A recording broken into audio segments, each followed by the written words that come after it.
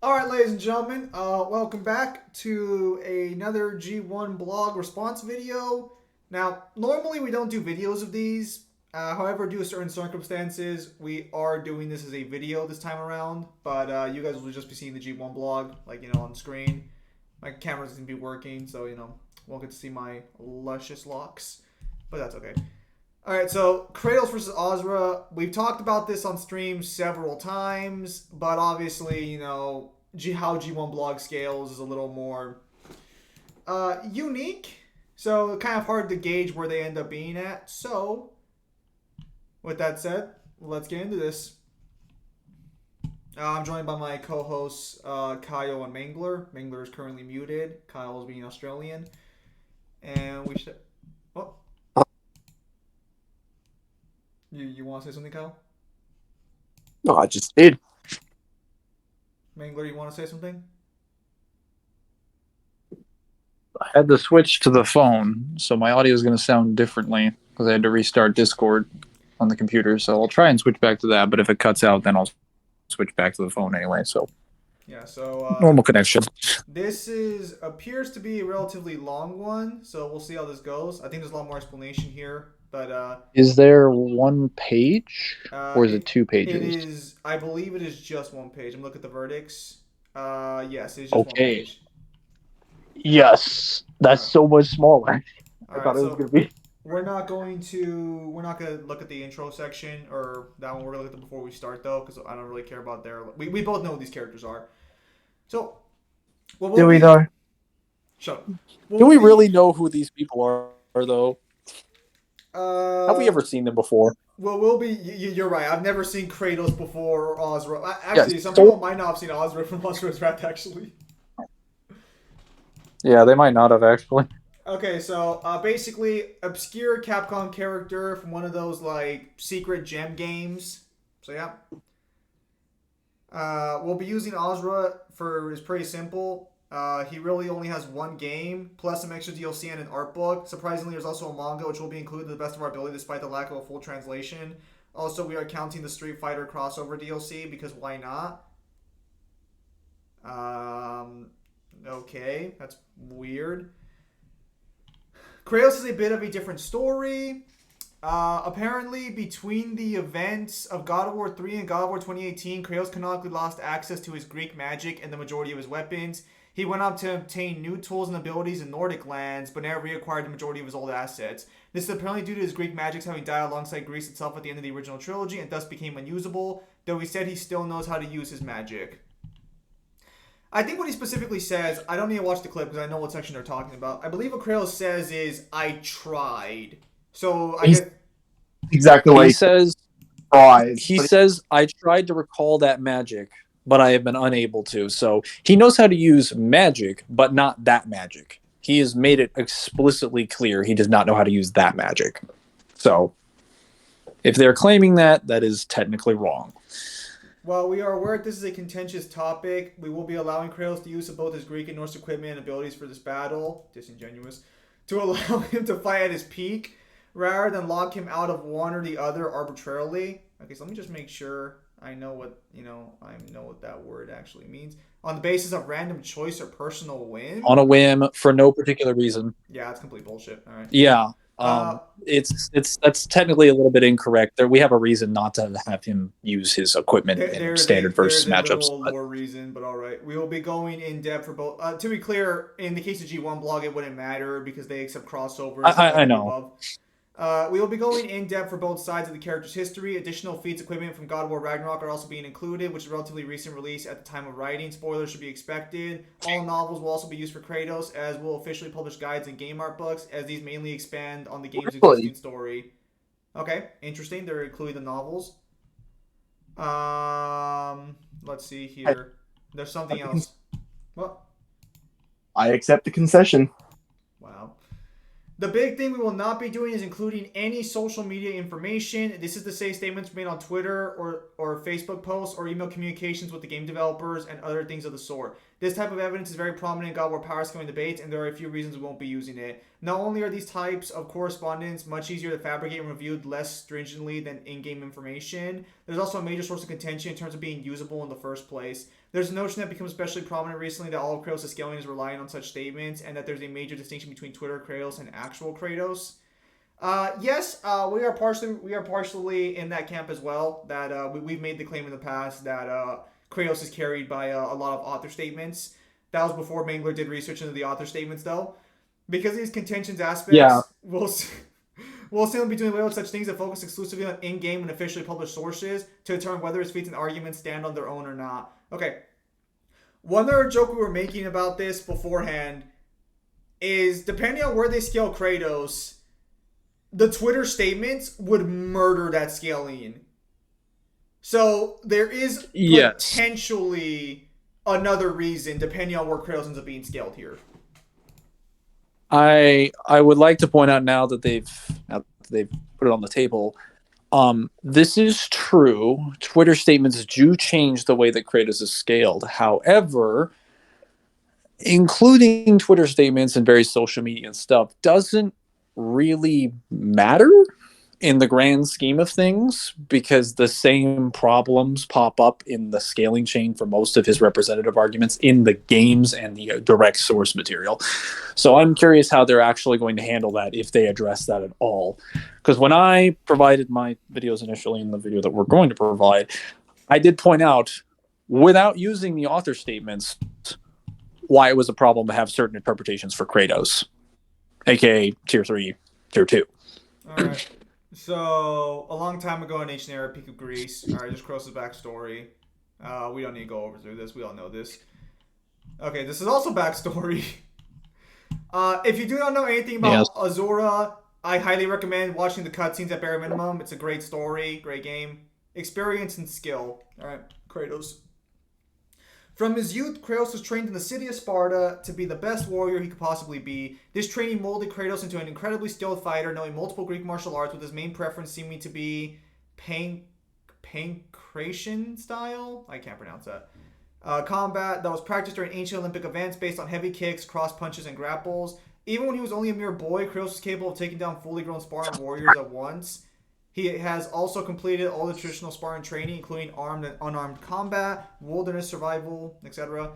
Kratos' training did not stop at Sparta, though. He also trained in the realm of fire and ash, Miscellaneous, completing many challenges placed by the fire giant Surtur in his preparation to battle the Asura gods. Okay. Training, yes, but he doesn't learn anything. It doesn't really... It's weird. You can call it training all you want. It's basically training in the same stance that Dragon Ball people train. I think more strength than actual technique training. Completed Surtur's training gauntlet. Now, hang on. I want to read this real quickly because I don't think that's what it actually says. I think they're assuming here. The lore says that Surtur the lore says Surtur trains daily in Misselheim, waiting for Ragnarok. But Kratos said he never saw him, but he went through Surtur's gauntlet, a series of ridiculously hard training challenges. Okay, yeah, so it does say training. But yeah, it's basically it's just like a combat section you can play in the game. All right, but that's fair. That counts. Also, wait, hang on a minute. That's wrong. I think that got retconned because Surtur doesn't train. He just makes swords all day. It does. I don't know if that's fair game to use. He never trains at any, or we at least don't see him training ever. He's just making swords all day. Oh, I was muted there, unfortunately. Yeah. So when you show up in Ragnarok, Surtur is not training or running any sort of gauntlet. He's just standing over an anvil and slamming a hammer into an anvil to make weapons. So I mean, I guess if you want to say he's training like the tendons in his arms. Nah, he's just maxing out smithing, bro. He's playing RuneScape. Nah, bro. Yeah, he's objectively not training. That's actually wrong. Dude, don't underestimate him. He will have the strongest grip strength and the best forearms you'll ever see. He's just gonna grab Mjolnir and just break it with his grip, like fucking that one girl in Ragnarok. Was it Thor Ragnarok? Fuck you, you joke. Yeah, you're talking about hell from the MCU. Yeah, you fucking joke, but the way this series goes, that's a very big possibility. Kratos has lived for well over a century thanks to his godly status, and since status as the god of war means he has even seen and examined battles he himself has had no relation to. He is a master of any weapon he has ever wielded, and in terms of his own battles, he's taken down numerous gods, Greek and Norse, who have had centuries to millennia more experience than him, besting them in combat with terrifying efficiency. To summarize, Kratos has numerous years of combat experience against an insanely large variety of opponents, carrying proficiency in both armed and unarmed combat. In the Norse games, Kratos also has access to an upgradable skill tree, because of course he does, that provides a large variety of techniques he can perform, both with his bare hands or with the Guardian Shield. Okay, guys. They are so lucky that they're not using the Twitter statements, because the Twitter statements fucking murder him having the knowledge of the battles of the future. Okay, so... Well, yeah. I mean, there's something else I was going to mention, but yeah. Do you want to mention it real quickly? Because I'm not going to really talk about this. I want to explain something real quick. Well, so technically, even without the Twitter statements, that game sequence thing, this is I only allow this because the novel covers it. But that game sequence thing was always intended as a what if scenario for him seeing into the future, because the next game literally shows that he's just like sitting on the throne. Because like that, we never see any of those realities or any of that stuff happen later on. None of these are impressive. Only the novel kind of gives like clarification of this. Yes. None of these attacks are impressive enough to be named on their own that you wouldn't assume you could already do, except for maybe the last second block, but that's just blocking at the last possible moment. This does not need its own section on a personal level. I understand the idea behind it, but like this is all basic shit you can do if you just have the training he already had.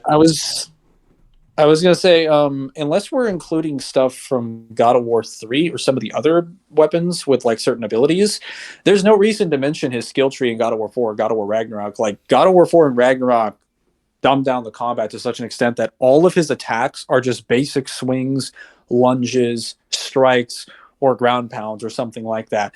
Like they're attacks that you wouldn't assume any person with enough training could do. They're not special at all. So, I mean, I guess you could use them, mention them, but like they have no value here. Yes. Asura, despite his tendency to attack without a plan and rely on his pure strength, is still a seasoned general who has seen centuries worth of combat. He has spent these years fighting various Goma, as well as being considered on an even playing field to his fellow demigods. He is able to read the moves of an opponent and counterattack accordingly. Let me see this. Okay, well that's just a cutscene. No need to look at that.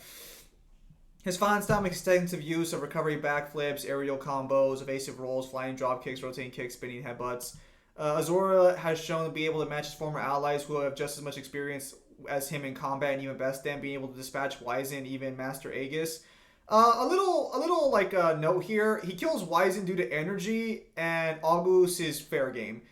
He was able to go toe-to-toe with his rival Yasha, as well as match and eventually defeat Deus. That was more due to power, though.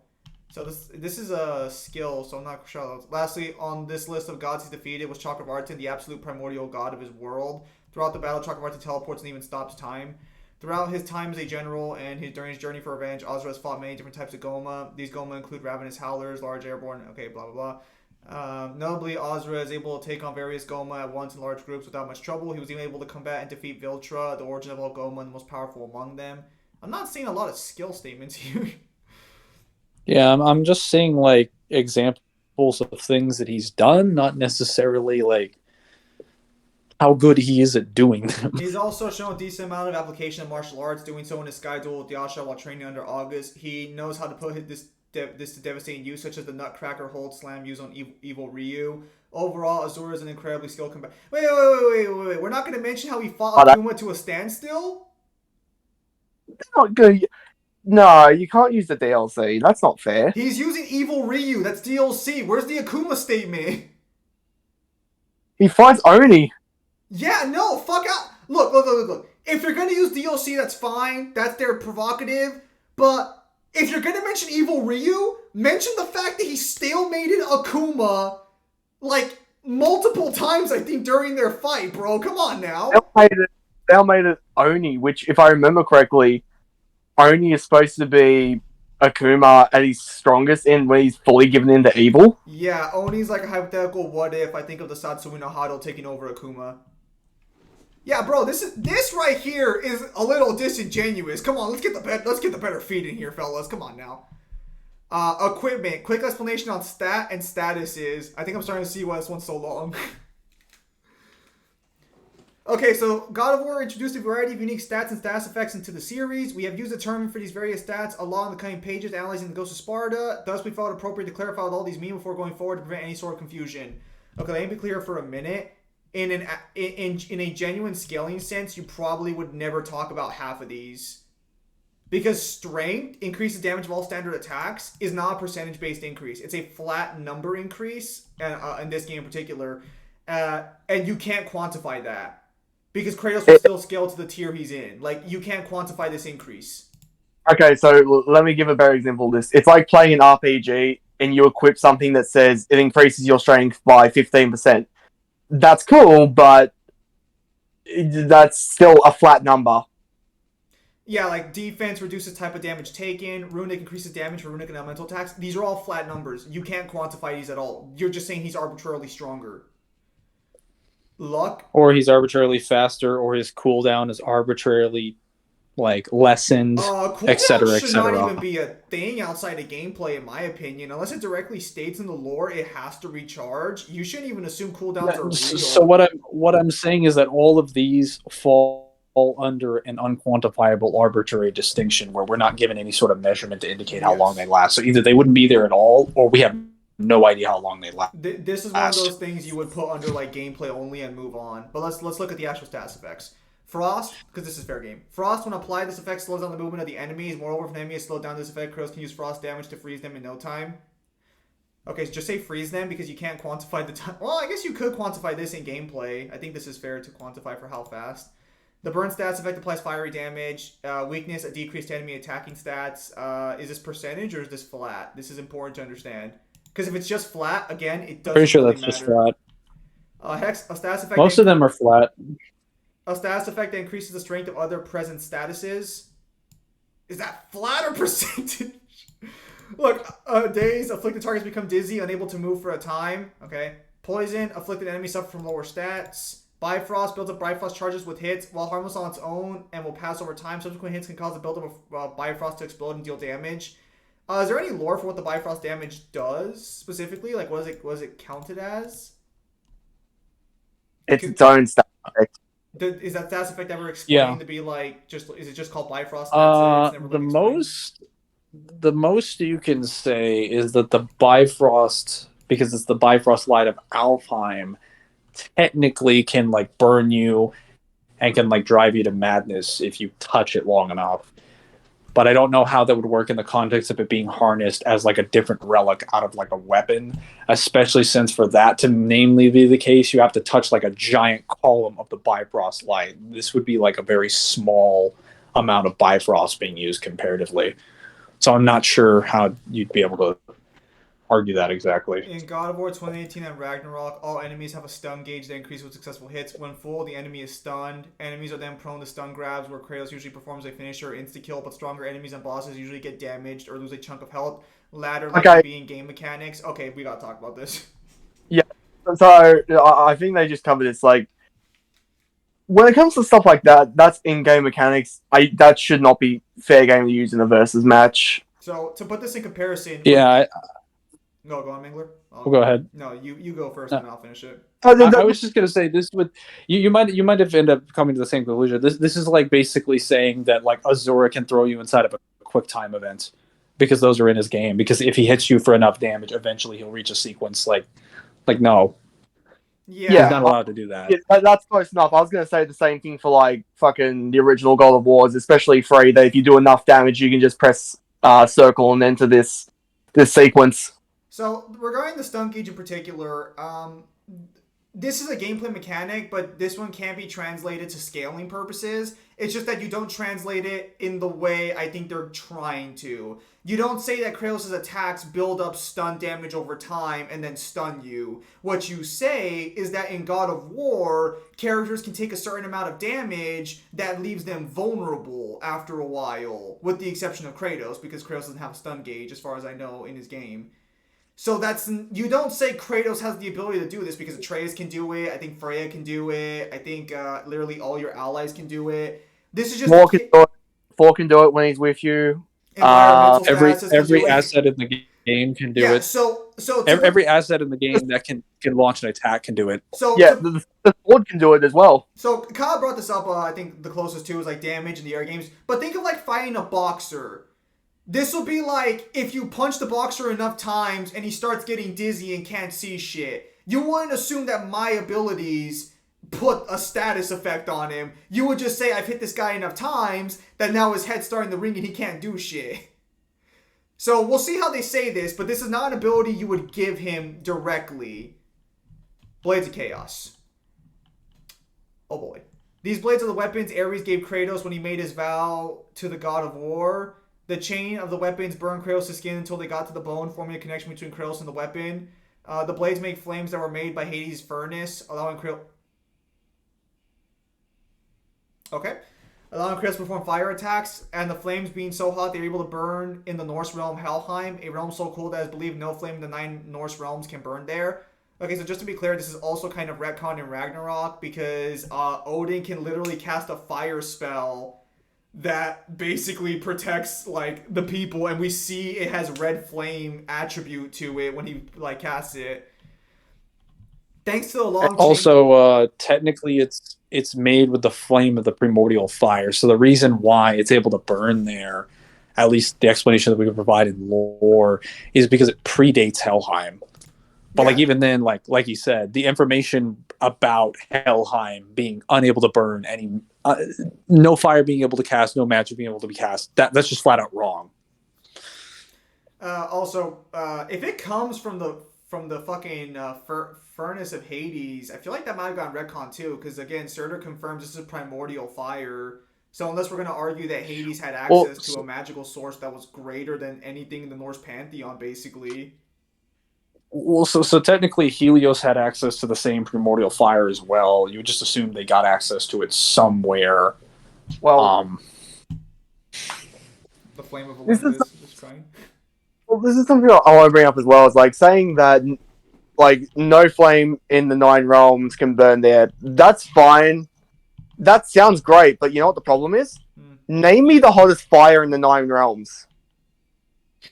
You'll be talking at best molten lava, if you count that as fire or heat. Fair enough. The problem is that it's also like a knowledge-based statement, which assumes like the Norse are like, yeah, this is the hottest the 9 realms have been, but as we've established, they were already wrong about not even fire, just magic being cast there in general. Like, they don't know enough about certain information to make that claim. Okay, granted, Kratos a tremendous increase in strength, far more than he had ever tasted before. The more Kratos kills with the blades, the more his strength, speed, and magic increase in both reserves and potency. Kratos spared not an instant's thought for these unfortunates. He wasn't here to save civilians. The blades of chaos could drink innocent lives as easily as those opponents. The surge of his strength from each murder... Hang on a sec, go back. What do you mean? Go back to the blog. Oh yeah, no. The more he kills. I thought they said the more he damages, and I was like, wait a minute. That's... Until he might have wearing the wing sandals of Hermes himself.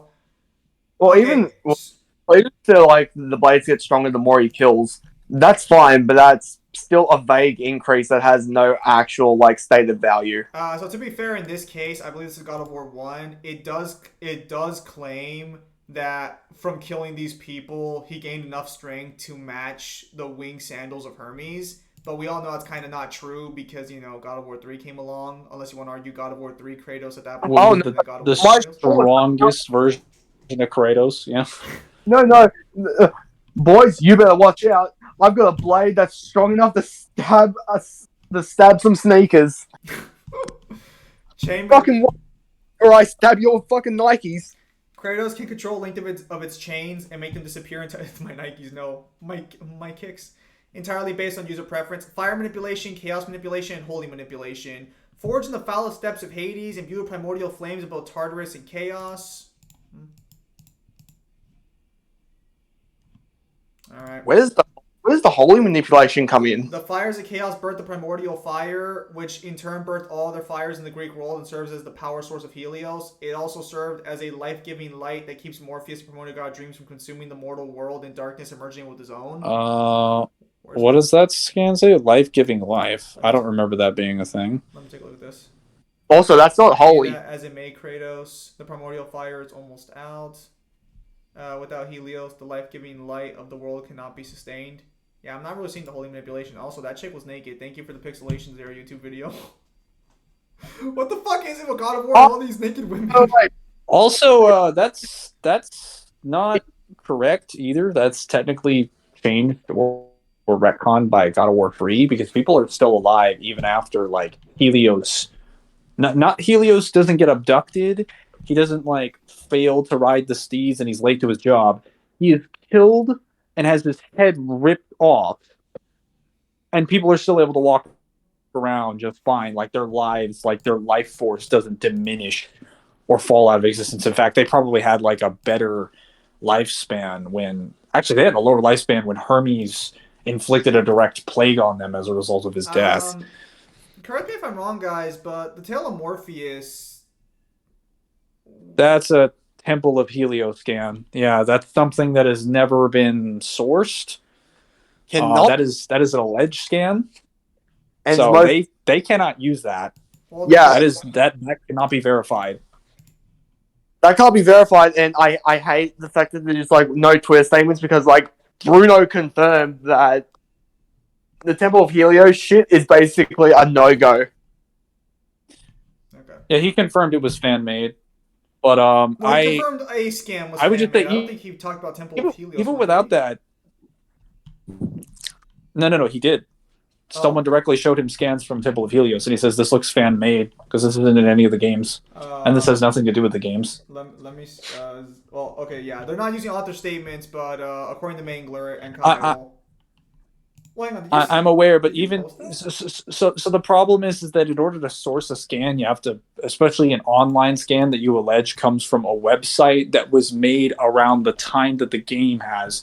You have to source some backup of that website, which they don't have access to, and I know they don't. I'm gonna put it like this: I remember Mangler showing a Twitter statement from I think it was Bruno. I could be wrong on that one, saying that it looked fake.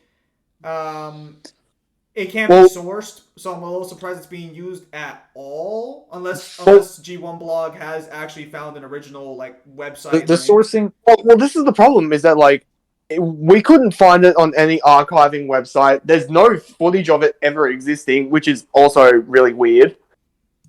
There's no reverse search of it. You can't even find proof that website, that specific website with that framework or any of that artwork ever existed. You can't find any evidence of it ever existing. This is why we were extremely skeptical of it. I can't corroborate those claims. All I can say is that I remember using the Wayback Machine to try and find it, and I think I found the website that existed at the time, but I don't think it was called Temple of Helios, and I could not access the website in depth to see if those scans were there. But there was a website for God of War at the time. Well, so I don't know if it had that stuff though, but I can't confirm or deny that. So there's probably a website of some kind, but whenever we tried to reverse search it and go to the PlayStation website, it just sent us to God of War 4s, or it just sent us nowhere. Okay, so Life Force so we were never able to source it either way. Life Force absorption, soul manipulation, and effects of harming souls. Now I'm going to talk about this. I think you guys are going to disagree with this one, but I'll talk about this afterwards. Mind manipulation, memory manipulation, vector manipulation, probability manipulation, estimation manipulation, and non-physical interaction. Absorption and power nullification. These are weapons of Blades of Chaos. So, what? No. Okay, so I'm going to talk about the soul thing here for a minute. So, the way souls in God of War work, as it's described right there, composed of their form, the metaphysical nature of a being, their luck, their mind, their direction, which guides their path to the respective afterlives, per Mimir's words. So, when Kratos interacts with a soul, these are what souls do for people. it's never confirmed that Kratos has mind manipulation or memory manipulation or vector manipulation and the like. It's just that souls do this for people. So if you can affect souls, you affect this on the person. But Kratos does not get these powers via the blades. Like, how that doesn't make sense. If Kratos hits you with the Blades of Chaos, he can't wipe your memories, he can't change your probability, he can't fuck with your mind or your direction sense. It's just that he can interact with souls, and souls in God of War do this. These are not powers you give Kratos, these are products of what the souls possess. They're attributes of the soul. Well, I also want to add, it's a little bit disingenuous to say that these are something the Blades of Chaos even have. Because the way souls work in the Greek pantheon compared to the Scandinavian, it's not the same. Also, can Kratos even? Yeah, I was gonna say they don't actually have the same flow of souls at all because they just go underground and go to the underworld directly in the earth. Whereas in the Norse pantheon, just go straight to Alfheim and become one with the light of Alfheim. Hang on, let me take a look at these scans here real quickly. The two places, like the souls of both pantheons, act completely different. Also, we never see him interact with. Well, no, we do. We do see him interact with souls. More because, the Greek underworld has 3 different types of souls depending on the purification process. Yeah, so technically there's shades. They're faded souls. There's the pure souls that you see, and then there's the what is it there's the souls in the river Styx. They're the shades, which is what Kratos was when he went out of the mortal realm into Tartarus, where you still have your physical body, you just don't have the same physical sensations, and you're technically not dead. Kratos actually clarifies that it's not accurate to say that he's dead but not quite alive. It's a question more so for the philosophers to decide, is more or less what he says. So he clarifies he's not quite dead, but he's not quite alive either. Wait. And then he confirms later on when he crawls out of the Tartarus, he is no longer, or when he crawls out of the underworld, he is no longer a shade, because shades don't need air to breathe. Where does power nullification come from? Because you guys can see the same stream I'm looking at. Where do they say power nullification?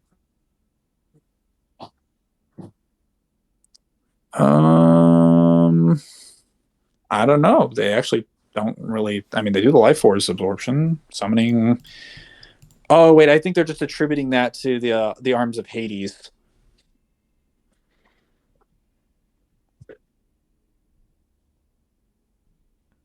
But they don't say anything about power nullification. Do the hands of Hades on their own have power nullification?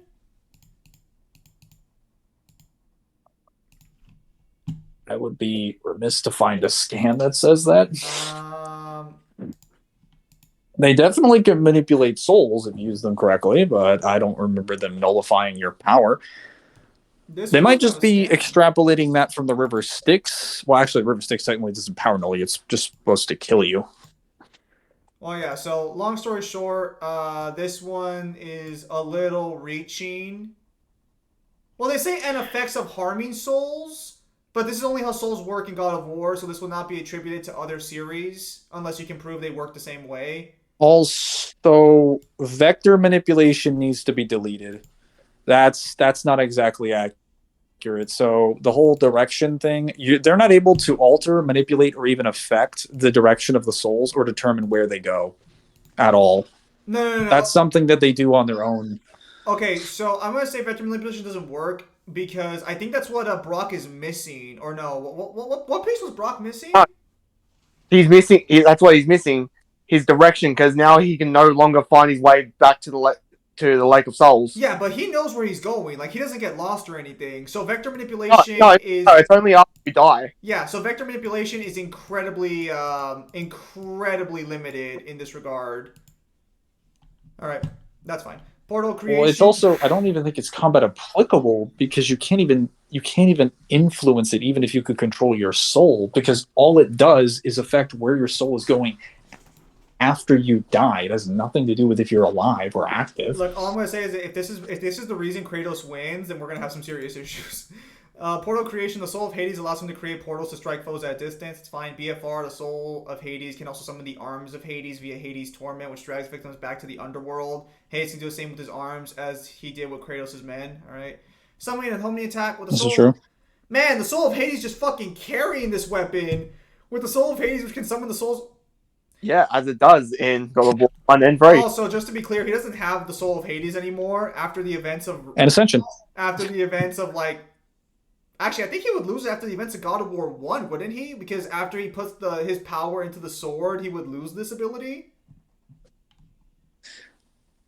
I think they're referring to the soul of Hades as in the just the literal soul of Hades, not just you're referring to the army of Hades. Well, no, like he wouldn't have the army of anymore, Hades though. is the ability. Well, I mean, I know they're compositing, but but in content, like if you were to actually be fair and say like Ragnarok Kratos using this, he wouldn't have this ability because it would be gone by. Oh no, he wouldn't have probably 60-70% of whatever's on here. Which the soul, most likely, with the soul of Hades, which can summon the souls of the underworld to vaporize enemies, and can summon the Orion arms of Hades via Plume of Hades and Hades Torment. With the latter also being able to drag its victims down into the underworld. Can also summon an army of vicious souls with the army of Hades, which is also usable via Soul of Hades. Also, just a quick reminder for those of you who were there for our G1 blog with Dante, they wouldn't give Dante Yamato because he didn't have it for like an extensive amount of time. Kratos canonically loses all of his weapons. They're giving him everything. Ice manipulation, underwater. Yeah, I was gonna say that's a bit two-faced because I had specifically talked about this. That if their logic was they're only going to allow this for the for whatever version of the weapon that you've had the longest, that's extremely convenient because if someone has access to a weapon at all, you should be including it. There should not be this weird middle ground. They either get it or they don't get it. No cherry picking. Well, wait, if it's whoever has it the longest, then Kratos gets like none of his weapons because every god has had all of his weapons that he has longer. Are they going to give him Helios' head? Because I'm pretty sure Helios. No, it's just no, Balrog. You're misunderstanding. It's referring to whatever iteration of the weapon. So it only counts to them if he gets another iteration of the weapon specifically. Which is like extremely oddly specific that only applies to a few examples and would not even really be relevant or necessary as a distinction. Nullification. Via lightning of Zeus, the blades are capable of channeling the lightning of Olympus itself through them via the lightning of Zeus, as well as summoning from the clouds directly if Kratos is sufficiently enraged. Even a fraction of Zeus's lightning can nullify magical abilities with lightning strikes. Let me take a look at this. Electric magic stuns opponents and disables enemy magic. All right, Hold on, let me see this. Stun opponents and disable enemy magic. Good stuff. And avatars of the mighty Zeus. Where is that from?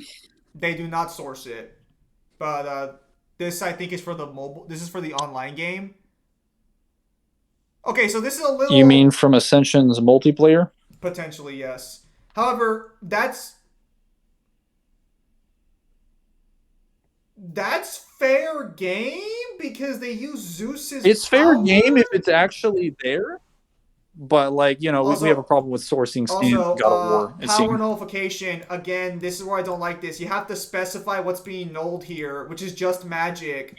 You can't argue that this would nullify Superman's powers if it hit. Well, I mean, it is magic, so it would hurt him. But you get what this wouldn't fucking work on non-magical abilities. It specifies magic. It's like an anti-magic power nullification, but that wouldn't work on physical-based abilities or stamina. It wouldn't work on Asura. Completely unscathed after being submerged in the river Styx, whereas its previous form, the Blades of Athena, had corroded beyond repairability.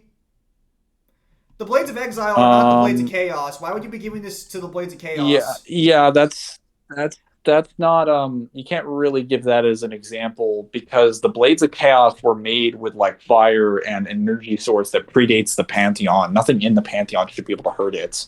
Whereas the Blades of Exile, or not the Blades of Exile, the Blades of Athena were specifically just confirmed to be magical blades made with Athena's powers. So yeah, yes. What? This is not fair because this is a complete separate weapon as well. It's not even the same one. It's not the Blades of Chaos. It's the Blades of Exile. You don't just give it to the other fucking weapons. Anyways, Kratos has also gained a number of attacks and skills for the blade, which he can also use in combat as well as equipable pommels. These pommels can enhance his stats and grant special perks when certain conditions are fulfilled. Perks can include increases the various stats or special effects such as reducing the cooldown. Again, whatever. Okay, these are all just his attacks he can do. Again, unless something new occurs here, you don't include this half the time. Unless it's a small list. This is not a small list. We're just gonna... Okay, he can charge the blades. Good shit, good shit. Moving on. Oh my god, there are so many attacks. Okay, blade pommels. Rage burst. I'm gonna be honest. Half of the arsenal that he has in any one of the Greek Pantheon games are technically more valuable than 90% of the abilities on this list from 4 Ragnarok. So I don't know why they don't just include those. Okay, so he can restore his health a little bit, depending on if he gets the perk off. Dude, why don't they just summarize what the fuck this shit gives him? This is fucking absurd. Okay, so just My god. more ways to deal damage and heal himself. Okay, wait. Low perk activation, Grips of the Valkyrie. Chance upon any successful blades to hit to grant the power of the Valkyrie, increasing strength of Runic. Okay, see, this is good. This is actually good. This is a significant increase. Well, lore-wise it would be. In-game it's probably not. But lore-wise, gain the power of Valkyrie. The Valkyries all scale to Kratos. This is essentially Kratos doubling his power. See, this is good to show. 3 times means that he can probably, like, what, triple, quadruple his power? Well, it'd be adding. Something like that. No. It'd be adding. It wouldn't be multiplying. So you'd just be, like, timesing his power by 4. It's a statistics amplification. That's all that matters. Yes. Low luck chance, based on increased trail strength. Okay, doesn't matter. Okay, Greek magic. During the events of Ascension, Kratos gathered several magical spells for the Blades of Chaos that pull from his magic reserves. They also have special attacks tied to a rage meter. They can be used after filling the meter with consecutive hits and not being hit in return. Yeah, it is literally Castlevania Lords of Shadow, but inferior. Fire attacks, ice attacks, lightning attacks, soul attacks. Great. Note that Kratos used very similar weapons to the Blades of Chaos, namely the Blades of Exile and Blades of Athena. However, they are nearly identical in terms of functionality, and most differences being aesthetic. Source, please. Oh, so there's no official source confirming that. It's just a visual indication that they all. No. That's never confirmed officially in the novel for 2 or any descriptions of the guidebook. That is literally just a visual. Also, to say that they have no meaningful differences, except for the fact that one of them has a direct energy source that predates the entire Pantheon and allows it to ignore a lot of the shit that happens in reality, and the other 2 don't. I feel like that's a huge distinguishing characteristic. Also, considering the fact that one of them literally broke apart and the river Styx, and the other 2 you're claiming don't, that seems like a pretty massive difference there as well. Also, I just as a questioning, so they said the Blades of Chaos were resistant to corrosion, yes? Yes. Or something like that. Okay, so would the weathering or the loss of durability on your weapons over time be comparable to having your weapons be corroded? Oh my! If it happened from like a specific energy source? No, you're absolutely right. Because the winter. I want to bring up that Ragnarok also contradicts that directly by establishing that the Fimbulvinter Winter actually started weakening the Blades of Chaos. So that's actually not correct that they're resistant to corrosives. Yeah, that's objectively or things wrong. That would lower durability. Although, to be fair... Yeah, so that's actually false. To be fair, I think that's due to lack of maintenance. And also, even if that's true, the Ice of Fimbulwinter, according to the art book, can affect souls, so that's a supernatural cold. Well, what I'm saying is that technically that means that an ice that he should be able to, that his power should be above can just wear down the durability on his weapons. Yes. Even if you say it's not with maintenance, his weapon is not his weapon does not have usually unstoppable durability. I'm saying it is susceptible to being corroded. The Blades of Athena have an added ability known as Thera's Bane. When active, we gotta get a little bit further here because we're almost gonna be an hour into this and we haven't even gotten past Kratos' weapons. Oh yes. The Blade of Athena have an added ability known as Thera's Bane. When active, Kratos places molten cores on enemies that build up up after some time, similarly to the fire of Ares. Then these explode. It's useful for enemies with extra armor and certain doors. I should skip it. It's not important and it doesn't scale to anything. It's just a fire based ability. All right. Okay. You name the weapon, Well, to speed this up, you name the weapons. We'll tell you if it's important to talk about them. Leviathan axe, but we gotta go through its actual attributes. Okay. Magic, stated to be the lost pages of the Norse Pantheon, being an unparalleled creation of potent magic, unmatched in any realm. Wait, hang on. Are we using podcasts on YouTube? Are those fair game? The God of War, all the God of War lost pages of Norse myth and myths, legends podcast. Yes? No. What are the lost pages of Norse myth? Can one of you guys look that up? If that's a podcast, what's the difference between that and using Twitter? No. It looks like they're using YouTube videos. I'm not gonna listen to this at the current moment, but yeah. Can one of you guys check what that is? Because Also, it's not unmatched. That's objectively wrong. If I recall correctly, it's equal to Mjolnir. It is directly stated to be like equal to Mjolnir or to rival Mjolnir, and it is shown to do so in Ragnarok multiple times. Yeah. So when you argue it's unmatched, Ragnarok directly debunks that with Mjolnir being able to match. Mjolnir literally matches it in an air clash. Yeah, no, they literally have like an air clash with the two of them meeting together in the middle. So it's like they're literally walking around talking can't... without either one moving. Okay. Kind of how did they come to that conclusion exactly? Like that was just. I mean, I guess Ragnarok does refute like a lot of claims. But poison manipulation imbued with the poison from Jormungandr. All right, let's see this. No, that's a theory. No, hang on. They have a link. They have a link. Do they? They do. Let's see it.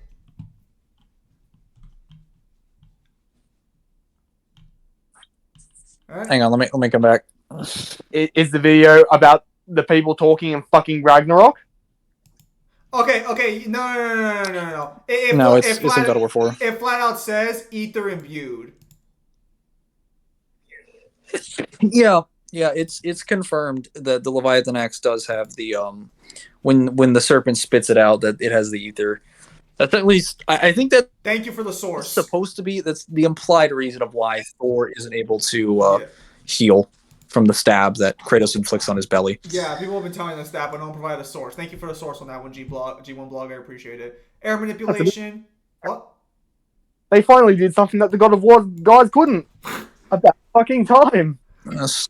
Soul manipulation. The clashing of Leithi's Leviathan axe and Thor's Mjolnir tore apart many poor souls in the Venom system. Souls are composed of their... Okay. Damaging souls can shatter and fragment their memories as a consequence. Again, this would just be in reference to how souls work in the God of War universe. This will not be a general thing you give to soul interaction Kratos can do. It's just how souls work in God of War. Ignoring the axe I'm pretty sure this is just a podcast on their PlayStation's official channel. So yeah, no, it's completely fair game to use any sort of YouTube interviews or things involving Cory Barlog. What's it called? The Lost Norse Myths or whatever? Yeah, something like that. Hang on, I have to leave. I want to make sure on this one.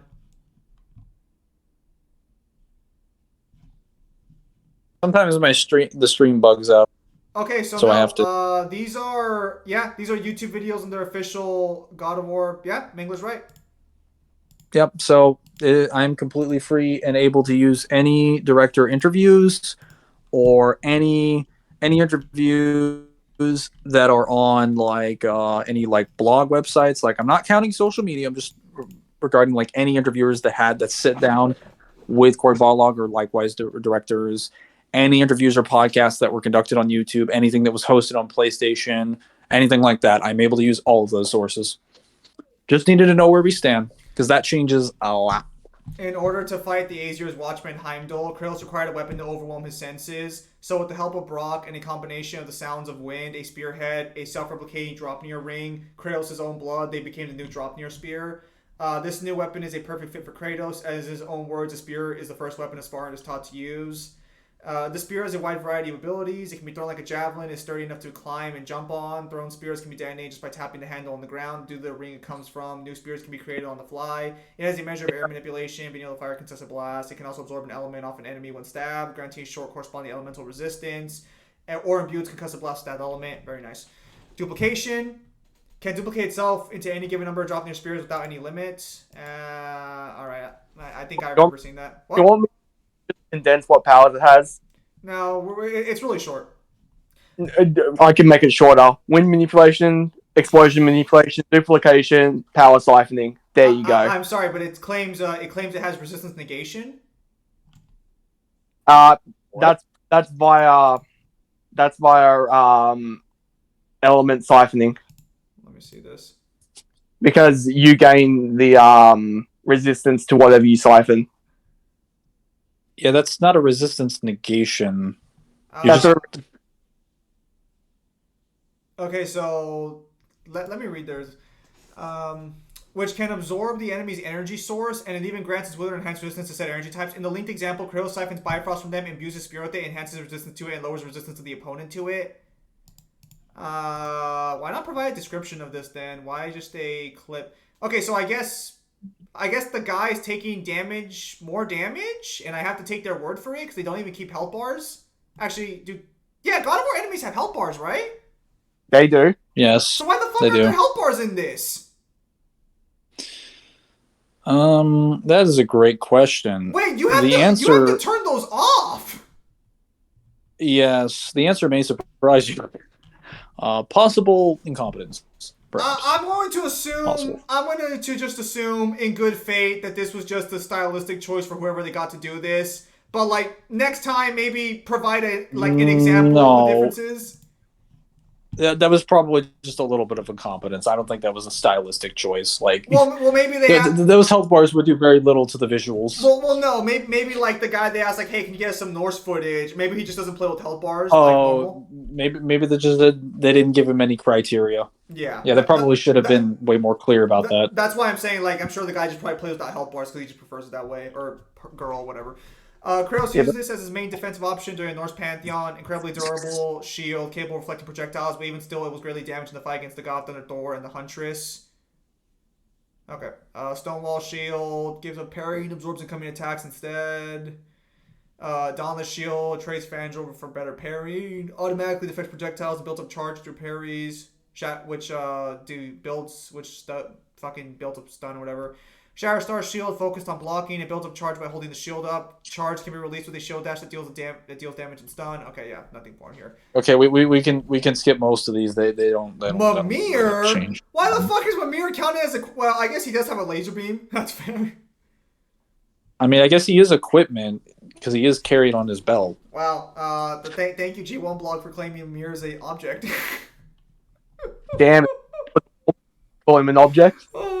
Eventually, however, Kratos will find the advisor, chop his head, later being revived. Later during the events of Ragnarok, however, Mimir would gain use in combat. Thanks to the efforts of Brock and Sindri, Mimir's eyes could shoot concentrated Bifrost energy towards his targets. This is used for both opening gateways between the realms and burning foes, though Mimir seems to find it unpleasant. Poor lad. Yeah.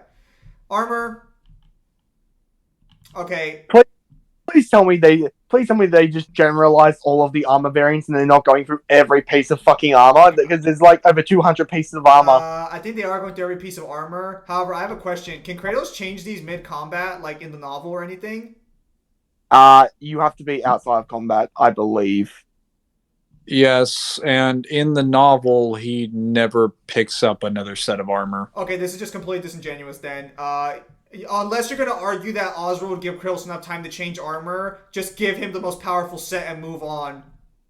Which is the Zeus set, if I remember correctly. Well, that depends on if you ask. If you ask me, it's the Dragon set. If you ask Devil, it's whatever that poison bullshit setup he tried to pull off. I'm sorry. If you got a problem with it, you can take it up with Devil. I did, and I won. Source. Fate Breaker set. False advertising. Moving on. Enchantments. Holy shit, percentages. 150 enchantments. Oh, no wonder fucking, oh, okay. Okay. Is this, wow. Okay, I was going to say, I thought these would actually have some substance to them, but most of them are just like. So I will say this, I ran into this problem a little bit with the other side video, but I just like only talked about percentages. Everything else I just said was general stat increases. It looks like they decided to take the same route as well. 6% increase to damage of axe throws specifically. Oh my goodness. Okay. God, can you guys? And I know they probably won't care, but like maybe next time highlight the important ones, so that way we can just skip through the filler. Well, the problem is that like when it comes to something like Kratos and other like RPGs that do this, these are specific to what they're wearing at the time. It doesn't stack because you're a hoarder and you've kept all this shit on your person. Yeah. This is also not something that is generally accessibly combat applicable in the sense that, like, it's not like the talismans aren't spells that he just passively knows and he's just shooting them out of his hands. He has to physically pull them out of his pockets or something and put them on his weapons mid-combat. Yeah, this is Like, they're not things that he has. So you could cut this down to like maybe 2 tops. I respect the diligence. Because honestly, he's never going to use half of these. Yeah, I respect the diligence, but it would be a bad faith argument to claim that he would have enough time to swap like his armor around and shit in a fight. I think you're arguing for like a massive like if we were doing on your opponent. If we were doing like a story scenario or something where he was going through an adventure, that'd be fine. Listen, if your opponent's not Goku, he's not using half of these. Distorts space-time, and that triggers a realm shift, temporary slowing time. Now, there's actually an interesting note about this one. Kratos, this only doesn't affect Kratos because he has the hilt. So if, let's say Kratos does this and the hilt gets knocked out of his hand, if I recall correctly, that would prevent the ability from like, or that would start, the ability would affect him, if I remember correctly. I believe that was something that was mentioned when Devil was playing through it. Yes, Devil did bring that up. Talismans, I think in the health boost, grants invincible barrier for several seconds when Kratos' health drops to critical level. Why does Kratos get items? That's so weird. No.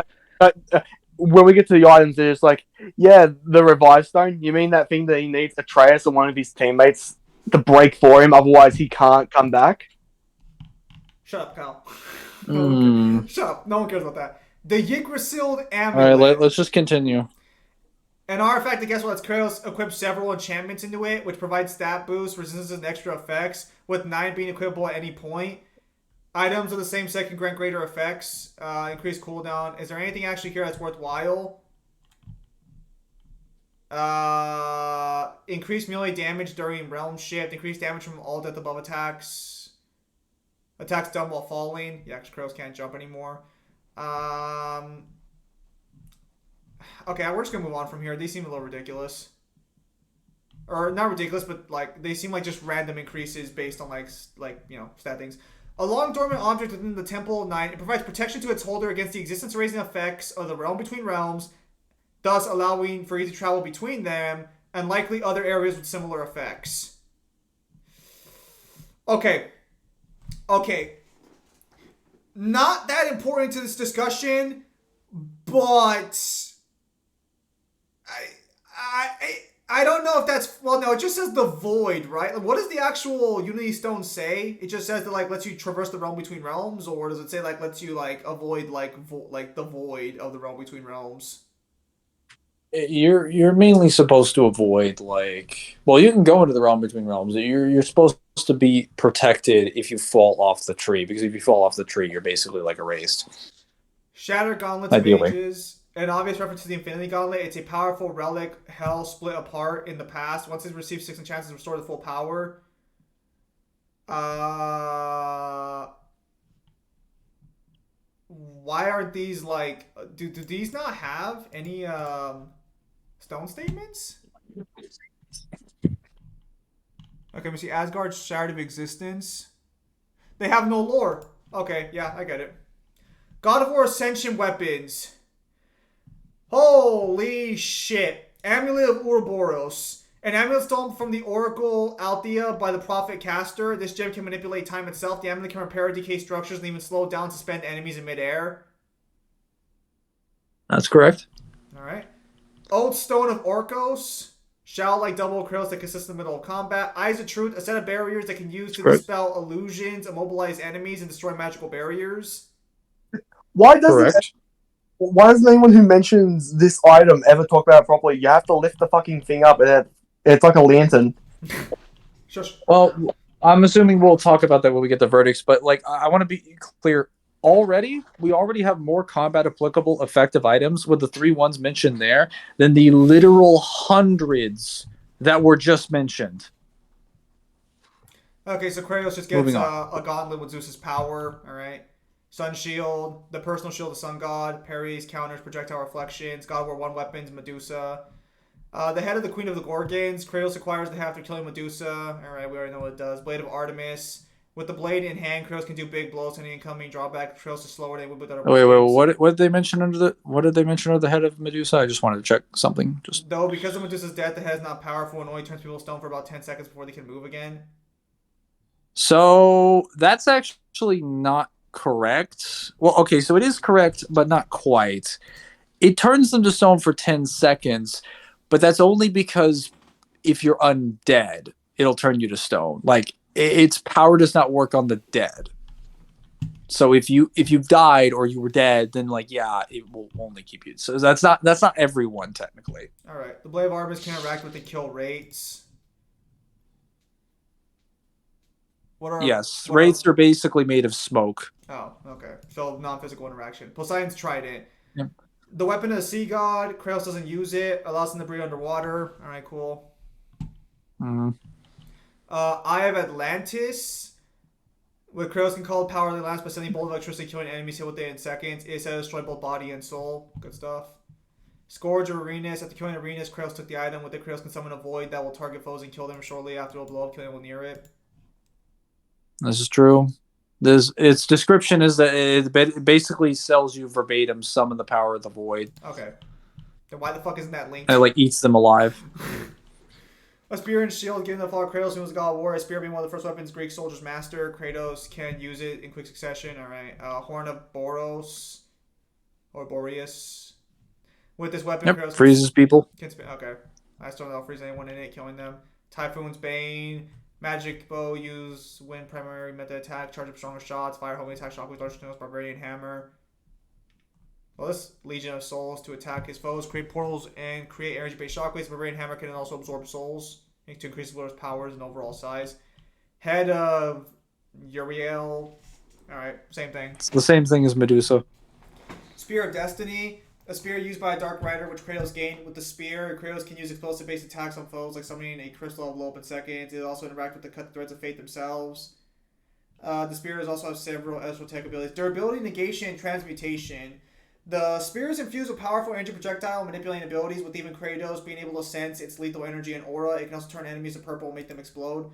How is that durability negation? Let me read this.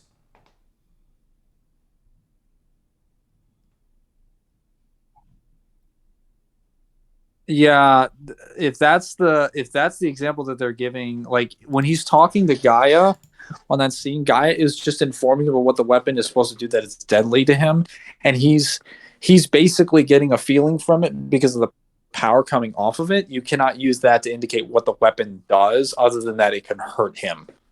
That's basically like a very surface level analysis. I guess because he can cut the threads, that's durability negation? Okay.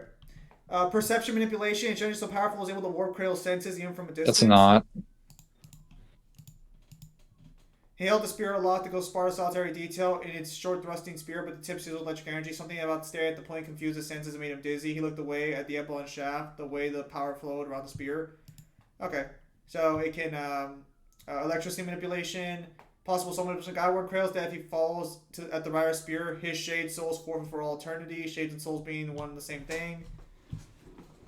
Golden Whoa, Fleece. I want to see that. Hang on. Shades and souls being the same thing, because that's not exactly accurate.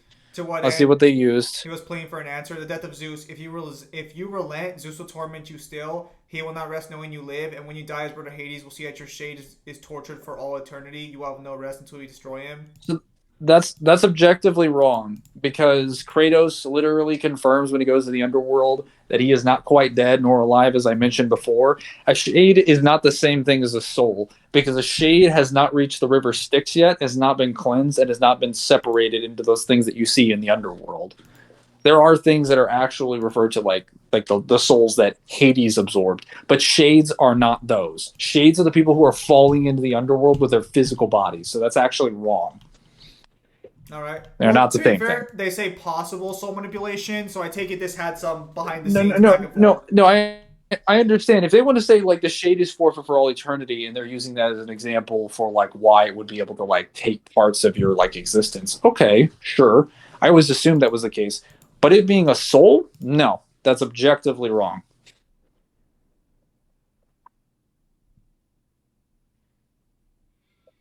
That is directly incorrect with what is shown in God of Okay. War 1's novel and in 2's novel. So the golden fleece can absorb magical energy. It can also deflect, all right, the stairs. Icarus wings, blade of Olympus. Actually, I want to see what they say about this one. A weapon forged by Zeus, used during the first, blah blah. In order to defeat the Titans, is one of not the most powerful weapons in Kratos' arsenal. Originally given to him by Zeus, it tricks losing glide powers. Kratos properly gained the weapon after time traveling back in time to stop Zeus in his tracks. Used it during his campaign against Olympus. Outside of its incredible strength, this mighty weapon can create a massive tornado around Kratos, damaging a foe unlikely to be in its range. It also has energy blast, force field, summon lightning to power up its attacks. It additionally has the ability Divine Reckoning. Zeus once used to banish the Titans to Tartarus, while Kratos hasn't used this attack specifically. Zeus also used it to send the wave that incinerated an army. Energy manipulation and projection. Absorption, life force absorption and empowerment. The blade increasing in strength the more essence and life force it absorbs from those it impales.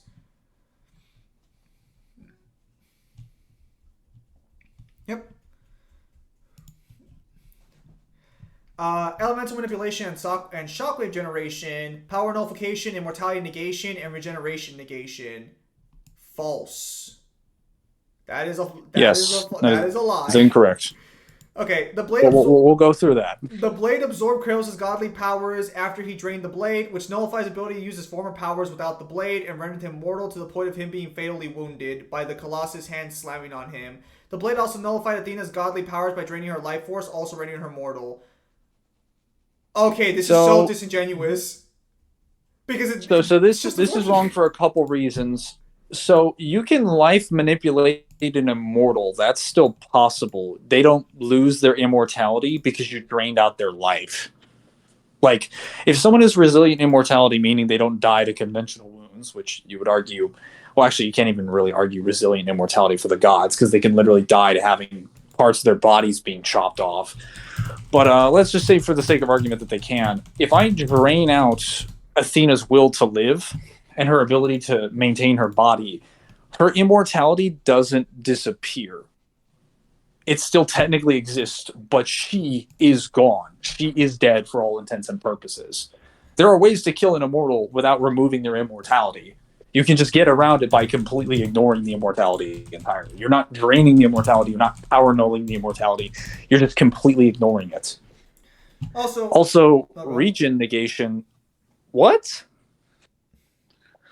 Go ahead, Zim. Well, that's what I was going to bring up too, is like, okay, if we're going to argue all this, let me provide you the literal example of Zeus taking this sword, stabbing repeatedly. Zeus, actually, even Kratos technically survives. Well, he doesn't survive this. He becomes a shade, so he doesn't survive it technically. Also, this is wrong because we actually have an example of what immortality negation looks like in God of War. We're shown it by Prometheus, where Prometheus confirms that his immortality as a Titan is removed and he's transformed into a mortal by Zeus, though we're never actually told how Zeus did it. Well, Zeus we're just kind of told, and he also can like nullify powers based on lightning. So yeah, look, I'm just saying. Sure. This ain't power. I'm just saying, if they wanted to say Zeus could do it, that'd be fine, because we already have proof that he did, though we don't know how he did it. But we at least have proof that he did it. Kratos and the Blade of Olympus? No. Hang on. Wait. The novel doesn't even confirm. Oh, here we go. The blade began draining her of her godly power. There we go. I was going to say, where's the statement? Okay. Yeah, so it's not immortality negation or regeneration negation because we never see that. It would just be absorption. He's absorbing their godly power so they lose these aspects. This should not be here. Zeus is Also, a that's not flat power. anti-fee for this. They're not power nullifying you because they're absorbing your ability. Like, I'm not powering you. Well, okay, I technically am powering you down, but I'm not shutting off your abilities. I'm draining out the energy sword. Like, this is like saying, it's a bit difficult to use this as an example. This is like saying the functions of a car cease to work because I start taking the oil out of it. No, like the rest of the buttons and everything in the car still works. It's just the fuel source for the car is being drained, but the car is still operable.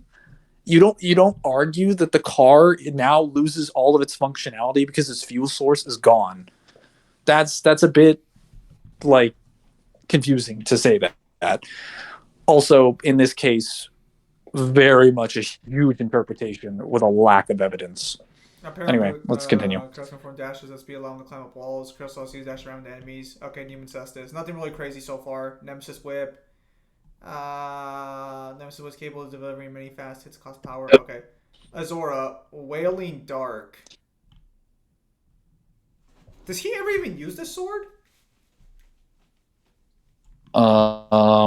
I don't believe so. I don't believe he actually uses that from Augustus, Okay, unless it was in the DLCs. I never played the Azura DLCs, so I briefly can't took speak up. command of the sword to fight off an army of Goma. Though he was unable to use his hands, which were destroyed at the time, it's still a dangerous weapon. Oh, I know what scene this is. He literally uses his mouth to do this.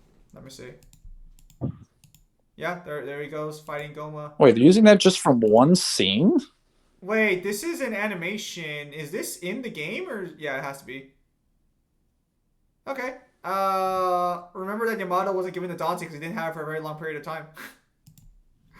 No. Specifically, I think their reasoning was that he had the shard for longer, so therefore he doesn't get the actual weapon, even though the shard had like no meaningful impact in the lore, the story, or anything at all. Just to be clear, But that's a jab and good fun. The first one was a bit of an actual one. That one's just a jab and good fun. So if anyone from G1's watching this, don't take that one. Yes. That one's not personal. Well, no, this is personal. It's just some jabs here and there.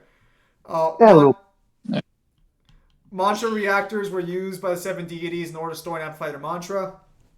As Asura had been betrayed prior, he had never acquired a reactor, and as such, his body was ill-equipped to store a sheer amount of wrath mantra he could produce. But after the destruction of the Crown Fortress, Joshua found its reactor and implanted it in Asura's body, allowing him to bear control's power. Is that confirmed, or is that just okay? Hang on. he does take it directly from Yasha. Okay, no, I'm asking like, is there a statement for this, or are they just making an assumption based off what happens in the game? This edition also grants I believe when mantra, like he did against Chakravartin. Wait. I believe when you open up Azura's chest, he does not have a core in there. Yes, but whereas like I'm just asking for I think that's what they're referring to. Yeah, but like are these assumptions or are they statements? I guess these are assumptions. With this potential, I don't believe that there are any direct statements that says he does not have a core, unless there might be something in the guidebook. But again, I never got to check the guidebook, so I don't know what the guidebook says. Ability, Kratos, God physiology. He doesn't have this anymore technically. He loses his godhood like several times throughout the course of the series. In different ways too. Okay. The second novel. He's very good at doing it. The second novel also confirms he regains some of this power after traveling back in time to Olympus. Okay, so that's just when he picks up the Blade of Olympus. Yeah, he regained his power because he touched the Blade of Olympus. But yeah, I mean, sure, I guess. Also, man, I really hope he doesn't fall in any rivers or anything that would remove these powers for any particular reason. As a god, Kratos is naturally, massively, physically superior to the average warrior, and we do mean massively, as he's able to lift giant structures and wrestle with enormous dragons with relative ease. He's also incredibly durable. Now, before I continue, I'd like to remind you all that Kratos had a fight, and I don't know how the novel refers to this fight, but he literally fought a regular Spartan dude who was able to like go toe-to-toe with him in the game. It goes about as well as it does in the game, and that he triple combos that Spartan into the wall. He is also incredibly durable, surviving what would normally be considered a fatal wound, which is basically a daily basis. Kratos dies like literally every single game if you like sneeze hard enough, and that's not like a versus discussion. It's just like Kratos literally dies in like every single game. I think I don't think there's a single Yeah, game where he doesn't die in. that's unfortunately true. Listen, all I'm just saying is that he would never be able to get a life insurance policy. Notably, however, he's also shown to have a sort of healing factor, allowing him to heal wounds he has received in battle. Is Barry God of War 4? It is. Also, I don't know. I don't know if you would call his healing factor even combat applicable because he has to stop and concentrate. They do say he has a sort of healing factor, so it's almost like they don't want to just flat out say it's not combat applicable. Okay, I will accept that. As long as if they bring it up, they realize it's not really that effective. His soul is also special, though this seems to apply to all souls in God of War, not just Kratos specifically. Souls are composed of their form. Blah blah blah. It's like fucking 4 times. Enhanced senses. As a demigod, Kratos has incredible senses. He was able to easily fight and judge distances while blinded, relying on his hearing to give him an edge. Shortly after being rendered mortal and being stripped of his god powers, Kratos was able to sense the energy flow and lethality of the Spear of Destiny well before realizing what the weapon was, and right before it was used on him twice in a row. He has been able to see Theseus' magical attacks and sense energy and magical objects in the presence of the last Spartan in complete darkness to fight against him. For starters, the Spirit of Destiny thing, that's more so due to the fact that the Spirit of Destiny just gives off so much power that even he's able to sense it. And that's also weird when they mentioned earlier that even Kratos was able to sense it, implying that they kind of think that Kratos' senses are not that good. Which I would agree. I don't think his senses are good at all. As far as like extrasensory perception. About something, though. But oh, well, go ahead and finish, then I'll say what I'm going to say. No, you by all means finish first. As far as the darkness thing, it's directly confirmed in both the novel and in the game consistently that Kratos cannot see in the dark. So even if you want to say he can sense the presence, he'd mainly just be using his hearing. And like what he was able to see, because keep in mind, the novel actually confirms he sees some kind of silhouette there. So he's not completely out of the dark. There is a little bit of light. He's able to see something moving. So it's not exactly accurate to say that the walkway into the presence room opening on the sea and the phoenix in the place, but otherwise in utter darkness. But Kratos sensed another being before he had never near him before he heard I've come too far to fail. Wait, so are you telling me they don't include the fact that Kratos can see him at all? That like he actually does see him? Hang on a sec. Yeah, because they don't include that Let section. me go. In the novel, I think it says that he can kind of see something. In the game, it's just dim. It's not complete darkness. What was the game show? Hang on. Let me just go back through the novel real quick. Blah blah blah blah. Okay. Seriously, for a minute though, you're really gonna tell me this room's in complete darkness? Seriously? It's next to a fucking window. It's like here we go. It's like So evening. the problem. Oh, go ahead, Balrog. Sorry. No, I was gonna say like when the fight takes place, it's like the evening. It's not nighttime. There's still light that's coming in. That's why I say it's just dimmed. Okay, go on, Mangler. Mangler's lagged Okay, out. so he says his opponent is cloaked in darkness, but it points out that like he's mainly able to see the sword and his weapons. But as the game kind of points out, there's literally the backdrop of light. I got. He's not able to see him as a figure, but he can still see the shadows. So just to be clear for a minute, if there's a contradiction between novel and game, you take the game's version because it came first. The game literally has a fucking window next to it. So unless the novel or the guidebook confirms that light is being blocked by that fucking window, it's not complete darkness. So the novel doesn't actually mention the window at all. It kind of just indicates complete darkness, and the problem is that the games actually establish consistently, especially God of War 1, when you go inside the Temple of Pandora for the trial of Hades, and you actually go to the end of the far room, Kratos verbatim says, we cannot go any further. It is too dark to see. Yes. He flat out confirms that he cannot see any further into the room. And keep in mind, he's standing in the doorway with a little bit of light on the left and right sides of the doorway, but he cannot see any further into that darkness. This is a room that would be even brighter than that. So if the novel is confirming that it's complete darkness, but there's literally like light around, and he still couldn't see the Spartan, which the cutscene shows, by the way, after he stabs the last Spartan, they fall out of the window, and then he finally recognizes him. Like he actually couldn't see his face. So saying that he could sense a presence is a little disingenuous. I mean, yeah, he could detect that someone was there, but he couldn't see anything about them. So Kratos can amp magic. He can also amplify normal weapons, redeem warriors. Each god imbues their champions with their own brand of magic, increases their power and those weapons. The size of Kratos' magical reserve correlates all superhuman physical attributes. This is shown best in the Blades of Chaos, which have the power to absorb magical energy and life force for every hit they score. This increases Kratos' power and speed alongside the ability to heal himself. Wait, can I see that scan? Every hit they score? Oh, alright. Because that's... Kratos slipped between the Cyclops and struck a mighty double-bladed blow into the chest of the nearest Minotaur. New strength and power flowed up the chains into his body as the blades drank the man-bull's life. No, that is not what that confirms. That confirms that he's killing it. And thus he's... Like, the way the Blades of Chaos are confirmed, even in the novels, is that when he kills them, he drains their life. That would just mean that blow is the killing blow then. I feel like he does not get... I feel like you have to find the section specifically to see if the beast dies there, because they don't give the full context, which I don't like that they don't give the full context on the page. The reason I say this is because every single example in God of War 4's novel, God of War 1's, and God of War 2's that establishes what the Blades of Chaos does points out that when he kills someone, he absorbs them. So to say that there's an example of him doing the opposite and you're asserting that he can is a bit of a contradiction to the overwhelming preponderance of evidence, as it's tied to kills, not to strikes.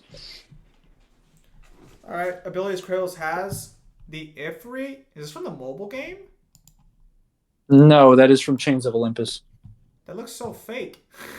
Well, it's like PSP, I guess. After obtaining the primordial fire, Kratos can summon throw orbs of light to use as projectiles. Upgrade, increase the throw rate, and the ability to charge for more. Also, he has a laser beam apparently. Good for him. It is literally the fire arsenal, the game. Like half of his arsenal is just fire-based abilities. I don't know why they gave him so many fire-based abilities.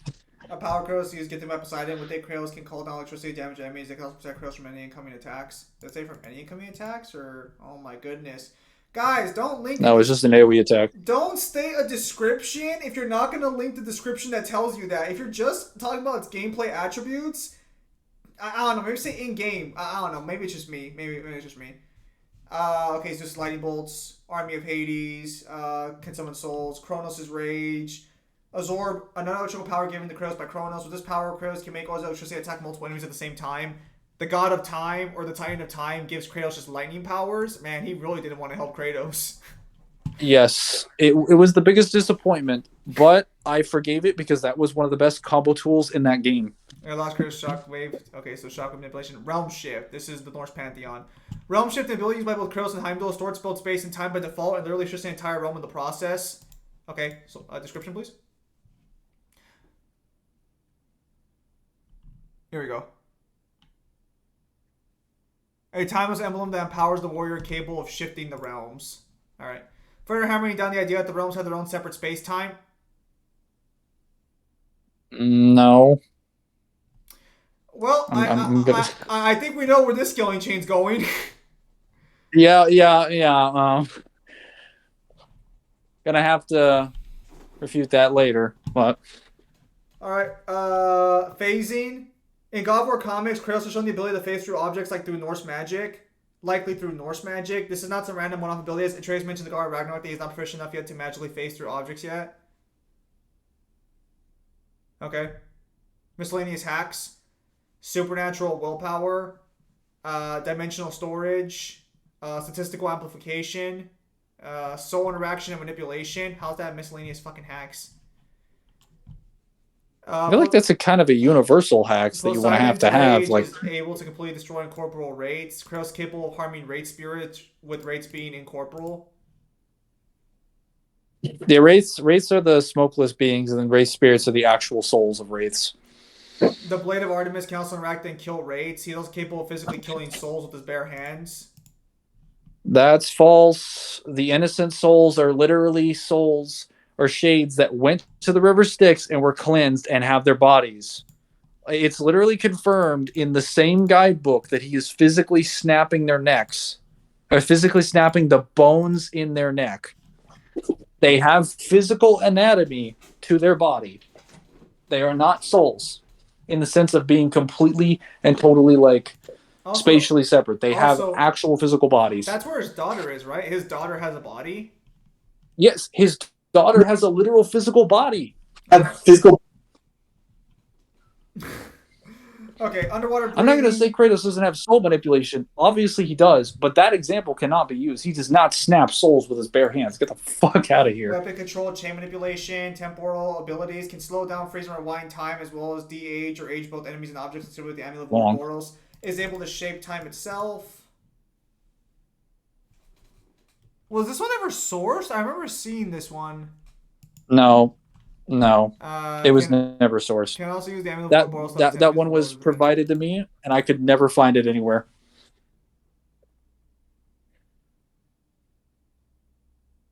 Some objects will automatically advance decay their lifestyle. So it's not even all objects, it's just some of them. Also, greatly reducing their defenses, I don't think actually means like lowering their like durability. I think that just means that they can't defend themselves when they're floating around in midair. It's like asking someone to fight in space for the first time. The Amulet of Boros can restore objects back to their previous states and undo the cause of their destruction as if it never happened, or even freeze them during the cause and doing phase. Reactive evolution via Ares. Possesses the Rage of Ares, stemming from both the Blades of Chaos and Fire of Ares, whose magic will allow us to regain life and increase our strength combat capabilities in encounters over every advance they make.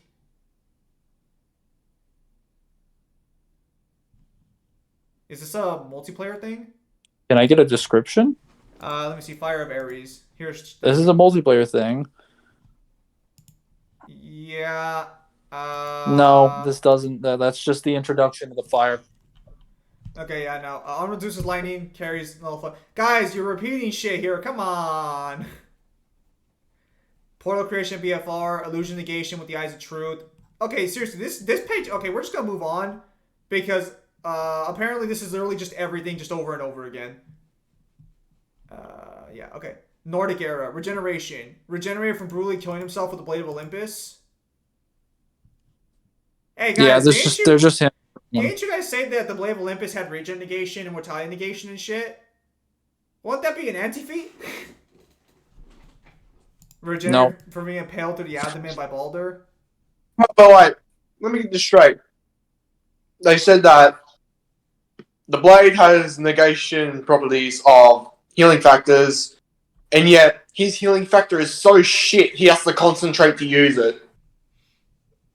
I guess so. Must be a drawback. Wow, that's either like some extremely terrible fucking like regeneration negation, or someone's full of shit and didn't prove their breathing. Hey Kyle, completely off topic, but if Atreus would have been a little faster with these bows, he might have been able to shoot enough for Baldur to fall over. Also, generation being stabbed to the chest by Freya. When? Yeah, no, this is fair game. Although, she could have aimed better. Stabbed through by Odin with Gungnir. Moments. Let me see. Yeah, that's fair. Which unsuccessfully tried to kill himself through starvation. Sometimes at the event, stated by mirror that the gods do not nap. Spatial manipulation, able to interact with realm tears. Yeah, that's fair. Also, no, by mirror to be voids. This is... So the threaten Kratos sleeps, Atreus sleeps, and 4 fucking sleeps. 4 loves sleeping. Go on. The holes which are the fabric of space realities threaten the existence of all the realms. It's a little bit disingenuous because like I believe what's confirmed is that when the realms are directly like separate, that like Garm will eventually like cause a problem to the rest of the realms, not because he's causing them to collapse, but because he's causing them to bleed into each other. No, hang on. Inside the center chamber, seal the three realm tears that threaten Niflheim. Yeah, so they threaten. Yeah. Yeah, so okay, so yeah, especially Yeah, manipulation is fine. Also, regarding it being a void, yes and no. So Kratos reaches his hand to a void and yanks out, he yanks out something, then he closes it. But the actual realm tear is not a void. What's inside the realm tear is a void, which also is inconsistent because Kratos can jump into a literal void and it erases him. So Well, I guess he has limited void resistance. I well, guess. They can also technically build a house in that void because they can make a house inside the inside the realm between realms on the Yggdrasil. So it's not exactly accurate to say that the void is everywhere, even in the realm between realms, because you could just be on literally any location of the Yggdrasil's branches and it's unaffected by it. Like the void wouldn't stop, but you know. Okay. I'm just trying to say, like, clearly, not everything is being touched by the void inside the realm between realms. All right, let's continue. Speed reduction with enchantment and talisman. Sealing. Use a device to seal the lindworms as per Rata Tasker's instructions. I think that's just the lindworms. I don't think you can give that to him in general. Force field creation, weapon creation, blood manipulation, talisman of betrayal, air manipulation, resistances. Oh boy, that's a lot of resistances. This is gonna be fun. All right, That's still more than I was expecting, but let's go. Extreme heat. All right, boys, crack your knuckles, get some popcorn. Let's go. All right, Kratos is resistant to extreme heat. Mortal Kratos wasn't harmed from by being grabbed by a phoenix's flaming tail. This is from the comic. This is fine. All right. Was scarcely harmed from Hades raining fire on him. What does scarcely harmed mean? Barely. All right. Why is Hades fighting him in the comic? Whatever. Launched by an erupting volcano without harm. Withstood prolonged exposure to the light of Alfheim, which supposedly incinerates those inside of it. Briefly held on to the primordial flame, which Surtur used to conjure the sun. Sun? Hang on. Oh yeah, because Surtur made all the stars in the cosmos. God. All right. The elements that the drop spirit can siphon include fire, which grants short resistances. No. What who wants to mention it first? You do. By all means, Mangler, this is your expertise. Okay, so mentioning the Phoenix is kind of rich because we directly have statements from the art book that confirm that the reason the Phoenix actually looks the way that it does in God of War 2 with its flames is that if it were to be removed, if it were actually to be seen with its bone skeleton, that would actually cause Kratos to be incinerated. Like, the idea of it, like the concept of him being like on the bone skeleton would completely incinerate him. So technically the flame feathers actually conduct the heat. Kratos actually has a direct statement that when he enters the chamber where the lava is, he says, if I were to enter the chamber, to enter the chamber unprotected would mean instant death. He confirms verbatim, if he touches that lava, it's over. Like, bar none. And who here also, as far as being launched from the erupting volcano without harm, that's that's true, but that's not exactly accurate. He's not in the lava and he's actively running from the lava. He gets blown out the side by some force inside the volcano, and he gets slightly scorched by some molten rock, which you can give him some heat resistance. That's fine, but he's actively running to get away from the lava at all costs. I mean, that's also consistent, too, because Thor basically implies in God of War 4 that to stick your hand in lava is a really stupid idea, implying that lava would also burn him. Yes, he verbatim says, like, when, I don't remember what Atreus is doing, but Atreus, like, sticks his hand in there, and he's in so much pain. He gets burned directly, and Thor's just like, yeah, that's not a smart idea to do that, kid. So, like, if we're gonna include things like the Bifrost light, like burning people, or the primordial fire. Like, I want to be clear, like, he's been burnt by things way lower than that. Also, they say he briefly held on to the primordial flame. They do realize he got burned by Ares' flame, right? Like, what Ares in God of War 1, like, he screams his name and Ares shoots a fireball at him, and it scorches the back of his body when it hits an area completely away from him, and he gets hit by the splash damage. And he's convinced that he not only needs to avoid that fire, he actually goes after the undead legionnaires and kills them and takes their fireproof armor. He says he needs that armor to survive the fire. Wait. Hang on. No, I've got something I want to ask. Would you also like to take this one? Because is it Mimir that says that Serta created all of the stars? Who did he hear that from again? Shut up, Kyle. Kyle. No, let's go over this. Mimir is not a native to Scandinavia. Yes, the Norse Pantheon takes place in Scandinavia. Fight me.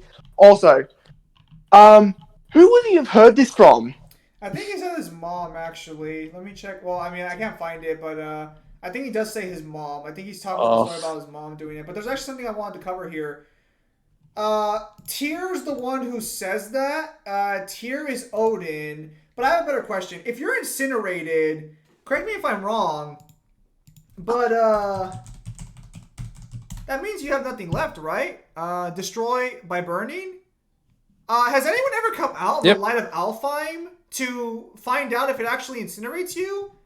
Because Kratos was going to be there forever if Atreus didn't reach in and yank him out. Does it actually... Yeah, Atreus says he was trapped. Yeah, does it actually, like, incinerate you at, like, in a reasonable... Even if it does it do it in a recent time frame? Well, so it does burn you. That's confirmed because Atreus touches it and it does burn him. But we're never given, like, an exact range.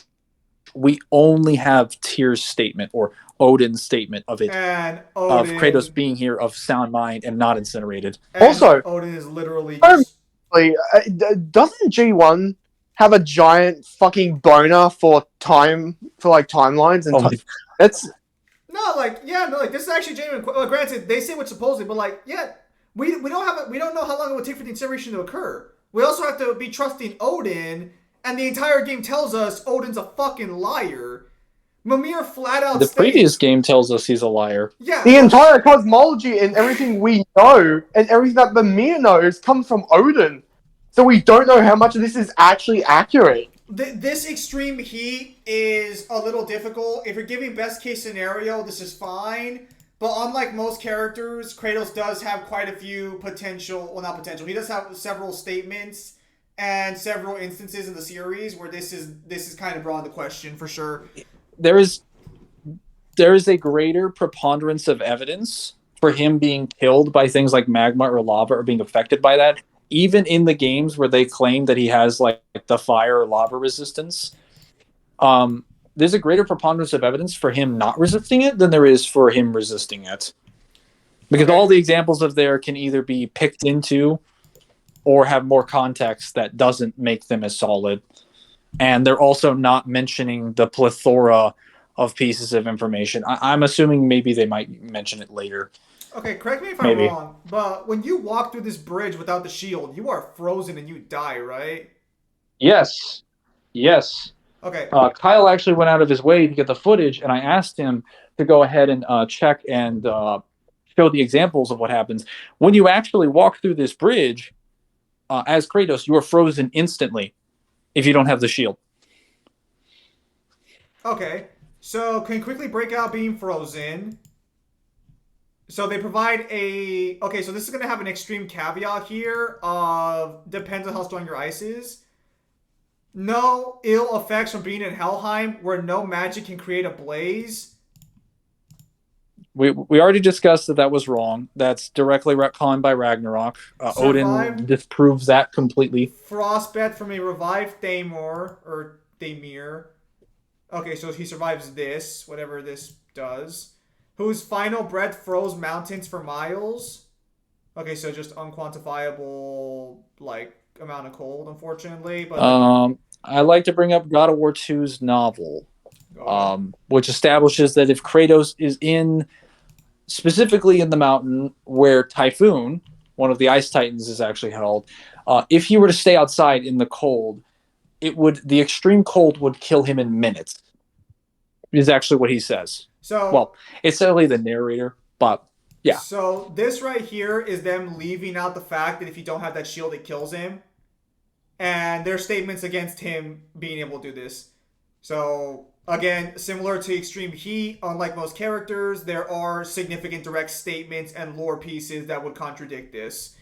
Poison acid. The problem also is that no matter which one you use, there is no quantification ever given for how cold the ice is. So you just have to assume.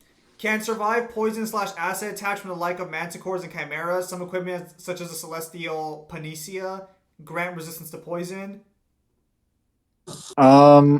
So as far as poison, that is also wrong. God of War 1's novel comes back and provides some actual specific examples of what happens. See, we don't actually see him. We don't actually see Kratos go through the events of Ascension and God of War 3 resisting a lot of these things. I guess they're using like the quick time events of him doing this in gameplay, but what God of War 1's novel actually shows is that when he directly fights enemies, specifically the scorpions inside of Pandora's temple, I think the toxic, like, it's like, so he fails to resist poison, acid, and toxins. Like 3 different things in God of War 1's novel, from like scorpions, I believe minotaurs, because minotaur's blood is shown to be considered, and he actually says this about the Hydra's blood as well. The Hydra's blood is toxic. And he confirms that he cannot touch that stuff. He actually gets blind. He almost gets blinded completely from a scorpion that actually drips its venom into his eyes because he's stabbing it and it bleeds out into his eyes directly. And he says he basically sees the light leaving his eyes and he's unable to see for a period of time. I'd say temporarily, because obviously he gets his sight back eventually, like once he manages to finally get it out of his eyes. But the point is that he's not only directly affected by it, one of his senses almost completely shuts off. So it's to say he resists it is like wrong, I think, at worst, disingenuous at best. And there are direct statements about these in the novel. You can't avoid them. Like they're just there. All right. Able to resist Zeus's fury thrown at him by his own clones created by Ares and later lightning from Zeus himself. You say resisting Zeus himself, but I'd like to throw this out for the record. I remember at the end of God of War 2, Kratos basically surrendering because Zeus's lightning was beating his ass like a drum. Yeah, isn't this the same scene where he literally gets blasted off the side of Mount Olympus? Yeah, but this is meant to resist power nullification and absorption, which power nullification resistance I know that's just funny. But regarding resisting absorption, when it drained Athena's godly power, it had already stabbed her. Similar to how Kratos lost his godly power when it was stabbed. This might be a case where the Blade of Olympus only works on targets it's actually punctured. Because Zeus is also holding the blade back as well. Are we going... I guess to argue Zeus has power nullification resistance or power absorption resistance. Also, Kratos doesn't resist absorption if he loses all of his godly powers. The end of... Well, no. Well, no, he doesn't resist it because he got it absorbed the first time. Electricity paralysis. Survival effect is trying to execute him. Can power through Siren's electric shriek. Zeus lightning, which Kratos can survive, can cause... That is fair game. Alright, this is all fair game? Alright, excellent. Stuns can block and resist Helios' light. I'm gonna have to switch. Alright.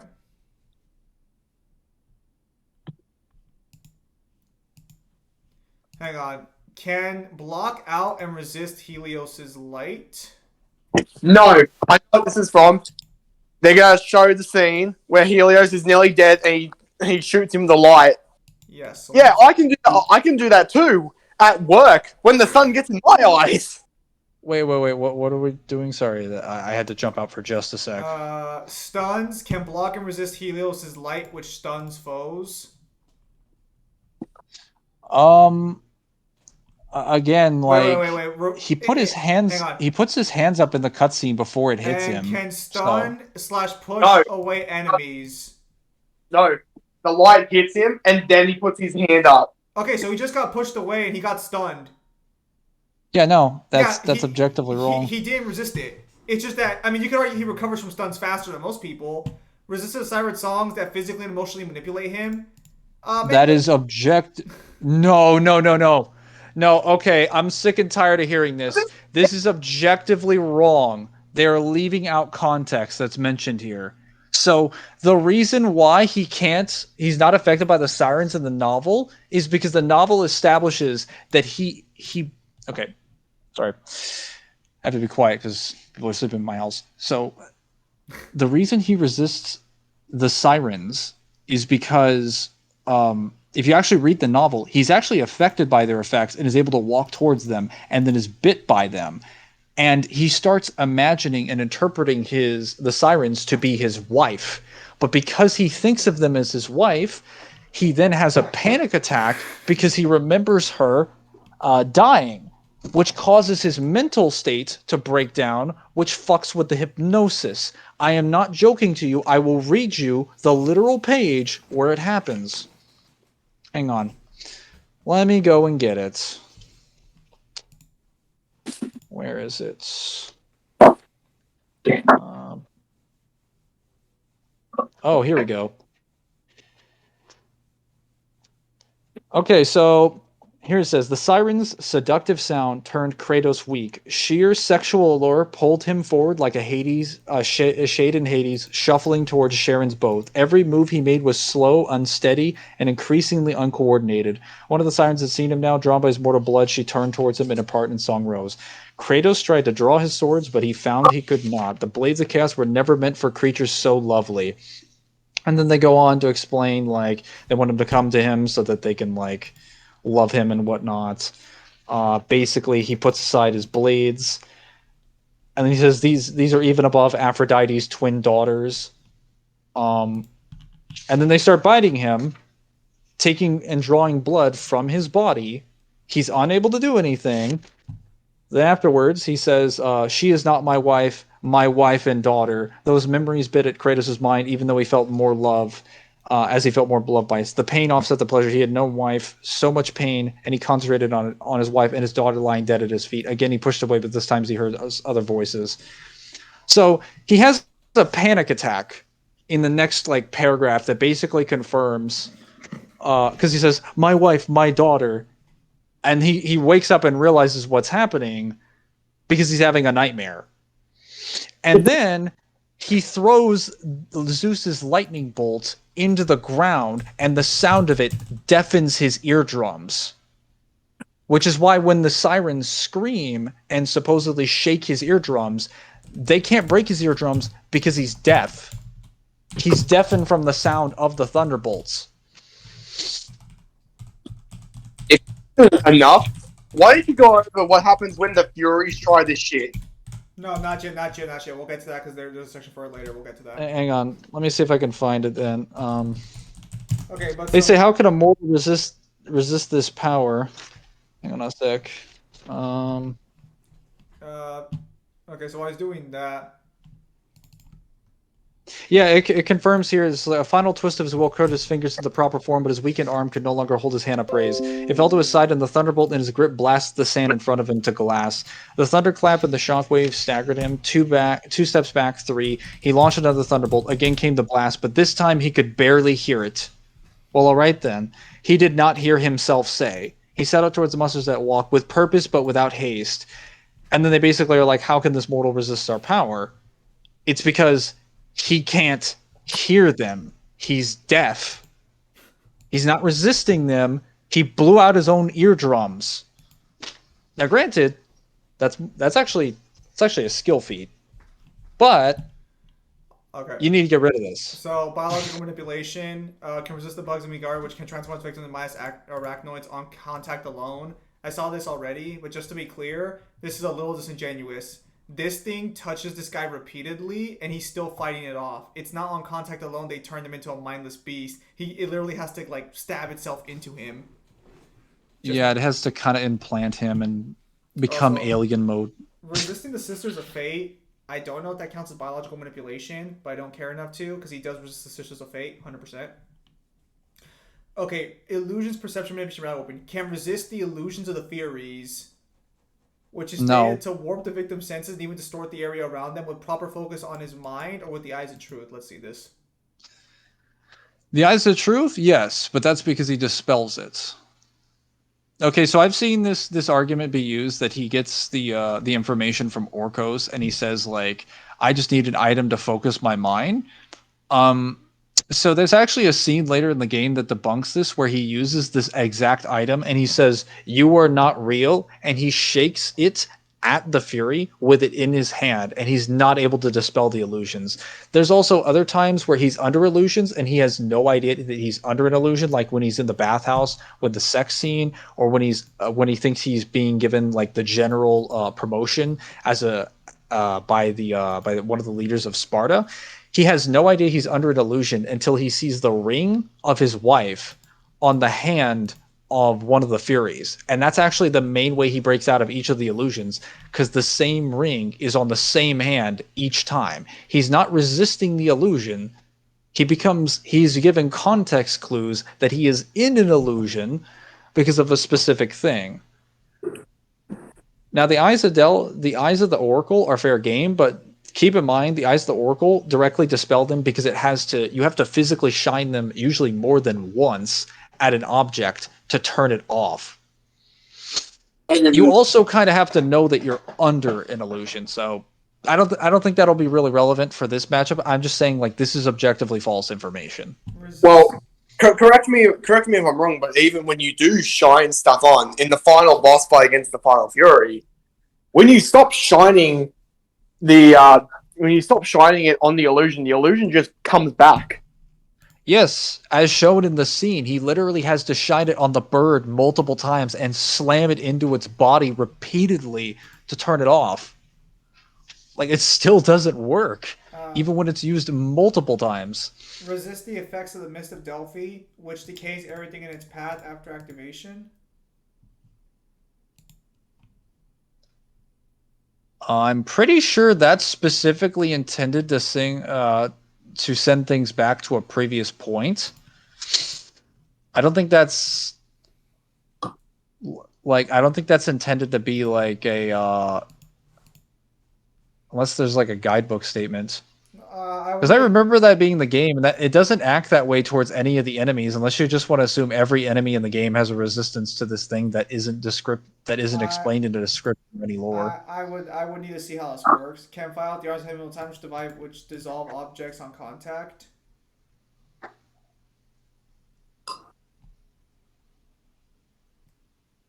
Hang on a minute. Is this? Oh, this is the scene where he dies. So, because the stone Yeah. dissolve, they're saying he resists that because the claws of Hades don't dissolve him. So that's actually wrong because the claws of Hades are not trying to dissolve him. They're trying to take his body physically to the underworld. Like they're physically carrying him down into the underworld. Dissolving him does them no good. That's not their function. So that's actually wrong. He is their target. So you can't argue he's resisting something when that's not even the goal or the function of the arms in question that are performing the feat. Is able to resist Morpheus's sleep inducement, which I think seems fine. That's actually wrong. You can't go into the mist. Yeah, you can't go into the mist, and that's actually incorrect. He succumbs to it at the end of the day, at the end of the game, and literally passes out midair on the steeds. Okay, but that's still resistance though.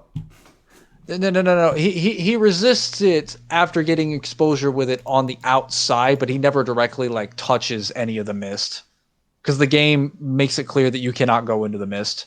Any like direct contact with it will result in you. And all of the gods are falling asleep.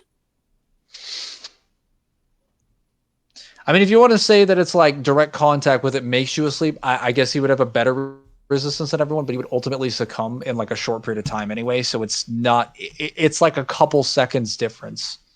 The problem is that he never directly makes contact with the mist. Fate manipulation, resist fate because of the power of hope. Apparently, soul-based abilities. Hades failed to rip his soul out. Wait. Well, Oh my god. Okay, so the sisters don't know why their powers don't work on Kratos. They are assuming it is because of something Pandora's box did, and that is what the G1 blog is attributing to Kratos. But the problem is they don't manipulate fate. They go back in time. The threads are technically fate manipulation, unless you want. Well, actually, no. They said the Yeah. threads were biological manipulation, Yeah. so I don't know if that falls. Manipulation. If you cut them, it's death manipulation, not fate manipulation. Hayes failed to rip his They were soul. trying to cut his. They were trying to cut his one.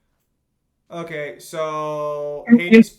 kill him. So resistance to soul-based abilities. All right, King Minos can't see Kratos' future, saying he's cloaked in shadow. Petrification, despite being affected by it, he can still break out of the effect quickly. The Golden Fleece lets him affect Gorgon Stairs because of this. Okay, so this is kind of interesting. They're not talking about how the novel describes the petrification. Oh, hang on a sec. What did I miss? Resisting soul-based abilities, fate manipulation, clairvoyance, and we're currently on petrification. Did you mention how it's not actually fate manipulation? Kyle did. Well, this is a fate. Kyle said it's not fate manipulation, just death manipulation. I think the strings can be loosely considered fate manipulation. So they're not. Kratos confirms that what they control is life throughout time. They do not control your fate. They control your ability to live.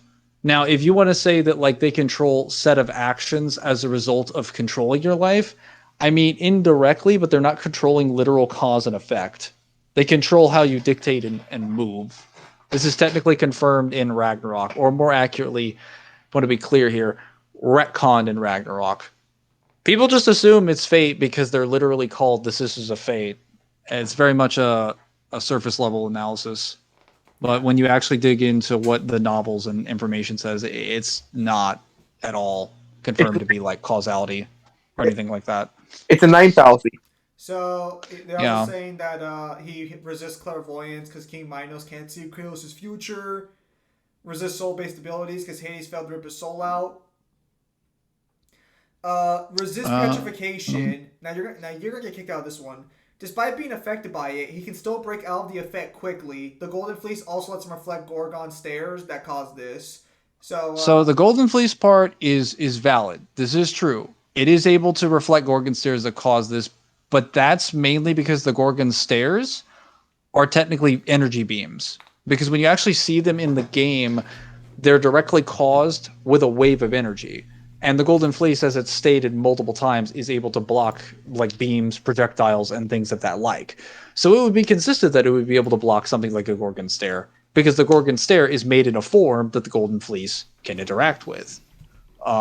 As for the first one, no, that is objectively wrong.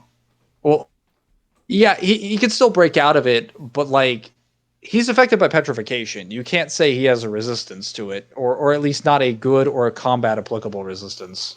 Okay, no. Because like he can look at a Gorgon and still be petrified in the game multiple times in every single game. The novel points out that even when he looks at a Gorgon for a second, glances away, he'll still have his arm petrified, and even after he breaks out of it, actually, his arms or his body parts will be weaker. He claims that if he gets petrified multiple times, that if enough of his body were to be petrified, he could be he'd be doomed. Like he Mangler? he's gone. He's abandoned us. Well, I'll also take this opportunity while he's gone to basically also say, isn't it quite funny how they don't say what kind of petrification it is? So, okay, no. So Kratos does resist petrification because I believe the novel does state that it does petrify people's soul to the bone, but Kratos only gets a layer of stone on top of him. But this is disingenuous. The novel directly states that him being petrified severely fucks with him, as Mangler was saying. They're not talking about the negatives in the novel, and they're using the novel as well. So I'm curious if this is a case. Is it just me, or am I having like fucking PTSD flashbacks? Because this is sounding a whole lot like what the God of War guys were fucking using. This is sounding a lot like this. This is what I mentioned when I said that it doesn't matter if you don't include author statements. We're gonna have problems regardless because people who scale God of War don't read the source material or just cherry pick. I think No, that, I think I'm curious. I need to ask the G1 people. Are you in any way connected to Farm Camp Operator? I need. Hang on. We'll find out when they source their information, I'm not. if they do. I'm just saying this is sounding a hell of a lot like their argument. Well, No. I'm starting to ask the question of like, how much is this a case of where they're taking the game's depiction over the novel? Because in the game, you can get petrified as many times as you want, and you can break out of it. But the novel directly confirms that's not like something easily done. In fact, The novel just provides more context. Actually, one other thing they forgot to fucking mention: if you get petrified in the air, you die instantly. In God of War 3, when you get petrified, you die the second you touch the fucking ground. Actually, that's not in God of War 3. That's in every God of War game. Yeah, no, they are deliberately being disingenuous here. Also, he can't break out of it in the air. If he gets petrified in the air, he immediately just collapses and dies. He needs the ground to break out of it, I guess. Yes. So, yeah, no. Let's have those weaknesses. Well, there is a weakness section, I think, so we'll see. Yeah, so resist petrification. After absorbing the soul of Hades, he could swim in the river Styx without harm, where he was previously depowered greatly. Resist power absorption? I mean, I guess? Sure. Hang on. I would more so argue the fact that the reason he's not being affected by the river Styx is because he's identified as Hades. Yeah, I was gonna say because Hades should be able to traverse his own realm. Well, that's not even the theory. That's exactly what happens because as soon as Hades loses his soul, the shades. Oh yeah, no. Like the shades kill him immediately. Like, are we gonna say that Hades' body somehow lost resistance to anything? Like, no, it was clearly his soul that gave him access. It was like, it was not just dominion. It was like his soul was like a passport to his own realm, and he lost it. So obviously security had to come and tackle him. But all right. Okay, so I'll just say some messages. Corruption is able to resist Hades' dark mist, which corrupts everything in its path. All right. Well, hold up. The possible memory erasure is wrong. He never actually touched the Leth, and he was actually begging to go to the Leth in God of War 2's novel. So that's wrong. We also that doesn't work because there's one of the realms in God of War 4 that I think it's stated to be corruption, and if you stay in it too long, you will die. And there's also, if I remember correctly, the corrupted magic on the mountain that you need a specific item to dispel it, otherwise you cannot touch it. That is true. Madness inducement. Some sources cite that sirens' screams can drive mortals mad. Kratos is fucking insane throughout the entire Greek saga. Okay, so I did get a confirmation that there were 150 enchantments. I don't think that's including all the other bullshit from the Norse pantheon. So going on. Yes. He's also unaffected by Gondor, who can drive men insane with her beauty. Kratos is also unaffected from prolonged exposure to live Alfheim, with Odin disguised as Tyr, being surprised he was still of sound mind. Again, Odin lies about everything, so can't trust him. Yeah, he's also saying that he's resistant to madness. He's literally driven insane by the Furies, causing illusions to him over the course of like several days. He's driven insane the moment that he realizes he kills his family. Like the PTSD of it causes like nightmares to him. In God of War 1's novel, he has a total of I think half a dozen to around 10 panic attacks in the novel, where if he sees anything that even remotely resembles a child and a mother dying next to each other, he immediately has a PTSD attack. He literally starts screaming and crying and breaking down on the spot because he thinks it reminds him of his wife. I am not joking. Do we even need to? See me, G1 blog. You went for all the comics. Did you read? I don't want to bring up those examples because they're kind of uncomfortable to use. But I literally have them, and I will use them if necessary. We could just use the entire run of the Fallen Gods comic if they really want. Oh yeah, no, the Fallen Gods comic is an example where he's technically not insane in the Fallen Gods comic. He just thinks he's going insane because he doesn't understand the powers of the Egyptian gods around him. So he's just like he's just assuming that he's seeing things. That's trash. Sorry, I know. I was just confirmed that there are no alternate costumes in this blog. So Kratos gets no. the entire armor set, but we don't get Cal Kratos abilities. For shame. Already 0 out of 10 Alright, blog. possible mind control. Sound manipulation, possible mind control, unaffected by Persephone, seemingly using magic to convince her.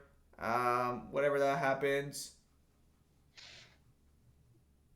What? Whoa. Frequently powers through the siren screams. Thank you. Debatable. Curse, manipulation, and statistic reduction. Well, it causes men's head to explode. He does resist that, doesn't he?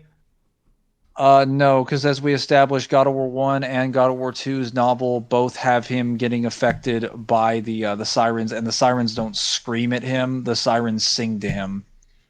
And when they scream, all the times that they've screamed, he deafens himself. So I could just argue tactically, Kratos knows what their abilities do, and he specifically counters them using his own tactics. He does not tank the siren screams. Ivaldi's armor resists the toxic mist of Niflheim, which weakens and curses its victims. Okay, so curses manipulation statistics reduction with armor. Disease was never affected by Hermes' death spray and out affliction that affected other mortals. God of War 2018's novel also says Kratos is immune to frailties of the human condition. Like being a good father, apparently. My God. Atreus had a hard time reading Kratos' emotions. Although Heimdall was still able to read his mind, Kratos, however, had the Draupnir spear made to overwhelm his senses. Heimdall doesn't read minds! Hang on. Minor telepathy resistance. Atreus can read minds? He can read emotions. Okay. Existence erasure. With the Unity Stone, which grants protection against the void in the realm between realms, as if one were to stray from the path where Kratos normally be erased. This is due to being forged from the same primordial Jotnir creative essence, the building material of the 9 realms. Okay. Possession has the Dream Charm, which absorbs nightmares capable of this. Void manipulation survives Erwini's powers, which are described as being voids. His North self is able to easily interact to resist the effects of realm tears, which are holes in the fabric of reality that threaten the existence of individual realms that can easily seal them off with just raw strength alone. Also, the holes are noticed by a mirror to be voids.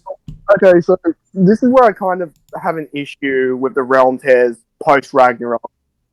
Because we know how the Norse pantheon works, it could literally just be a realm tear to another fucking realm. Okay, so this is my position. So Mimir said it's a void, but this is where I'm going to restate again for the record that the realm tear itself is not a void. The realm tear opens a door to a void. I would question that. I would say that if you're using Ernest's powers, I think that is fair game. But the Void Tears or the Realm Tears, no, because like they require too many other prerequisites to be and too many assumptions to be considered like a valid example.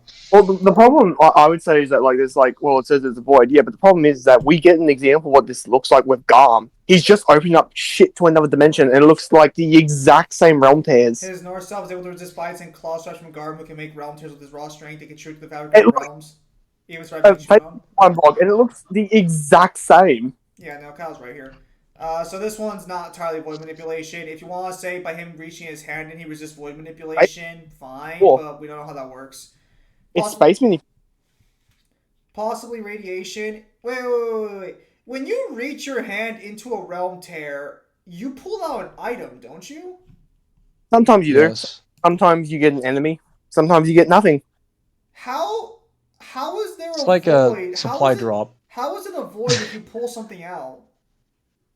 That's why I also say, because of Garm, it's a good chance you're probably just sticking your hand in and stealing some other cunt stuff from another realm.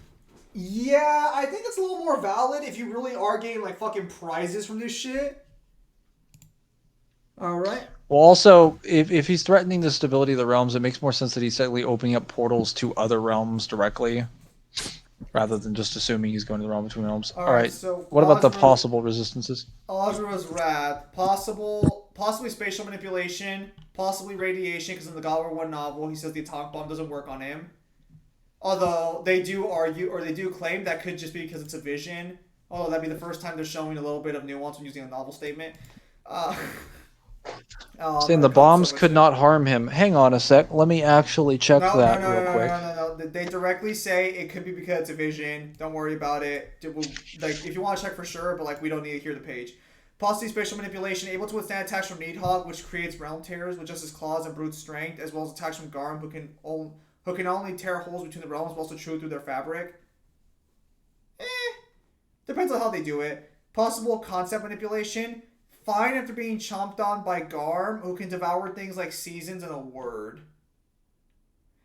This one's weird, but I'm surprised they don't just give him flat out conceptual resistance based on power of hope. Because, like, Fear Zeus, he can interact with concepts. It makes sense. So this is where I get a little bit weird, because they're like, oh, we choose on a season. Yeah, but we know the seasons are represented in the Norse pantheon by fucking stags. This is also true. Technically, the 4 stags are supposed to represent the seasons, so we can unironically argue he just ate a stag. Yeah, but, like, how do you eat a word?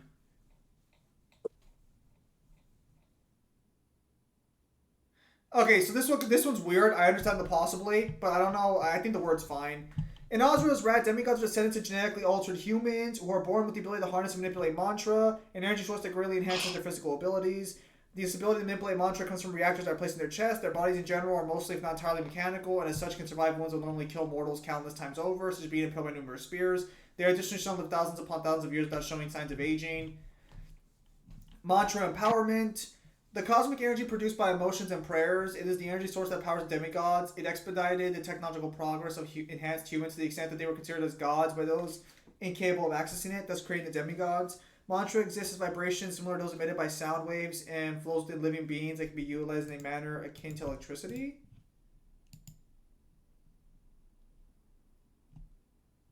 Okay. Each of the demigods is implanted with a mantra reactor in their chest at birth that slowly converts commonly used parts of their body into a type of metal, such as Yasha's fingers or Asura's arms.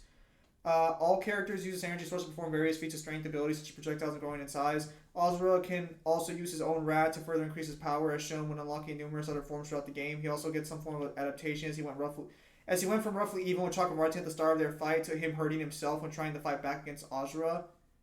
Okay, so they claim that Asura was absorbing Chakravartin's mantra earlier, but I don't think that's ever confirmed, unless they have a guidebook statement that they didn't give us. But I do support that theory to some extent, because it makes sense. Otherwise, it's kind of weird the source of all mantra loses to someone using the power. I mean, he was already supposed to be his replacement. That is true.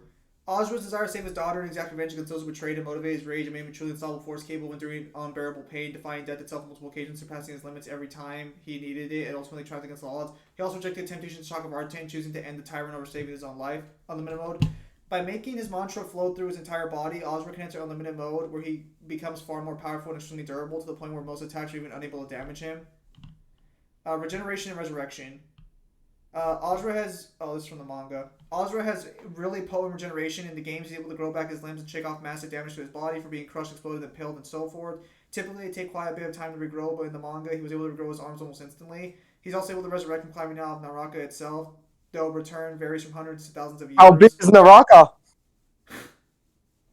In the manga, though, there's one instance where he's once again able to come back after being sliced in half when two pieces were brought together. The halves are completely separate for hundreds of years in an effort to prevent this. Asura's time frame for resurrection reduces each time he comes back. By the time of his resurrection, he came back from Naraka in a few hours. The manga takes this further, with his resurrection being instant after being killed by Zeus in the Karma Fortress. His regeneration also improved after each resurrection, eventually being able to regenerate the loss of his core or being reduced to a male skeleton by Yasha.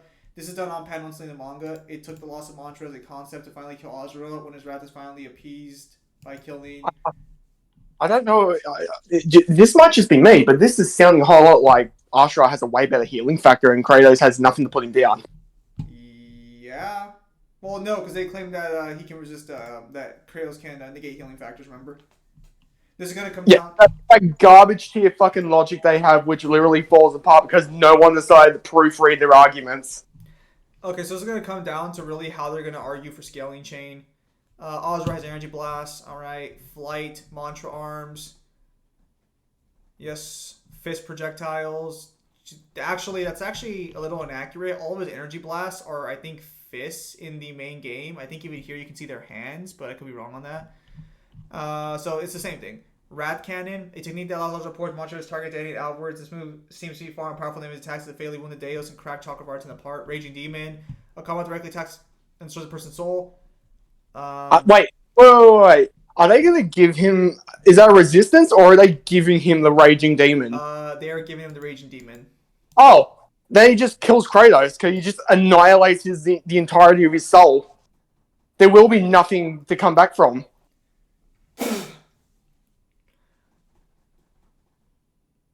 Bro, are these guys allergic to... This is the first time I've seen the footage of the DLC.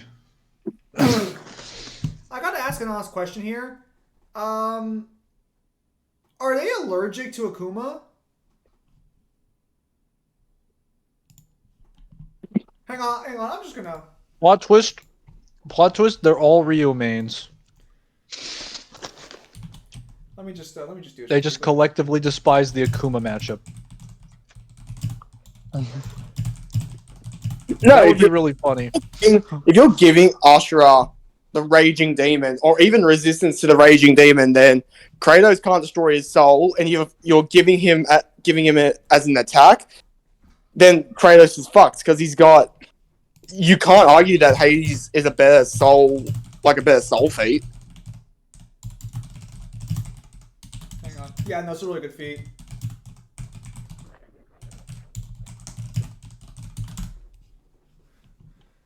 Asura has 9 different life and burst gauges to give different effects. Decreases damage taken, limited gauge fills, blah blah blah. Where's Asura the Destroyer? Wait, all counterable attacks are automatically countered? Interesting.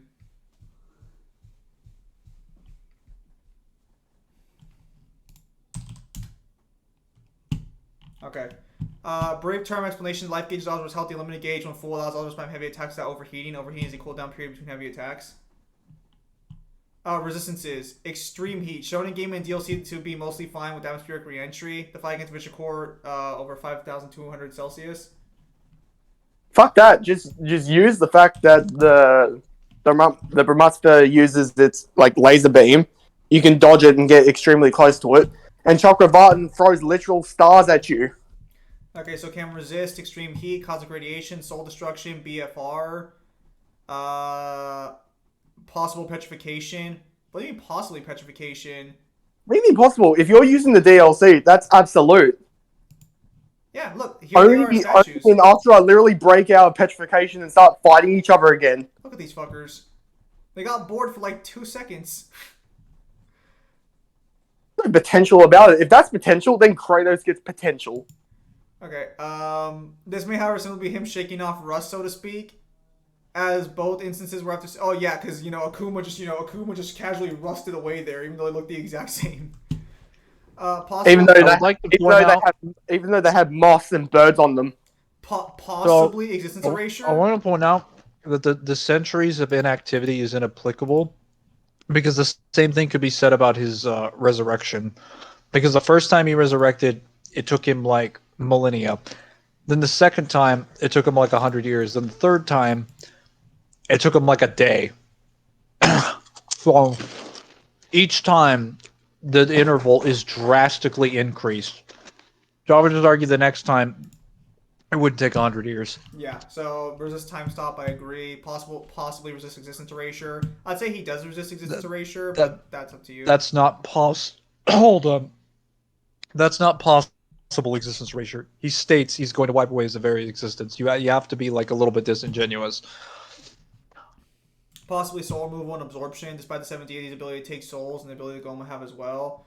Neither Deus or Yasha were able to take his after killing him. I'm sorry, potential souls. No, there's no potential about it. The Goma literally eat humans to get to the souls. Yeah. They're literally absorbing like the Goma directly to feed the Brahmistra. Has never been absorbed by Naraka. Okay. The place where all deceased beings go to reunite the wheel of life and become one with the flow of mantra. How big is you? They keep mentioning Naraka. Why don't you mention the size? Okay, yeah. Because we're not in the AP section, Kyle. So, okay. However, falling to the depths of Naraka would still represent doom for Asura's soul. Oh, you guys say that for Asura, but what about those Kratos things? Possibly life and death manipulation. Cosmology cannot directly affect Asura despite embodying and controlling Samsara, the cycle of life, death, and rebirth. This is never used directly in combat, but we do know Cosmology creates and sustains the cycle of mantra. Forms. Rage of the Gods, Rage of the Titans, Rage of Sparta. I don't think we need to worry about this, do we? Just, No. No, alright. Spartan Rage. They're all generically the exact same ability. Alright. Rage of the Titans is the best one. Gameplay wise. Kratos has a Ragnarok. Just Oh my god, they have Power of Hope. Fuck all this trash. Let's hear it.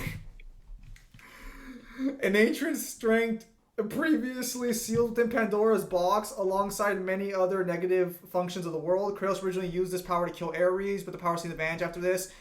Confirmed Ares scales to Zeus. However, by forgiving himself when all was lost, the power that was previously dormant in Kratos reawakened, allowing him to finally defeat Zeus once and for all. The powerful provides a massive increase to Kratos' stats. This increases to the point where Zeus is completely unable to do anything to Kratos, even with wielding the evil of fear. This one's debatable. That's not an increase, though. This is debatable. He This... just Go ahead. Oh no. I would say that's very debatable because even before, Kratos was beating his ass. So Well, this, amazing. this is just gaining the power of a concept here. Honestly, this one's just debatable if it's actually a strength increase or not. Because even if it is, you can't quantify it. There's no mention of a strength increase, so that's a complete assumption at all. That's not backed by any evidence. All right, they linked the Are they BSV. really using? Wow. Okay, Oh are boy. literally conceptual in nature. Define Um, conceptual because Who, the gods? No, they're fucking not. no. No, So, that's objectively so wrong. he's saying the great evils and the power of hope are literally conceptual in nature. However, I want to make this Okay, clear. that's a little bit more fair. However, I want to make this Oh. a little bit clear.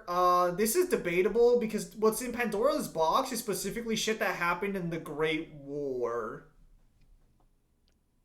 Which is actually after those concepts existed, because Well, fun fact, the concepts were not actually created during the Great War. They were felt before the Great War, as fear was felt by Kronos. what's his name? Kronos. That's actually the main reason and the motivator for why he kills or attempts to kill his children by eating them. Well- And Zeus well, depending- literally feels hatred for Kronos. So, Well, yeah, there's there's at least two evils that literally start the events of the Great War, which leads to the creation of said concepts that were created. So, yeah, it's complete course. I'm gonna also say, like, depending on how accurate you believe they are to the creation myth of Greece, Uranus would also have been struck with the same fear because he basically tried to do the exact same thing to Kronos. Yeah. Well, I mean, Athena says just as much. She says there was a fear that Uranus had of his son, the same fear that Zeus had of his father. So she indicates, even implicitly, but directly, that like there's always been fear in the cycle of the children, even before the Greek pantheon would have been formed. So that's objectively wrong. If Okay. they claim it was made So, during the Great also, War.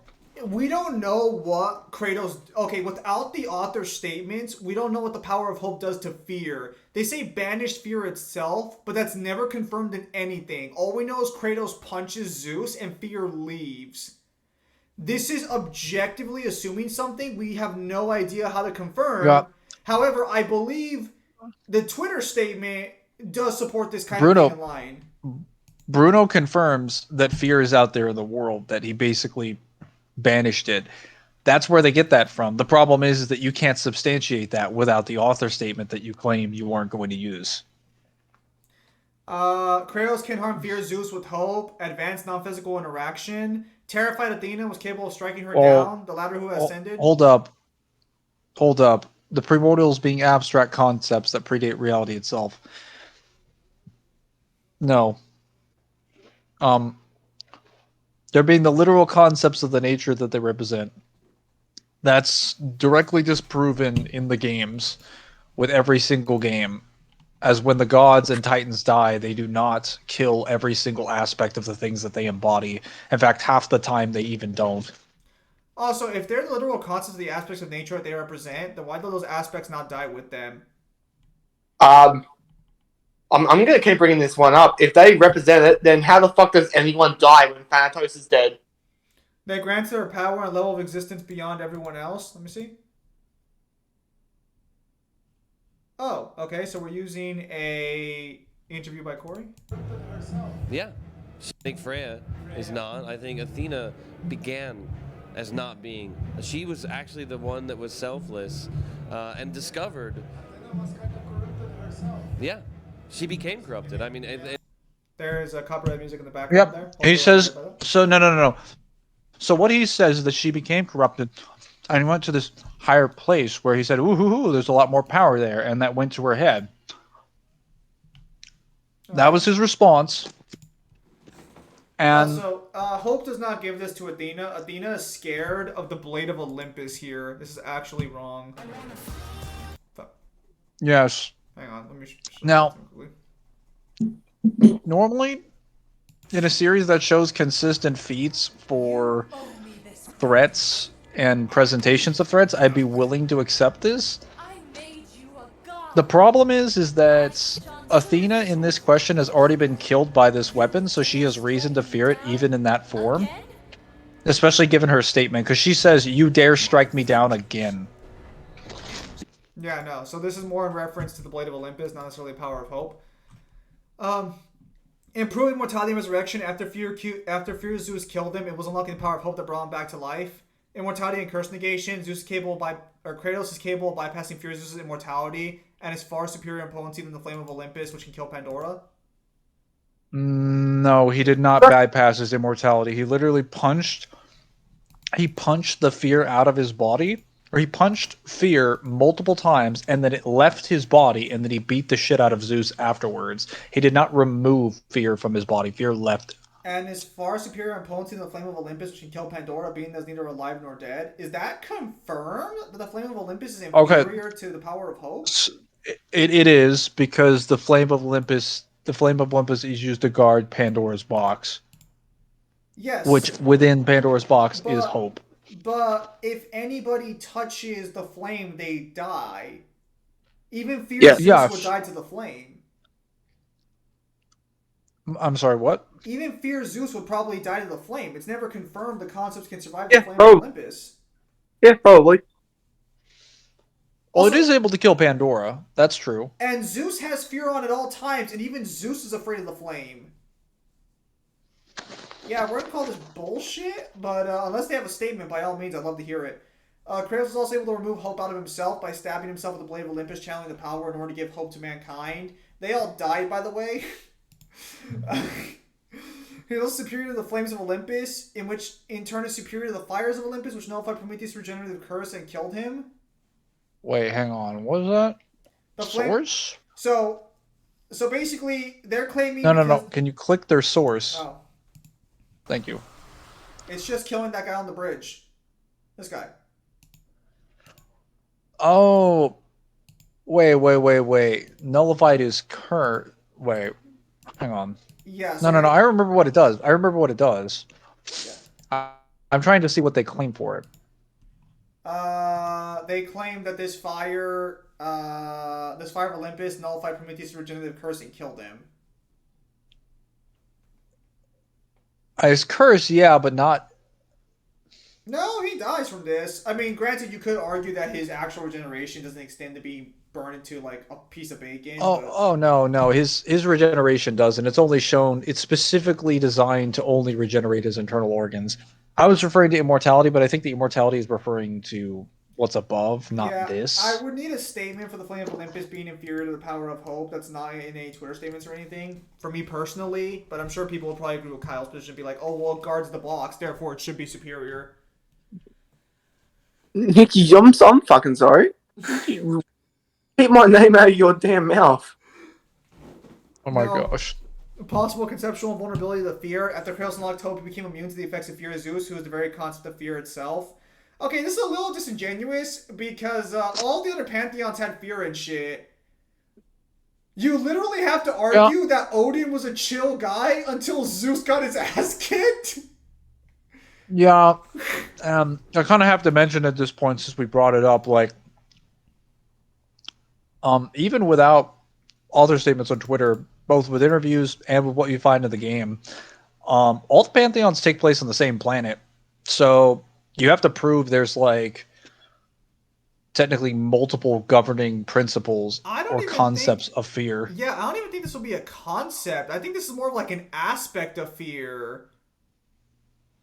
To be fair, like, I mean, with the new context, power nullification absorption, even after Kratos killed himself with the Blade of Olympus, which trains godly power and released hope into the world, he was still brought back to life by hope. Source? Wait. Hang on. Are they arguing this is a resistance? They're arguing that Like- he resists power nullification and absorption. Hang on. How? No. Wait. You're arguing he has a resistance to fear. That's wrong. He doesn't have hope anymore. Oh wait, do they mean like when he activates hope? So they're saying during the fight against Zeus at the top of the mountain, when he gets hope, he gets possible conceptual vulnerability to fear. Also, invulnerability is a strong word. That should be Yeah, that no, should be he resistance. never demonstrated that he was so above fear that fear could never touch him. They didn't have a battle. He just attacked fear immediately, and fear never got to hit him. He outranged fear. Statistics. Because fear is reduction. just I've got a question too. How are they? So they're using the Blade of Olympus when he stabs himself for. So far they've used this for resistance, regeneration. Which is it? All of it. Anyways, all right. So moving on. Also, immune to statistics reduction. Immune to all of Fierce's effects, but before I completely drain Kratos all of his powers and strength to 0. Okay. 6, Asura. Okay, he just gets new arms. Gets like infinite power. Gets way stronger. Even stronger. Becomes the size of a planet and can absorb like Chakravartin's power. Feats. Wait. So is Mantra Asura the version Asura has when he fights Chakravartin then at the end of the game? Or is that just 6-armed Asura? no. So mantra is technically. I don't think six-armed mantra. Well, it's either six-armed mantra or it's mantra Azura. Oh, finally they fucking. The version mentioned that one. fights him in space is the one down there. All right. Okay, yeah, no. So it's just 6-armed Mantra Asura. So they just say Mantra Asura is the one that appears there. Feats Kratos. Oh boy. Defeated nearly the entire Greek pantheon, and basically most of the Norse pantheon too. Escaped the underworld multiple times. Destroyed most of Greece in his pursuit for revenge against the Greek gods. Alongside Atreus, found the long hidden path to Jotunheim. Raised Atreus.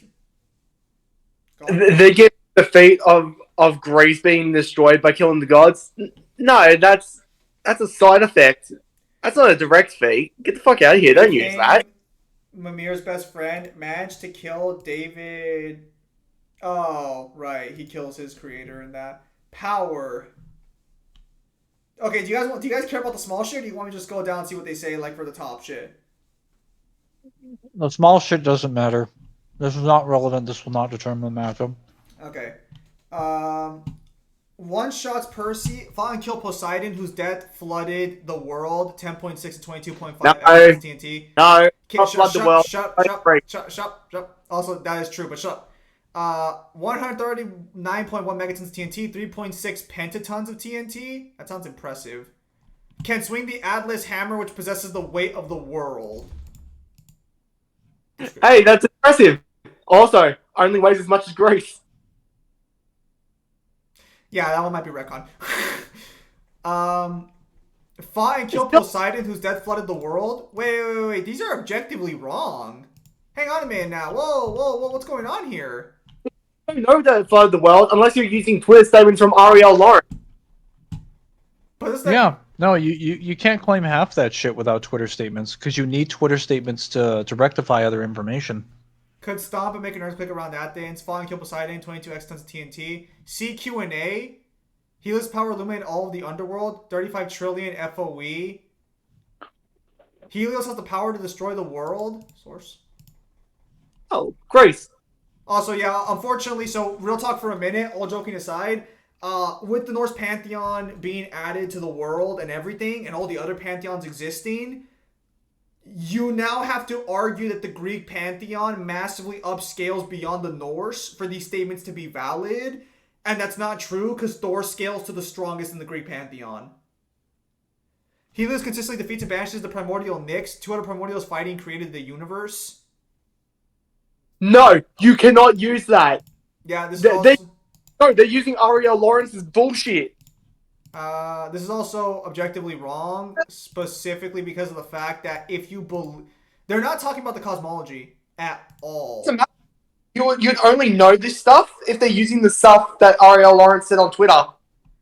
This is like, so the way I can interpret this is like, if they took they had all the God of War scaling information, right?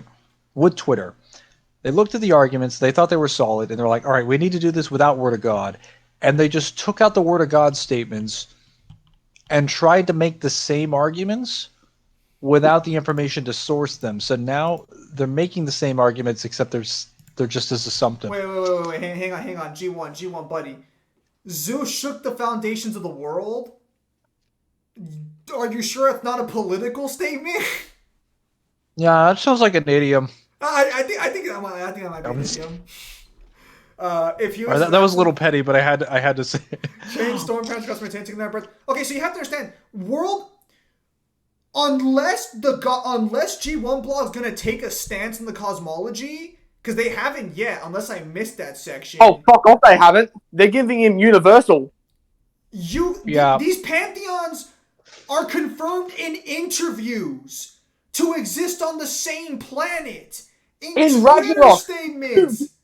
Planet in Ragnarok. You can you sail from Greece to the Norse pantheon. You don't even need Twitter. They're confirmed on YouTube. Yeah. By Corey Barlog. Forget that. Just use the stuff in game. Literally use the sacred items that you find in Ragnarok. This is true. The mask literally confirms verbatim that the pantheons are just on different sides of the planet. So this is objectively wrong. Yeah, so the only way you can argue so Ascension's intro is no longer valid to use for scaling because you have to argue that Ascension takes priority over Ymir's tale, which also doesn't make sense either. You also have to. Also, this is where it's like no. Now we know why they didn't use Twitter statements because they know this would kill the cosmology beyond reckoning. Because Bruno even confirms that the stuff at the start of Ascension. That's just flavor. That's not exactly how the creation went. So, technically, the way you would interpret this is that you would just take as we would many different interpretations of belief systems around the world, in that everybody makes an espousal of how they interpret the universe to be. The problem is that when you have so many people in different cultures claiming that something created the universe, how do you reconcile something being created? Also, regarding this specific situation of Kronos being Uranus in a fight. Hang on. Again, this is only stuff that you'd either be assuming without evidence if you're not using Twitter, or if you're using Twitter, then you're using stuff that's already been like either retconned or expanded upon. Literally cherry picking, unfortunately. I know that you wanted to put a specific criteria because you thought it'd be better if we didn't include Twitter. Sorry. I'm just gonna say that is kind of the definition of cherry picking right here, because I know for a fact what those Twitter statements say. I've spent a significant amount of time recently researching information for a God of War video where I've had to scroll through the Twitters of many different God of War directors, writers, and people that have worked on animation, between Bruno, Velquez, Matt Sophos, and Corey Barlog. I know what they said directly. They have multiple blatant statements that the world exists on the same planet in the same universe. Well, and also just for saying that like the primordials created the universe. You would only know that if you're using Twitter. Otherwise, you're making an assumption that you wouldn't even be able to verify, even from the visuals. Also, just to be clear here, the way Kronos killed Uranus is by mutilating his genitals. And I think in the original story they do fight, but he fights a weakened Uranus after he sneak attacks and slices off his genitals. Actually, if I remember correctly, in the actual Greek mythology, he poisons him and then he sneak attacks him. I just got through. Also, it's funny, the scaling that they actually use. Go on. I was gonna say the scaling. Sorry to interrupt, but the scaling that they actually use for Kronos, not here, not for G1. I'm saying normally when people argue Kronos scaling to Uranus, not just in the chain, but like the feat of him killing Uranus, they actually use an author statement from Bruno where someone asks him a leading question about the context of the battle to figure out if it's Can you show me that? a cosmic battle. Wait, Go which ahead. one? No, which link did you click on? What are you talking about? Oh, what you said about the cosmic battle, like, did G1 use Oh, no. I don't think G1 used it. I'm saying that usually when someone does, I'm just saying it's kind of ironic because their evidence is just that he survived the universe being created by him just getting punched really hard. Because that's all they mention, and I'm like, I know that's not what they want to mention because people usually use an author statement. Okay, hang on. Thor Phase 5 destroyed the Vandenheim crater, so Well- just more stuff. But hang on. Thor? Continue, just like one last thing. If they were praying, that gets him universal. At best, if you use what we do, which is just retcon Kratos and like use two separate keys, that's high multi galaxy at best. This is technically true because technically they create the Greek pantheon over the course of an eternity, a length of time of which is only given by Ariel Lawrence on Twitter. Ariel Lawrence is the only person who provides the length of time it takes. I don't even use the length of time. I just literally say it took more than one primordial to do it. Even if Well, you it have took more. still high multi galaxy. Oh, it took more than one primordial to do it. They were fighting, they were bloodlusted, and it took them quite a bit of time to literally perform the feat. No. I'm just saying. I'm just saying in general. Yeah, so that's not a direct universal thing in scaling wise. It took 4 of them to do it, and we don't know how long it took. But regarding this story, Ragnarok correctly confirms that, or at least it doesn't confirm felt in all 9 realms. And Freya is telling a story about a future event that she has no idea about, and she's literally a third-hand source. An event that's also retconned in Ragnarok. Yeah, Ragnarok does not show this either, so this is technically wrong. Also, detonated all of Asgard. Okay, so where's the calc for this? Why is this, The 9 realms together form one entire universe in volume, so Asgard's volume should be one observable. Oh, wait, hold up a minute. Alright, so they believe they're all one. I mean, that's technically not new. I've heard people argue all the 9 realms together are one universe. That is better than claiming each of them are their own individual universes. So they're arguing that. USA. So they're arguing that Surtur's attack blew up 1/9 of the universe. Okay, No. that's fine. No. Even in game, we have confirmation that everything takes place on one planet. That's Do fine. do you have some sort of barrier Hang on. that separate the pantheons? That's fine. If Hang you on want a minute. to go on. No. Like, I just wanted you to continue because we have to get through this. So yes, we're about 3 hours into this. So regarding this one in particular, this was gonna kill everybody there. So how are we gonna scale Kratos to Uni here, but you're going to acknowledge an attack that was going to kill him at being 1/9 universal? It's a little bit difficult to use that, especially when not only was it going to kill him, Atreus and every other character is actively trying to get the rest of their group out of there through a portal. And was it Freyr? Freyr is literally the one that basically saves their life by holding the blade just long enough so that they have time to get out. If he wasn't there, they would have died. Caused all creation to be swept up in a flood of his blood. Okay, so this is unfortunately Mimir's not native to the Norse pantheon. He didn't see this. He would be hearing this from Odin. And also, again, they all exist on the same planet. You have not proven a barrier, and you have not done anything else beyond that. They all exist on the same planet, even without. So basically, well, you can't even use Mimir's. You can't even use Ymir for the creation stuff because 1, it comes from Odin, who's a perpetual liar, and 2, when Odin is questioned about this by Atreus, he basically hints that he didn't. Yeah, he kind of walks it back. But I was going to say, Freya even has statements that are technically just contradicted by the actual cosmology.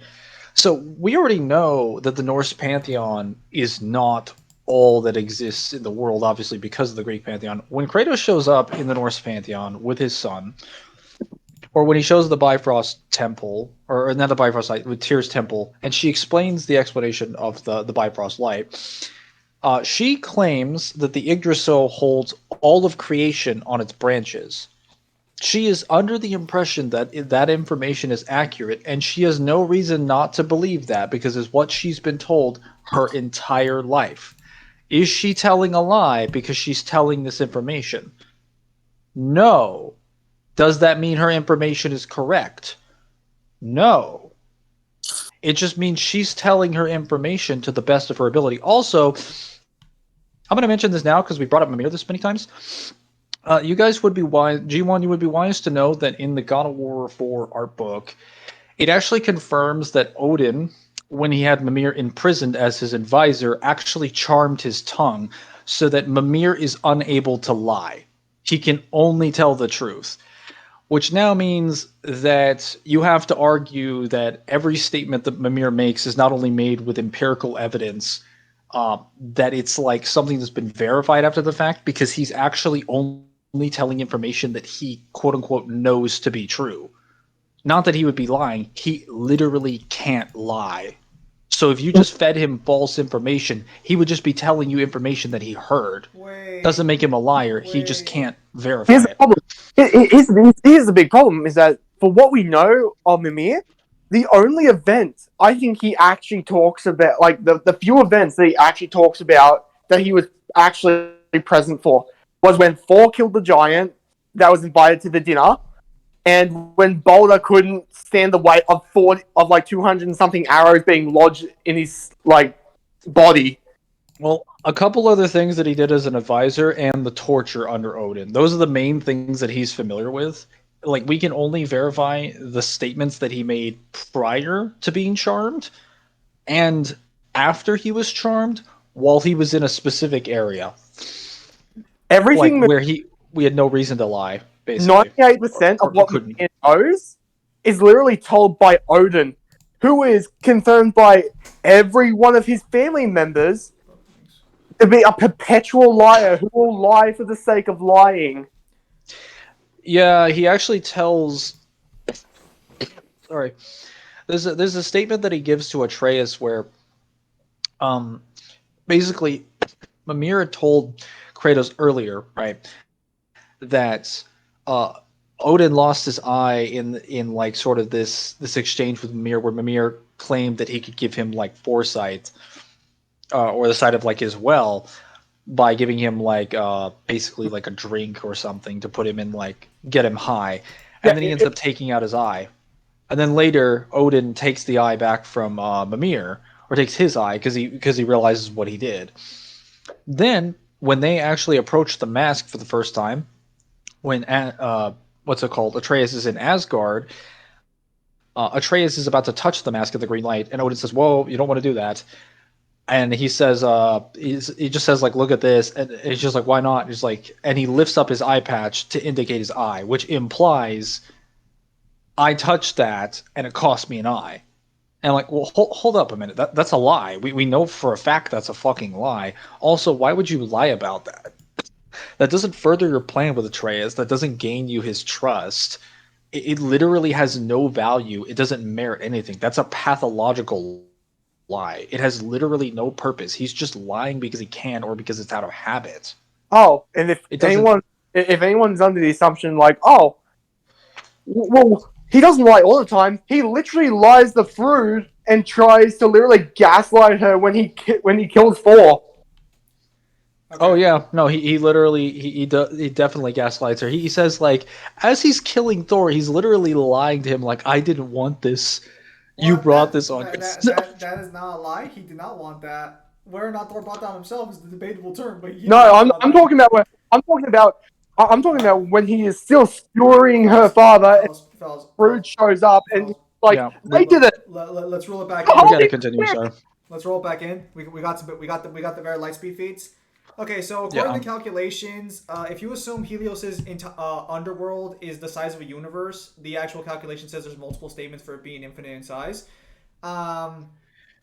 which gets walked right the fuck back during Ragnarok. But okay. It would be 81.5 trillion C, so that's trillion times the speed of light. So I think this alone is probably gonna be better than anything they're gonna give Asura. Hang on. Wait. Hang on. No. If it's infinite, then you can't put a number on it. It's fucking infinite. No. But they're calculating it under the impression that it's just a universe.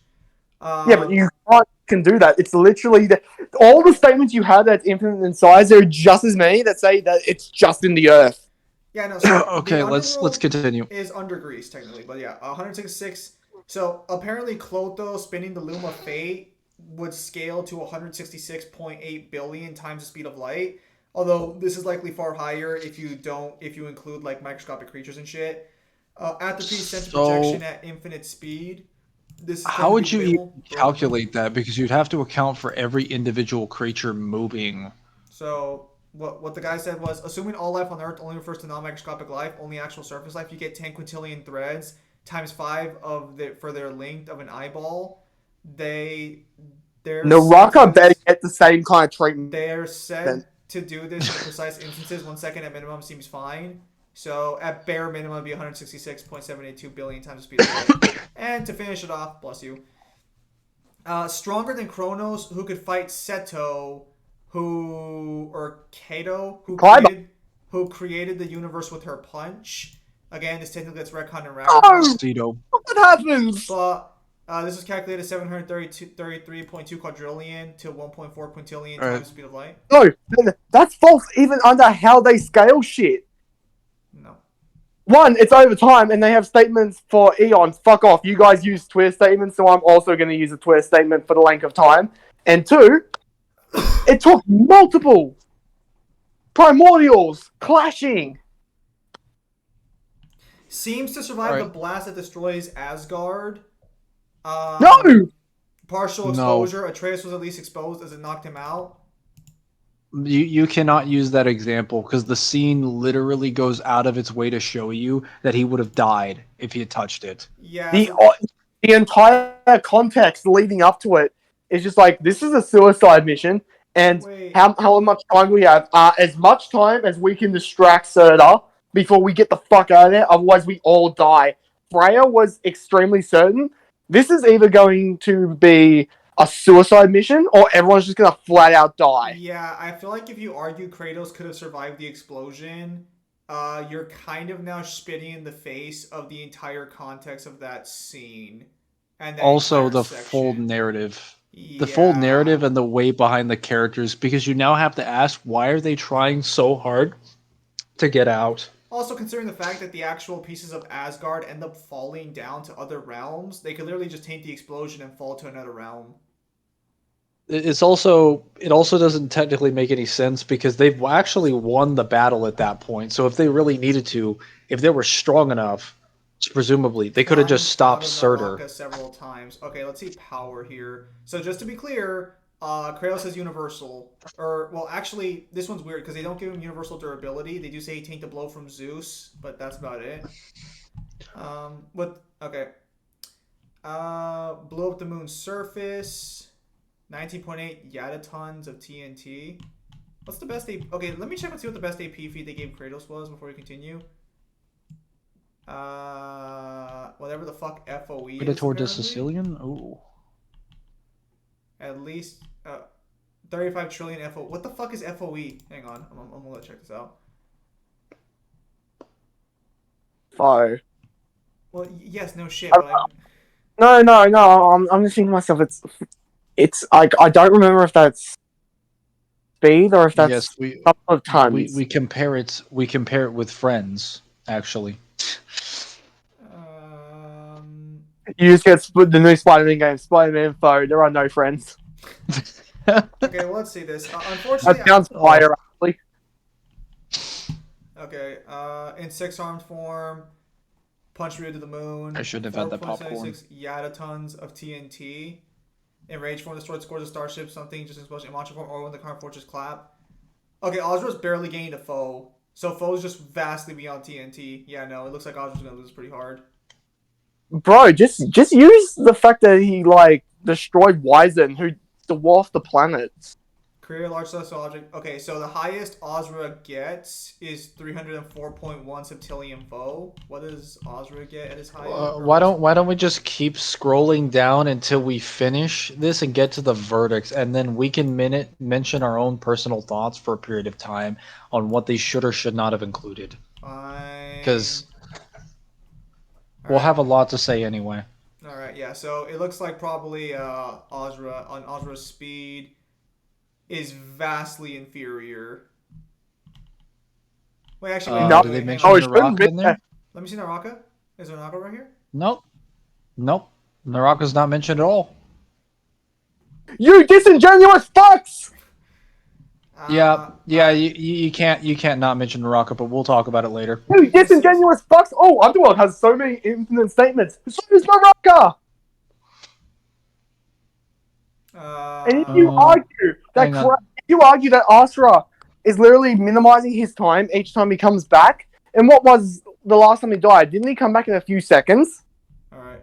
Hang on. Whoa, Zim, go back up. We have to. We don't have to talk about That the fucking means weaknesses. that means times. Okay, fine then. Let me be clear for a minute. A couple of seconds. Okay, That's way better than anything Kratos has. Let me be clear right now. Kratos has better stats across the board, unless I'm misunderstanding numbers, but I'm pretty sure I'm not. Asura, this doesn't matter either.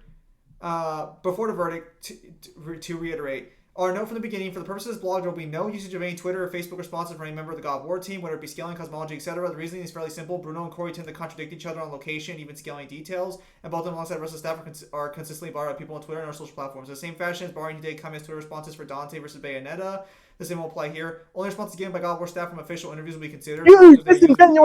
So long as they're used to only support information from the source material. So this is directly false. Stating that Bruno and Corey directly contradict each other. If you actually look at Bruno and Corey's statements on Twitter, they are directly supportive of the positions that other ones have made. Also, this still doesn't change the fact that they all exist on the same planet, even within Ragnarok's own lore. So you're kind of like, you gotta prove a barrier and shit, my guy. Also, within the statements on YouTube that are from official God of War staff, in the official interviews he's had with other interviewers, he's directly said all the mythologies on the planet is what he says. For the GDC conference, for the Gamescom demo, for every demo that he's done previewing the game, he's directly talked about all of the mythologies and places existing on the same planet. He directly confirms that all the gods have their same domains, the same way countries have their own domains. And in the same interview, in the next paragraph, he says, yeah, it's all one consistent universe. This is Cory Barlog stating this. Bruno does not disagree with this. Bruno has 6 different direct statements where he confirms in explicit detail all the pantheons are countries, and they all exist in the same universe. They all have the exact same statements. And so does Matt Sophos. Matt Sophos confirms the pantheons are separated mythically rather than a sci-fi dimensionality sort of sense. So that is wrong. They do not contradict each other. They have like 20 different direct statements that are directly consistent with one another. So that is objectively wrong. I think at this point, it's not a matter of fact of, Twitter and what everyone says is inconsistent, because if you truly believe that, you wouldn't even use interviews. You would just what's in the game. You know what's on Twitter, and you know that it downgrades the verse drastically. All right. Okay, Universal Azara, let's go. So, Chalk March is argued to be universal from the supposed narrative implication he made the world. In context, however, it is Gaia, which is confirmed by the official art book storyboards. The other issue is that ignoring the art book for a moment, there is no time frame for his creation feat. As such, Chalk Martin's best feat is the explosion of his idol form, calc at galaxy, multi-galaxy level. So, just to be clear, the Primordials created the universe in one punch based on their logic, but the bodyguards... No, Kyle, their position is that the Primordials created the universe with one punch. Yes, but they're using plural. So plural. No, Kyle, I'm explaining their position. So, I guess that's fine. No. But how do you rectify the Primordials only being big enough to encompass the planet Earth then, and that they really kind of aren't that old? I mean, I guess they're just small gods then, in context? I think the giants might actually be bigger than them now that I think about it. I don't know. That one's like it's just like a size thing. the, It's not really a big issue. It's just that they scale it the to just point one is punch. is that it's technically two-faced because you're claiming we don't have a time frame for Chakravartins. We're told that the primordials fought each other for and their battle raged on for an eternity. So if we're actually to give like a measurement here, they're fighting forever. Whereas like Chakravartin has confirmed that he's actually made multiple of these worlds. The one who guide this world in my image. What do you find? Only find that piece. Your piece is fleeting in the eternal. Your piece is but a fleeting moment in the eternal span of time. One who can guide your kind of right path must be chosen. Is a fleeting moment. Why do you not leave us to savor it? Is my destiny as the one who possesses power? In that case, your power is not needed. Not needed. You say your precious mantra, born from prayers and souls, was bestowed on you by none other than me. Also, the If the statement of wheel it of being life, tied to the planet is objectively wrong. He literally manages places like Naraka and has power that exists far beyond the planet. His focus is not exclusively on the planet. okay. Also, the episode mentions it's I'm also, going away. Other worlds need me. Other planets in your universe. okay. Hang on. Maybe come by sometime. it's- Maybe we'll have some tea or something. It's also argued Chakravartin gets this tier for making a huge moon. The issue is that the calc compares the moon to the foreground of the idol in the background, ignoring perspective and massing flame in size. The moon shown in comparison to Aldra's destructor form, which is a bit larger than Gaia in a cutscene, and is nowhere as large as the calc suggests. Calcing this way, we get barely above baseline star levels of GBE. Furthermore, GBE cannot be applied to a celestial object as large as the calc suggests, and it cannot be applied to non-spherical objects in a separate calc. Summary for why this is the case: planet star level essentially kinetic energy. Black holes are created when star cores so crushed that escape velocity exceeds the speed of light. Impossibly massive celestial bodies in fiction have escape velocities way higher than light speed and should thus be black holes. That all said, Chakravartin ironically is still universal, depending on what energy value you use as the baseline for such. When Asura kills Chak, his outer avatar detonates into countless small shards, each smaller than Mithra. Originally, we were using the art book statement of Chak being the center of Milky Way, but chose to use the galaxies, dwarf galaxy specific, shown in comparison to it, instead to scale for the following reasons. The bit about him sitting on the Milky Way isn't stated in the game, as instead from an art book with some discrepancies, such as drop concepts like Chakravartin using Naraka pillars in combat. It's inconsistent with the visuals from the game because the golden spiral thing he's saying on is visibly from Gaia, which is within the Milky Way. He's also facing Gaia, which would be impossible if you'll see on top of the galaxy, the galaxy that Gaia is located within. Beyond there's no explanation what the small galaxies are if they aren't galaxies. This is a contradiction that the opposing interpretation provides no answer for. There's no way to prove they're full-size galaxies, not dwarf galaxies, hence the premise of the new calc. This is kind of a disingenuous representation here. Yeah. You would not assume when you have a cosmic scale like visual example being shown for the characters, and you see stars, planets, and literal like supernovas being thrown, and then you see a galactic constellation. You would not assume that galaxy is not in scale if everything else there is. You would not assume that. So That is disingenuous. They are going to hit the statements. So, Kyle, their position for Naraka being endless is that Naraka is not infinite in size because the pillars are shown to have visible ends. Okay, I'm gonna explain this again. Infinity can have an edge. Thank But I'm you. sorry, to be G1, but clear- Infinity can have an edge because it has to start and begin somewhere. Okay. But the range of Infinity is still infinite, so this is wrong. So that's fine, or I mean, I guess fine depending on how you want to take your stance. But I'm more interested in the God of War cosmology. The way I see the mythologies in God of War is kind of like the Hubble telescope image. The image shows the universe with all its individual galaxies. Wait. If that's a criteria for Naraka not being endless or infinite, is because the pillars have an end. I'm sorry. I'm sorry, Sunshine. Look up whenever you're playing in the underworld. What the fuck's that? Is that grace above me? Fuck! Hang on. You can sort of wrap that around the Earth in a given moment, and all those mythological belief systems exist. Wait. They all deal with the creation myths around their region. It's just separated by Alright. geography. That's one. And Mangler can help me out here. In the God of War 1 novel, how long does it stay you fall? Well, that's actually in the guidebooks, but the guidebooks state that it takes. Well, depending on which ones you're using, if you're using the combination strategy guide one, that one claims it takes like 3 days to fall from like Olympus to the mortal realm, and then mortal realm to another 3 days to fall from there. Then there's one in Chains of Olympus that claims it takes like 9 days, I think, to fall from either Olympus or the mortal realm to Tartarus.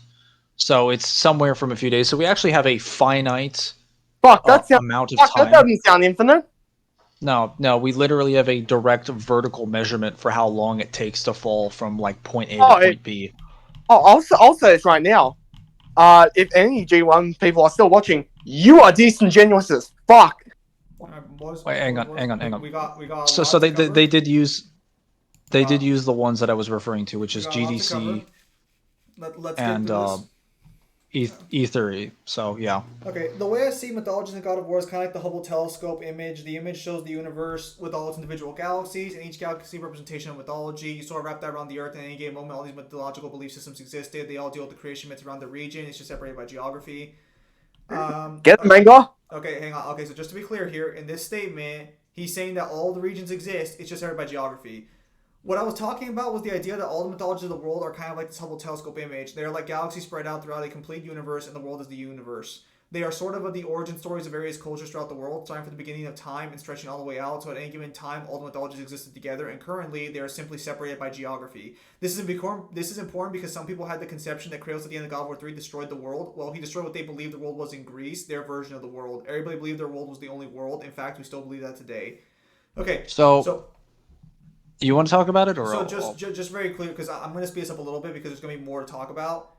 These two statements both confirm that the world statements involving Greece are only in reference to Greece, and that they all exist on the same planet.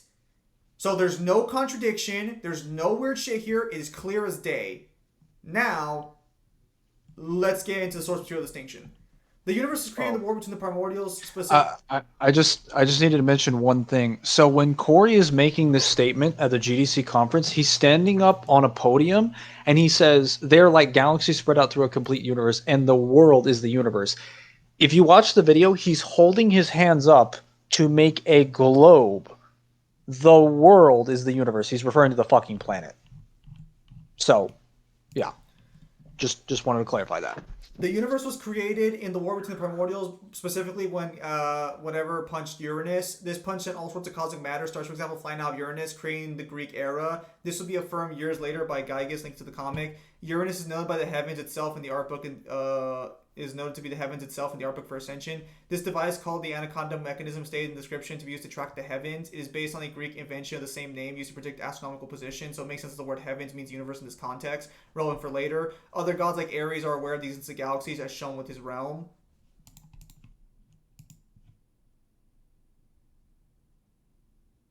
Okay. Wait. Are they using that? A trailer for Chains of Olympus depicts the world in space.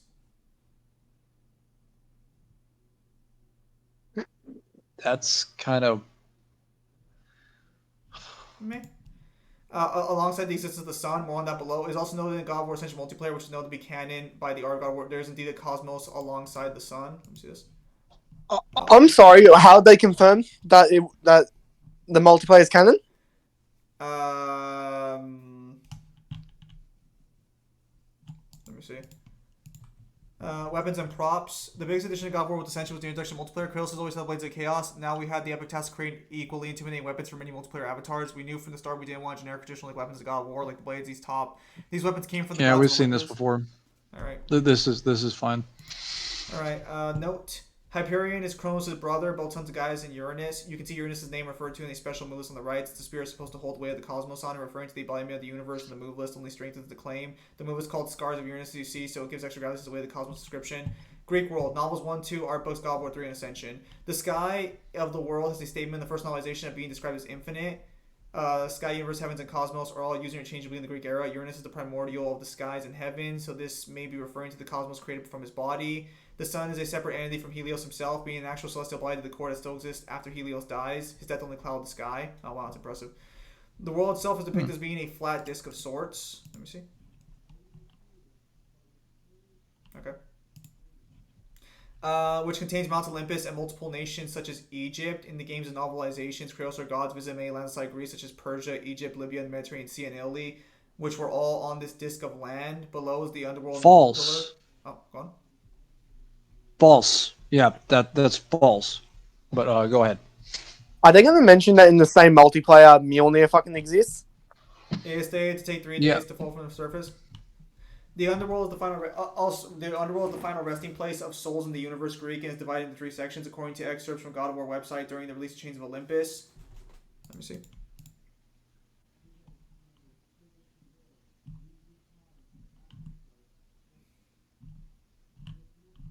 Okay. The world sits top. The world that sits on top of the underworld is cut off from the mortal realm by a barrier. Holy shit! Let's go. No. Ah. Temple of Helios. Yep. This may be a domain Also of death. objectively wrong. There are But two Oh, descriptions you mean that same scan that they used where Hyperion got rid of the same barrier? Hang on. The underworld is a world without direct sunlight. It's basically covered by the rest of the world staying on top, where lights looming in from the thin horizon layer all around. As for the rock shapes, I imagine to be created close to how the Grand Canyon was formed for split the ground rock shapes. We didn't want the traditional lava river between mountains. Important to find a good balance between colors. Wait. Hang on.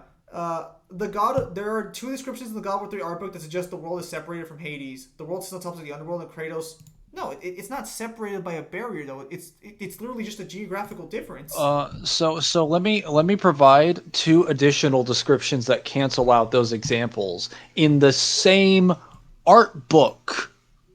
The God of War 3 art book directly states the underworld is beneath the earth. The God of War 1 instruction manual says the underworld is in the earth. God of War 1, God of War 2, and God of War 3 directly show that Kratos can fall off of Olympus or fall off the Isle of Creation or fall from an area, and he directly lands in Hades. And in order to get out, he has to crawl up a ladder, or up a pile of rope, and he is directly able to go through the topsoil, and then at that point he is able to make it into the mortal realm, which he also confirms in the novel. There is like, for all the quote-unquote pieces of evidence that you can provide. Hang on. Can you take a look at these pages in the God of War art book for God Yep. of War 2? Hang on. I got them right here. Because they're claiming Give me this just a says sec. that Tartarus is considered to be separate from the rest of the cosmos. Give me just a sec. You said God of War 2's art book, right? Oh, yes. It's a statement for Atlas where it says somewhere else in the cosmos for Tartarus. Yes. No, that statement is made. There's also multiple statements that directly refute that. Also, So what's stated is that an author, or not an author, a designer assumed it was, and he was actually going to ask Corey where this is located. Regarding the situation here, they claim that Hades is thought to have an edge. However, they're claiming that Hades is but one section of the entire underworld because there are other realms named it. So That's a contradiction to what they claimed about. That's a direct contradiction to what they claimed about Naraka Miseru's action. That's also just objectively false. So Hades entirety of the underworld, but the underworld is separated into different things. It's like saying America, but then saying that like St. Louis is not America. What I'm going to say is this. I think you'd have to argue this case by case because I understand where they're coming from with Hades being its own location in the underworld. But most of the time when the Greeks are referring to Hades, they're referring to the underworld as a whole. I think you'd have to argue this case by case. So let me refer to this statement, and here I'll go get the other statements that are mentioned in the art book before I mention this one. Okay, so I'll have 2 other examples listed here. Also, to be clear, I hate to be that guy, but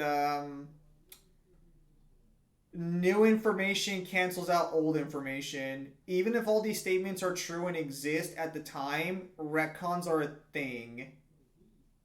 Also, we don't just have retcons, we have pre and post existing information that assert this. So the God of War 1 instruction manual directly states for Hades that the underworld is hidden in the earth.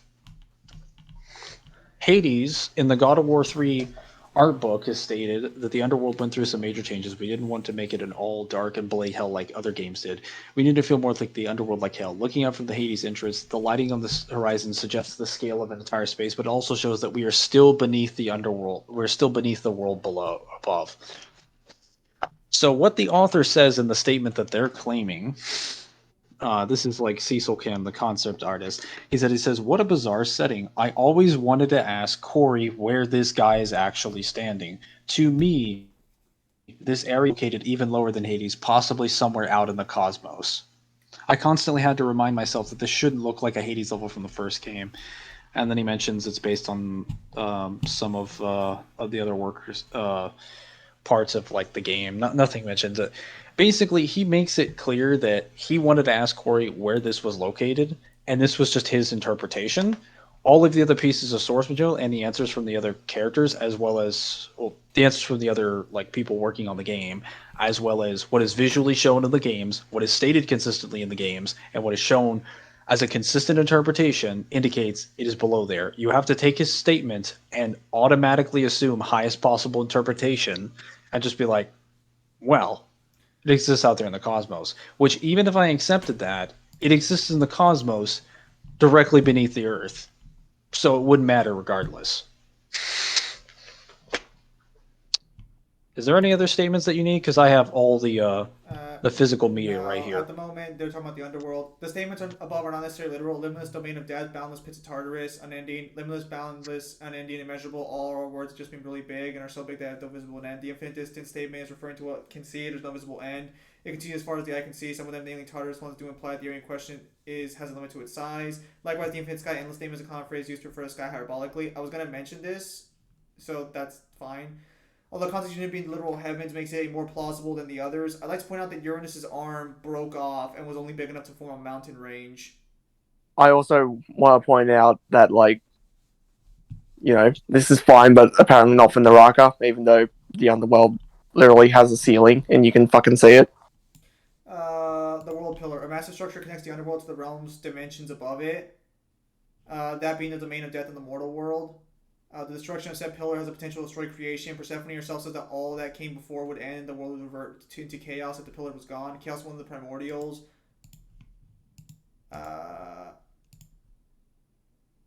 Wait, hang on. Are they really arguing that, like, if fucking, like, Right. the pillar collapses, it would just turn into literally this fucking chick here? Well, it would turn into the realm where they came from. It would just turn into like nothingness, is what they're No. They claiming. literally say Chaos, one of the primordials who was subdued by Uranus and currently exists as a realm separate from the universe. Well, never mind then. Yeah, well, I Why would guess he like fix it the with the living Chaos embodiment of that realm. Chaos, the primordial realm, conquered and brought to order by your grandfather Uranus. Okay, Yeah, these are all the exact same scans that have been passed around Atlas acted as the its internet like replacement 50 after its times. destruction. Morpheus rules an alternate reality that mirrors the normal universe. Yeah, Temple of Helios. Okay. Yep. Yeah. Unfortunately, that's not scalable. During the events of change, he attempted to merge it with the normal universe. Sources for the translations of the Uranor Shrine memorials.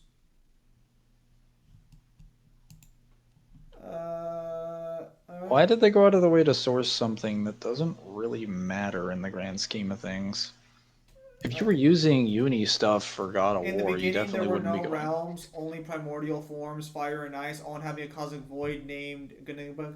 In the beginning, there was Ganigbug, the Great Void. There were no realms yet. There was fire, there was ice, and there was in the void. The Ymir produced more than water and mystic life of something entirely new. From this, Ymir took form and became a being of pure creation and chaos, mother and father to all that came after. Every god, man, and beast came first from Ymir's flesh. Surtur also came into being, creating the sun and the stars. Back when Ymir emerged from Nebula, it was Surtur to follow next. He came from Misselheim, the fire realm, bringing heat to the young cosmos. The whole realm is a great fire, a source of fire itself, and all the suns and stars. Its legend is to be believed. Ganimbu is also a spark of the world, is a cosmic void with noticeable nebula. Okay, so it's not a void, it's just a cosmic space location, unless it's called a void. It is a primordial place and it's the very place where realms must have some meet. Mimir knows there are multiple worlds. God of War 2018. Odin is extremely clever, you see, nearly as clever as he thinks he is, and he's a collector of prophecies. If it's all about the future, it's a collection. Help him style himself is all seeing and all knowing, but of course the idea is control. Control. He control every realm of every land and every world if he could. Okay. The realms are on different planes. All the realms exist in the same physical space, reflections of each other. These doors, the towers outside, and the 9 realms are all intertwined and coexisting on the branch of the world tree. Okay, so regarding this one, this is just Mimir providing an example that if Odin could control everything, he would. Because the problem is that, Yeah. like, we know because of 2020 or 2022 last year, Mimir came from a different location. So he's been to other lands. And also, realms is kind of weird here because realms and lands kind of seem to go hand in hand a little bit in their statements. But there's no barrier proving otherwise. Matt Sophos clarifies the nature of the realms on his interview with Game Informer, where he repeats that all the realms are separate dimensions existing within the same physical space and that they are dimensions on top of each other. All right? Yeah, he also clarified that in the Twitter that you refuse to use, that the pantheons are only separated from each other mythically, not sci-fi. So he actually provided clarification to what that meant. And he also stated that if you wanted to, that theoretically you could walk from Midgar to Alfheim and you'd be in that location. The main problem is that you have to step between the realms, but that becomes an issue due to the Bifrost Light of Alfheim. Each of 9 realms have different flows of time relative to each other. Atreus travels to Jotunheim via sleep. He has a full journey to Dagobah and then returns back to Midgard. When we call it Kratos told him 2 days that passed since Atreus left, whereas we only saw hours pass in Jotunheim. Realms have their own. Okay, so this is something I think Kyle pointed out. I don't know if Jotunheim's confirmed to have a nighttime, but we don't know how long he's actually been in Jotunheim. This is also debunked in the game directly when he leaves to go find Freya in Midgar. He's gone for about 15 minutes, and Kratos has just had like a full conversation with like Odin or Tyr at the time. So he's been gone for the same length of time that like Kratos has been talking. So if anything, the games actually point out that the realm between realms and Midgar have the same flow of time. Everywhere. Realms have Fine. Also saying different flows of time is a little bit rich because what's confirmed specifically between the realms is that the only thing that separates them is the Bifrost light. The most that you could say is that the Bifrost light of Alfheim is causing a dilation of time, basically spreading them into glorified time zones, because the Bifrost light is able to create a flow that is a little bit different, as when Kratos actually goes into the light of Alfheim, the time that he perceives is completely different from Atreus, as Atreus is convinced like a whole day or something has passed, and he was only gone there for like moments. The problem is that that light that causes that sensation is separating each of the realms. So that just simply means that while there is still a same flow of time between each of the realms, everyone in the realms are perceiving that time differently, because the light of Alfheim is interfering with their perception directly, as it separates each of the realms. As well as like what Mimir.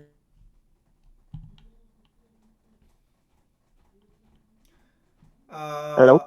That's England? been just lagging out. Lake of Nine feels faster than Alfheim time, and then I think he says like Helheim is slower than Midgar. He's referring to how he's perceiving it. Okay. Which again, if we didn't have all this other information, I'd maybe be inclined to agree, but we do. Realm shift and ability used by both Kratos and Heimdall distorts both space and time by default and literally shifts the entire realm in the process. Further having down the realms have their own separate space and time. Well, I mean, I guess if you call them layered, but you can't say they have their own separate space when this guy literally says all realms exist in the same physical space. Yeah, that's objectively wrong. Also, Ragnarok kind of shits all over that argument because when Asgard explodes, it literally gets sent, pieces of it get sent into all the other realms directly, which wouldn't be possible if they were spatially or temporally separate. Yes. At the bare minimum, the 9 realms together are a singular universe, as the destruction of them is labeled as the destruction of the universe in Surtur's manual. So this is where I'm going to or Surtur's mural. So this is where I'm going to point something out. I think Mangler mentioned this. What a universe is to people depends on the knowledge of the area at the time. We don't know what the Norse consider a universe to be as a universe. Again, I think even in director statements and interviews, I think Corey said that he bases like the knowledge of the people at the time. I think that's what he did for the Greeks at least. Yeah, yes. He for the actual Norse thing in the 2016 example that they provided in that direct interview, he actually says, I believe when they mentioned earlier when they mentioned his statements up above, it was like way up above. His like 2016 like E3 like presentation where he explained how the mythologies were existing. He then goes on to explain like we're trying to capture a specific section of this, which is the pre-migration area. So he's pointing out what we're going with, not just the like designs and artistics, like the actual people and the region that we're going with are people that exist in the pre-migration. That's like the target. like context for what he's using. So technically, when they say universe, you have to go by the interpretation of what the Greeks or the Norse interpret to be the universe or all of creation, and then you have to verify what they actually say with evidence rather than just taking what they say at face value. Let me see this.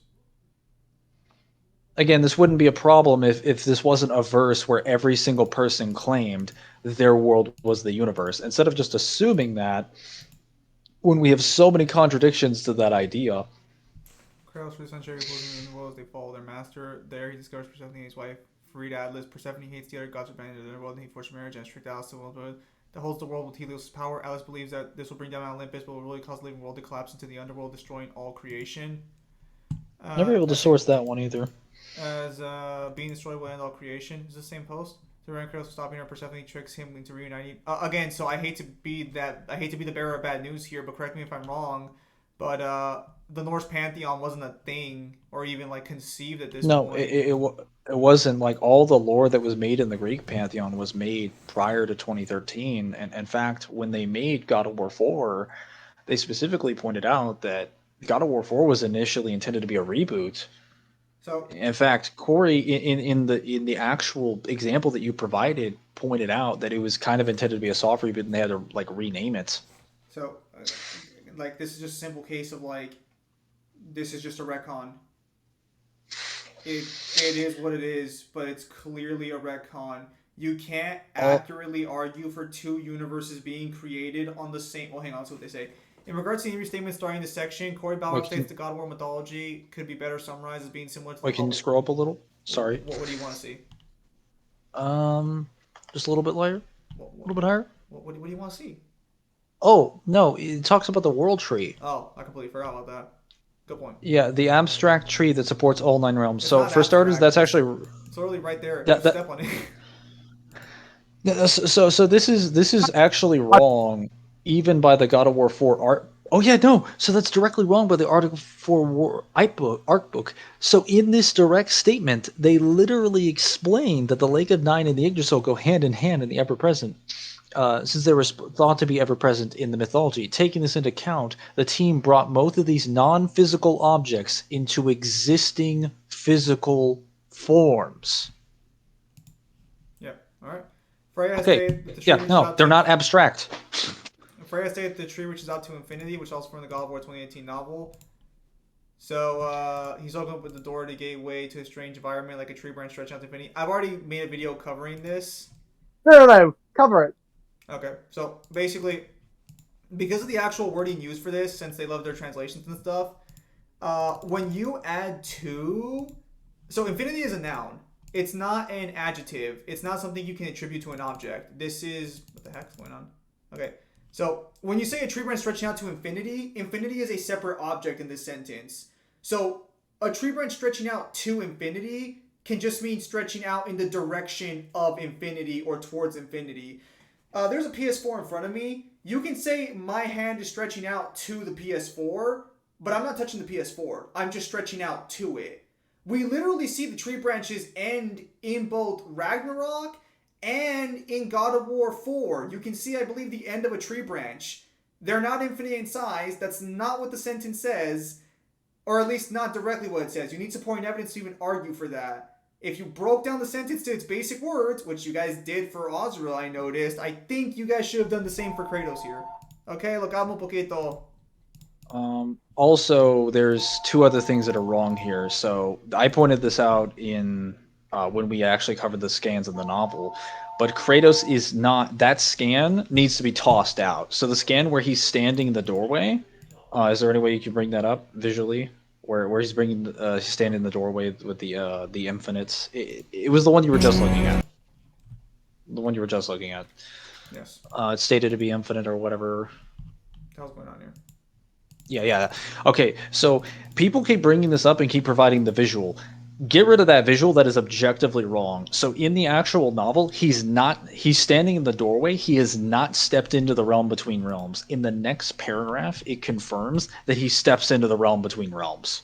He's not actually in the realm between realms making this visual. He's also not doing it from his perspective. This is the narrator using this as a simile.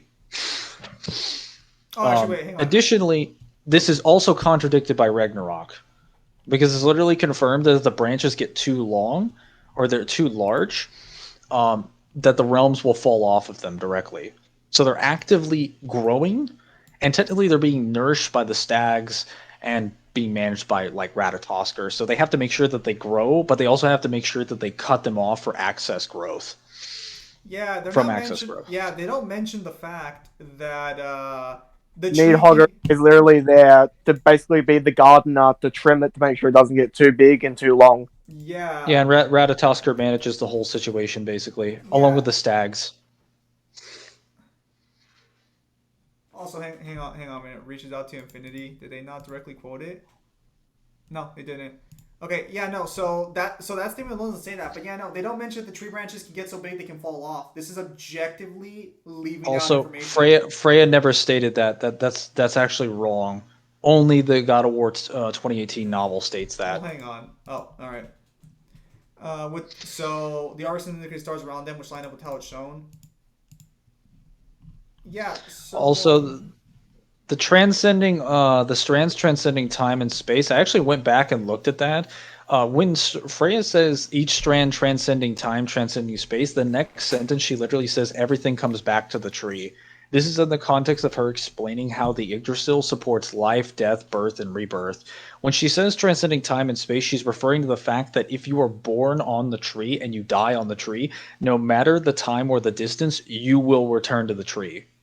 All things come back to the tree. Also, just Because everything is sustained by the tree. Also, just for those. It is not referring to the tree being like across time, like aspatial, atemporal, or acausal or something. That is not what it is referring to in the context of the sentence or the paragraph. To be clear, for those of you who don't understand why the tree branches getting so big they can fall off matters, if the tree branches were infinite in size, not only would they not grow any further, but they shouldn't get heavy enough to fall off if they're already infinite in size. That would make no sense.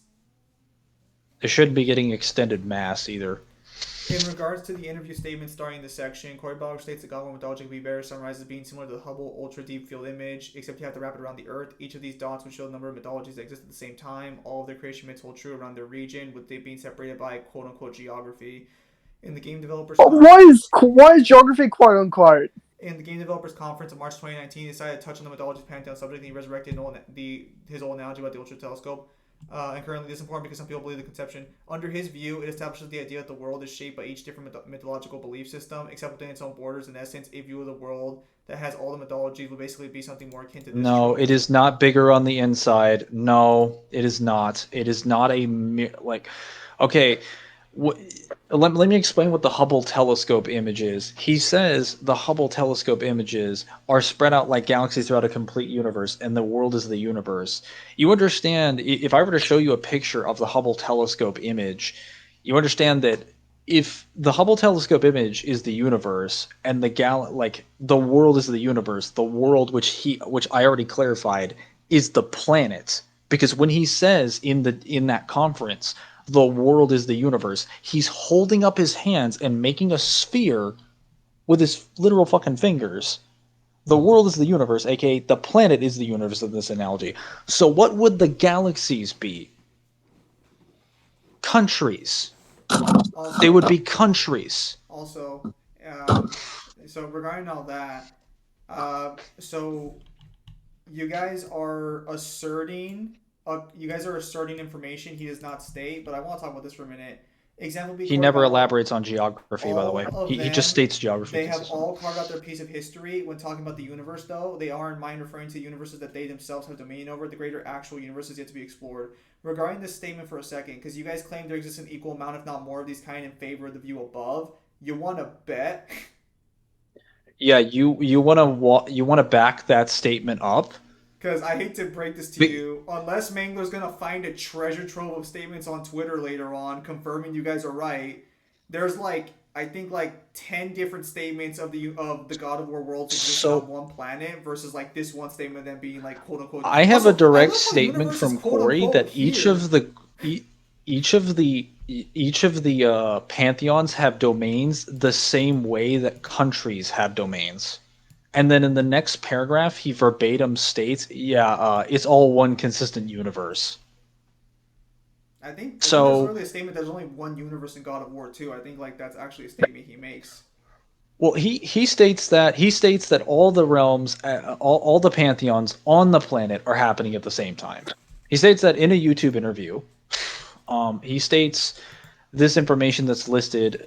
Also, this statement that they provided, you do realize this refutes your entire position, right? So, for starters, when he says the universe, he It's in says, quotation I'm marks. referring to the universes that they themselves have dominion over. He is not referring to universes in the context of all of space and time. When he says the universe, he's referring to existence as they interpret it, because universe means multiple things. It can mean all of space and time within a given time. It can mean all of existence or reality, or it can mean your world. And then he says the greater actual universe has yet to be explored. I mean, well, okay, we all live in our own little world, our own little Wait, universe. hang on. No. Actually, hang on a minute. They're talking about how it says universe, right? Here's the universe definition: a particular sphere of activity, interest, or experience. So you can argue for two different definitions here. Well, And one of them, also they're cherry picking. That's actually not the full conversation.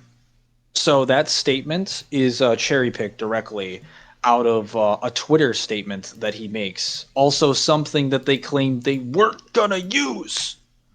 They claimed they weren't gonna use Twitter statements. so Mangler, This is a do you have the Twitter actual statement. here? Yeah, what a revelation. No, fuck out of here. Yeah, what a So- revelation. Even though most of the information that they've recited for why Kratos should get this high Twitter. All right, my patience was I was getting a little bit impatient initially, but this is ridiculous. Like, guys, you cannot propose a rule and then break that rule later in the blog. It doesn't work that way. This is strictly just to provide an example that there are statements of Corey claiming there are universes. However, if we're gonna be anal about definitions here, which you guys kind of were with Asura, all fucking time. Okay, so the fact that I can Google the definition of universe, which I kind of wish I had my fucking my dictionary up. Like, again, just to show this, noun, all existing matter, or a particular sphere of activity, interest, or experience. Hang on, let's see what Merriam-Webster. Totality of existence. Hang on. What? The whole body of things phenomenal observed is populated, a systematic whole held by a rise or by persistent direct intervention of divine. Wait. A systematic whole held to arise by and persist through the direct intervention of divine power, the world of human experience, the entire cosmos, a distinct field or providence of thought or reality that forms a closed system of self-inclusive and independent organization. With the context, 2 makes the most sense here. Zim, do me a favor and just look up the Oxford Dictionary's definition of universe. Well, I can't because Oxford Dictionary requires money, and I don't have my account. It didn't the last time I googled it. Oh, okay, here we go. Oxford's Learner Dictionary. Let's see this.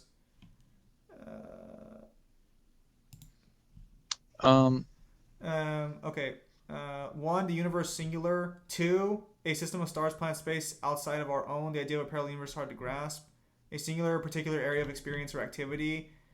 Singular, the whole space and everything in it, including the Earth, planets, and the stars. So normally I wouldn't be a dick here and say like, oh, we have other definitions to work with. The problem is that all the cosmologies exist within each other. We literally have statements that you guys have provided. Okori saying that he destroyed the world that they believed was the world in Greece, their version of the world. This would just be a particular area of experience or activity. So also, let's go back to the Corey statement that they provided. Can you click on the link to that blue one at the bottom where they mention like referring to the universes? So I want to see this. Someone literally asks him if Midgar in the game is the Earth of the entire universe, and he says Midgar is Scandinavia on Earth. The other realms of parallel dimensions occupy the same space. So he literally confirms that the main area of the Norse pantheon is on the same planet as the Greek pantheon. Yeah. No, it's fine. It is on the same planet. No, it's fine because they can source this stuff without using Twitter. Corey says that the reason why God of War 4 didn't take place in Egypt is because it's not far enough away for Kratos to walk away from his troubles in Greece. Oh yeah, that's actually true. That's an indirect interview statement. So that's fair game. And because you guys literally went through all the comics, and I haven't heard a single thing about the Fallen Gods comic. Yeah, I haven't seen the Fallen Gods comic. That's not true. That's not true. They mentioned it. If it was, No, if it wasn't for the fact that I know that these guys are super fucking disingenuous, and you guys are literally being like this so you don't cop shit from the God of War community, Fallen God spits in the face of this, shows no barrier, can walk to Egypt, interacts with their Yep. gods, and then fucks off towards So Scandinavia. So the problem here is I completely agree with the evidence they have presented for the God of War cosmologies being bigger in size than what they are stated to be. The issue is that half of those statements just got retconned away with God of War 4's like promotional material. Like, This is a here's simple the thing. If case. you, Go on. I was just gonna say, if you wanted to operate under the assumption that there was no reason to believe that the entire world of God of War was just like the interpretations and the myths and fallacies of people living in the world operating under superstition, I'd be like, okay. I mean, yeah, they're basically intended to be the same Greeks, but like, I would obviously take it as this is just a world where Greek mythology is real. So I would take the statements at face value, even if these people aren't very good at corroborating their evidence. Like, of course. The problem is that the entire it's actually a major running theme of the series that people don't know what the fuck they're talking about. But it's not because like it's not the point that like the developers are trying to like insult the intelligence of the people. That's part of the narrative structure. They're trying to tell you that they don't know. They're all convinced that they have their own worlds and their own stories to tell. That's why they're all ignorant of the world around them. Hang on. It's part of how the world is made. Sticking purely to the games, novels, art books, and non-contradictory interview information. What There constitutes is as direct contradictory interview information? The information you just provided is directly contradictory to your entire position. There are multiple statements. We were just touched at the surface, but that entire Corey statement refutes your entire argument. Also, just to be clear here for a minute, Corey has never stated, and even on Twitter or anything, well, except with the exception of maybe this one, but again, you can argue universe just means realm they have dominion over. I don't think he's ever stated the worlds are bigger on the inside. Like they argue that these people are inconsistent, and they are to an extent. But this has been a position I have consistently seen they've kept the exact same answer on, or relatively the same answer on. So when it comes to geography, the authors have always confirmed that geography just means geographical regions or countries. They have I'm never ever used geography as a placeholder term for Anything like else? smaller pocket dimension reality Actually, no, or hang anything on. even remotely related to that. I'm going to go one step further. They've held this belief ever since God of War 2, because when you're in the Fates Temple, they literally have murals about Jesus Christ and the three wise men heading to Jerusalem. Yeah, they literally have murals of the three wise men on the And fucking wall. Also, so just to be clear, I do believe the realms are cosmic in scale to an extent. The problem is that like you have to now argue for several creation myths coexisting with each other, and so here's the thing. This issue is only a problem in power scaling because your average person isn't going to really give a fuck about this. So I think there's a they have to acknowledge, and I think everyone does, this is headcanon. You are doing your darndest to try and explain something to try and fit your narrative when that's not being directly stated here by anything. Honestly, It's also actively it's because not so much the fact that it's not. cover Q&As where they Uh, argue contradictions I within the know. game. So One last thing. It's not that it isn't substantiated, though it isn't. Your view is actively contradicted by a disgusting amount of preponderance of evidence. also, just to be clear here, if you believe the worlds are bigger on the inside and you believe they're genuinely universe in size, you now have to argue for normal fucking Greeks being able to cross the entire distance of a universe, and normal people too, and Mimir and all these other people. Like and you are and seeming that people have played Ascension in the exact same game. You have an Egyptian who needs to see a priestess in Greece. you are literally arguing for the idea. Also, keep in mind, so you're not only arguing that every normal person can cross the entire distance of like a universe because that's what they're basically arguing for, that it's bigger on the inside to a universe. You're now arguing that it's such a normal occurrence that everyone can do it, and it's so common that stories of other pantheons have gotten through. Now, correct me if I'm wrong, but I don't think it's ever even implied in any of the games that normal civilians have enough speed to surpass light. in an instant. It's never even indicated that. It's actually flat out stated that normal mortals can't like climb Mount Olympus, with the indication being that they would basically fall to their deaths. They'd run out of stamina. It'd be too dangerous for them to even make the climb. They can't safely Also, travel I have a between the better realms question. If Greece is normally. meant to be a universe in size, so we're really just going to argue that the entirety of Greece is just Greece. Well, no, because they're claiming other locations are in Greece. They're arguing Egypt's in Greece. They're arguing all the other Yeah, locations fall under Greece's landmass. yeah. Because when you say they walk to Egypt, they just say, "Well, that's just the Greece's Egypt. version of Egypt," and I'm like, "Prove that." Hang on. So we shall continue on. Okay. So the comic Fallen God. What about Kratos literally just selling to Midgard? So the comic Fallen God and other materials seem to suggest Kratos sails to Midgard. In the comic itself, Kratos sails and walks the earth, entering Egypt at one point and returning to it a while later in his travels. Kratos is kind of in a fever dream of sorts during the events of the comic, but the important part is traveling by boat. So the Kratos just traveled by sea. The God of War 4 novel explains that the wolves Skull and Hati kidnapped Kratos against his will and brought him to Midgard, who are capable of flying and chasing after celestial objects like a sun. Ragnarok also points out a difference in realm travel from the pantheons. False. We actually know if you actually watch the sky, they turn the planet. They don't actually go after the celestial bodies. Yeah. Continue anyway. Hang on, let me No see. one. Okay, let me see. With the method of travel for the Nordic realms being Yggdrasil. Okay, but this is not the... Kratos is explicitly referring to the realm travel on his pantheon, explicitly in reference to how he says his lands had no world tree, which caused Radakash to be shocked, thus asking how he realm traveled there, not from pantheon to pantheon. Just sounding... So this is completely irrelevant to the fact that Ratatoskr is under the impression that you require an Yggdrasil to travel from realm to realm. The fact that he assumes that means he has no fucking clue what he's talking about. He literally doesn't understand how to travel between like he doesn't even understand how other pantheons work at all because he just assumed that the entire the structure that supports functional travel between I guess places in his doesn't exist in another one. And he's like, He's what do you also mean? How did you even travel that? he's also implying that there are other similar size Yggdrasils. Secondly, the God of War 4 novel stating that that's directly contradicted by God of War 4, God of War Ragnarok, and direct statements from Matt Sophos in the interview that you cited, where you claimed that he claimed that the dimensions were stacked on top of each other. He literally says verbatim, before this, that Kratos got on a boat and sailed north until he found himself in this land he called Midgard. Okay.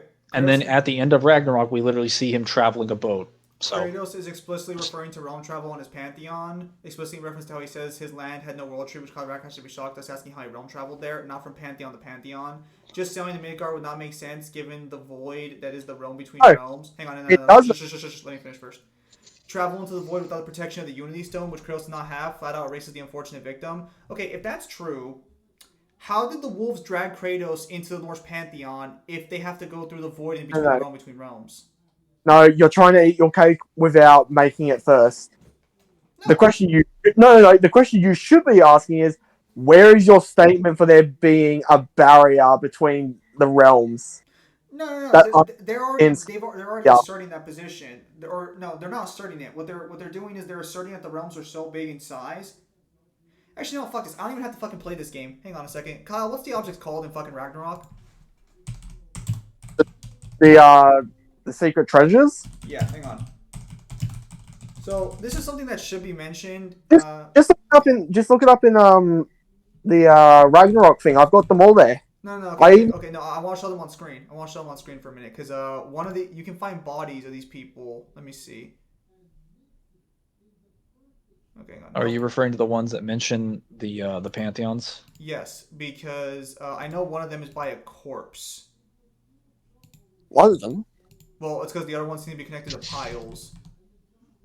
Well, one of them is also talking about how Mimir would love to go to Egypt for a holiday. Okay, no. I mean, it is a pretty pleasant I'm just pantheon. gonna have to find out on Kyle's thing. He's not Hang on. wrong. Okay, so the point is, I know for a fact that one of these ancient artifacts is on the body of a Spanish conquistador. Which Yes, and it references the Aztecs directly, or the Incas. One of the either the Mayans, the Aztecs, or the Incas. Look up the Maya mask. Okay, yeah, here, God of War, Ragnarok.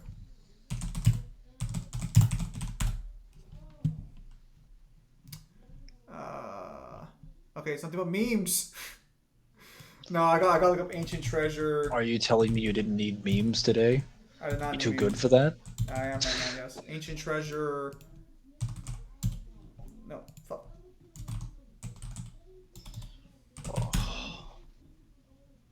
Okay, God of War, fucking hell. Ragnarok, buried treasure, God's Falls. Let's see here. Well, not God's Falls. Okay, the point is, if you look through this, you'll fucking, for some reason, this is so fucking. Oh, Maya. Here we go. Right, perfect. Thank you. Come on. Okay. This guy right here is not native to the Norse pantheon. I'm pretty sure. Well, actually, that might be dwarven armor. I'm not sure on that one specifically. However, that Mayan mask literally shows up here from a different location. From the Southern Empire. Now there's like to visit. Also, actually, wait, hang on a minute. Why am I going this far? Mimir literally traveled to the Norse pantheon without a world stone. Are you now going to argue that Mimir got dragged along by the wolves too? Or all the other strangers who just ended up in the fucking Norse pantheon? Or like what about the Egyptian to the Greek pantheon? Like, how are you going to explain that? Are you like, we literally have statements that there's a guy in God of War Ascension that traveled from the land of the pharaohs to reach the Greek pantheon. What evidence is there that he was dragged there by some supernatural force that pulled him across space and time itself? Okay, there's also the fact on the table that the realm between realms only exists between the Norse pantheon and its other dimensions. We've never sailed far enough.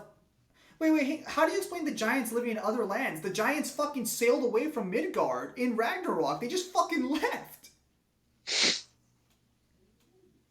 There are other pantheons. Other Fake people news. have shown up. Other objects have shown up. So unless you're going to argue Tyr brought all these other people along and all these other objects along, no, this is completely absurd. You have no proof to assume Midgard has a realm between realms around it. Also, where the fuck does the World Serpent go? Because the World Serpent leaves Midgard at some point. Like, and it's a different World Serpent that appears to fight Thor in Ragnarok. It's not the same one. What? So the World Serpent just That dipped one to is dimension? actually in Jotunheim. Look, this is not a good argument, especially for the realm between realms protecting people. Also, again, Kratos would have had to have gone through the void without the Unity Stone, unless you're arguing that the Realm Tear bypassed the entire void. Wait. So how would this even have happened? Like, Kratos is just casually like on the edge of his fucking planet, and out of nowhere, these two wolves randomly just fucking attack him and yank him into the Norse pantheon. So they don't. Go on. Can't argue that Kratos fell for a realm tear and stuff like that, because they argue that's the void. He would still need the Unity Stone even if he's falling through something like that. Okay, so your argument doesn't work. Did no one proofread this? I'm going to be honest. Like, you don't have any statements or any evidence for a barrier of space and time or anything separating them, but you would have been so much better off just like fabricating evidence for a barrier. You would have been better off doing that because it would have been the one thing that you needed to prove it. I mean, well, granted, you would have also needed to refute an overwhelming preponderance of author statements that directly confirm your position and interpretation is factually correct, or factually incorrect, I should say. Okay. Also, just to clarify as well, again, if you were to go on Twitter and look at the statements, they are consistent about being a planet. They did talk about the Unity Stone. The Unity Stone, according to them, is not like a passport needed to travel between pantheons. What the Unity Stone can do is it can shorten the distance between pantheons. So you basically use it to basically teleport somewhere else.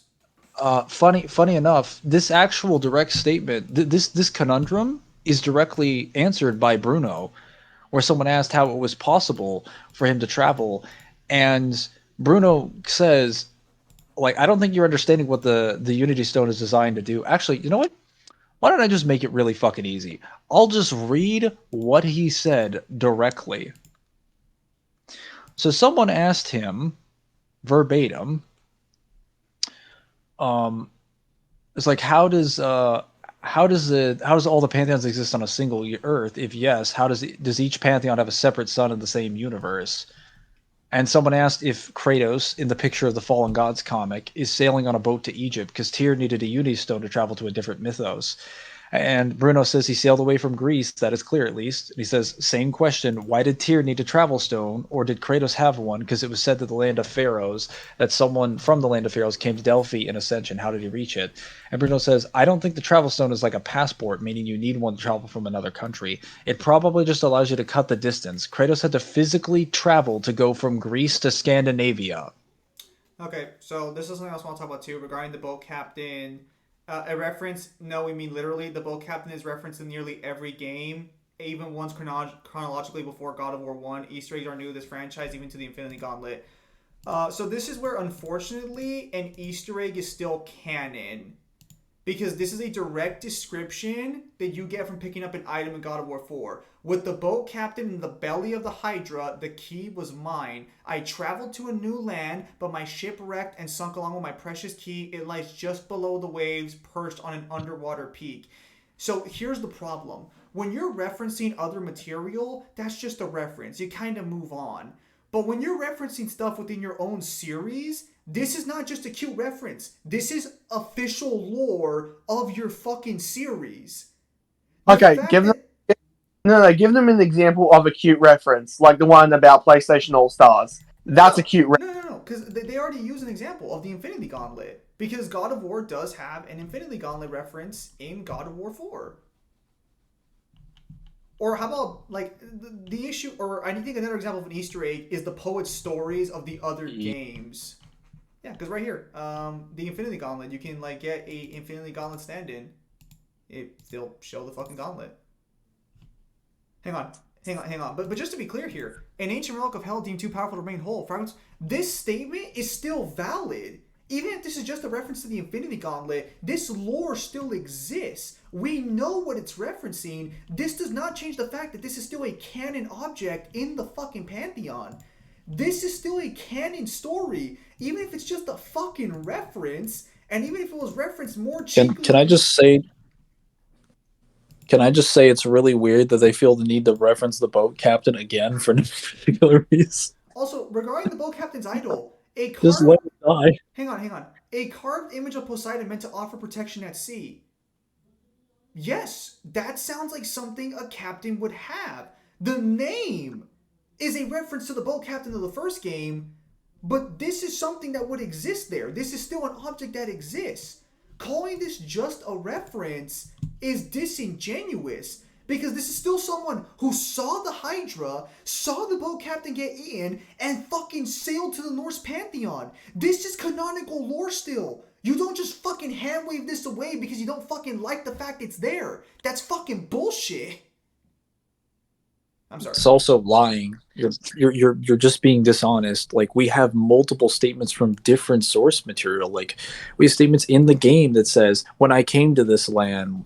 We have statements in Ragnarok that show he sailed on a boat. We have statements from Matt Sophos that he got on a boat and sailed there. We have statements from Bruno that he sailed there. We have visual images for the fucking Fallen Gods comic of him sailing there. And you're just like, well, there's one statement of him assuming he was dragged there by Skull and Hedy, when he literally, in the same page, is questioning whether or not Skull and Hedy. He's not even sure that Skull and Hedy actually pulled him there. He assumes it might have been possible. Also, Ragnarok literally shows on a mural he sailed there. That's what I was referring to when I said Ragnarok. Is just there's a mural at the very end of the game that shows that he sailed there on the back of it. Garm eats a good portion of Midgard, which were mountains. How do you explain that? The boat story about Garm. Mimir says that Midgard used to be bigger and Garm came there as a pup. He lists the mountain ranges, the 5th season, and the word for you're hungry, you're so hungry you're no longer hungry as an example of what he ate. Of course, Mimir never actually specifies the mountain ranges make up a decent portion of Midgard. He says, oh, only a few mountain ranges, even, and the Yeah. fact that the realms can hold Wait, spells and constellations kills hey, dead anyway. that could be accurate, but why are you assuming it's at all at once? Okay, hang on. So let me see. Let me explain this real quickly. So Kyle, you're a gardener as well, so you'll probably teach me. There's a Ratatosker mentions branches snapping off due to the extra weight because of the stray branches growing on it. This is objectively already a little disingenuous. So let's look at the actual statement again. The tree has become rather overgrown, and if it grows too wildly, the branches risk getting too heavy and falling off. Yes. Hang on. And which is not ideal considering they hold all the realms. So remember what he said there. Krill Sam, no gardener. One absolute shock. No, I never card no justice for you. Hang on. But I would ask that you keep an eye out for the stags of the 4 seasons. All right, so we already got the statement we want. Now understand this very clearly, because what they say is mentions branches snapping off due to the extra weight because of the stray branches growing on it. No, he does not mention new branches or anything. All he specifically mentions. Okay, let me handle this one because I'm an actual gardener. What he's talking about is the old branches need to be cut back. This is a technique that we do in pruning, like old branches that you don't want to fully get rid of. You could also be crown lifting, but this doesn't sound like crown lifting. This sounds like you're getting rid of extra weight to lessen the burden on the joints of where the branch connects to the main trunk. Okay, which the seasonal stags have to trim off to keep the main branches in check. This is about the stray branches messing with the main ones, and thus the stags keep stray ones off the tree. They never mention new branches or anything. It's specifically, and again, for pure context, the trees become rather overgrown, and if it grows too wildly, the branches risk getting too heavy and falling off. He doesn't mention new branches will grow on them. He doesn't mention branches will stack on top of each other. That is objectively fucking lies and false. Also, Freya and the narrator Kratos comments about the tree. I've already explained why that's potential. I've already explained why it doesn't say what they think it does. If they would like to have a discussion on the English language, by all means, feel free to hit me up. I'd love to have that discussion. Anyways, are you sure Mount Olympus is as large as you say? I don't really care for this. Mount Olympus is just weird. It's a fucking mountain. Comes out of the underworld. Wait. Did they reference the Kotaku interview? Yeah. Are they going to bring up more? Are they going to bring up more anti-feats? Great. Okay. In an interview with Kotaku did with Corey Balrog, he mentioned this. I've always looked at this universe like our world. The geography separates the cultural mythologies. The cultural mythologies are stories of the 0 point to present day. They are the birth and origin of these cultures. So Norse mythology exists in Scandinavia and simultaneously across the world. The Mayan mythology has its origins, right? These are cultural stories about how they explain the birth of their cultures. And I think as I look at the whole world, that each of these gods had their own domains, right? The way their countries had their own domains. Right, but yeah, it is a consistent single universe. As we start to look at these things, there's little bits here and there that let you know. Like Tyr had connections to a lot of other pantheons. There's a reference to Norse mythology of gods interacting with Roman gods. It's very small, it's very minimal in their connections, but it shows that there was an awareness. And whether that awareness was post the time where they were moving the pagans away from the pagan religion by having the mythology slightly modified, the kind of move towards Christian religion, I think it is fascinating to imagine that all the time there are these connections at every single one of these locations. This basically goes back to the analogy about the Hubble space photo. Corey distinguishes the pantheons by their IRL moniker, Scandinavia for the Nords, etc. We know Tyr traveled across 9 realms because he had the Unity Stone. Okay, what about the other guys? What about Mimir?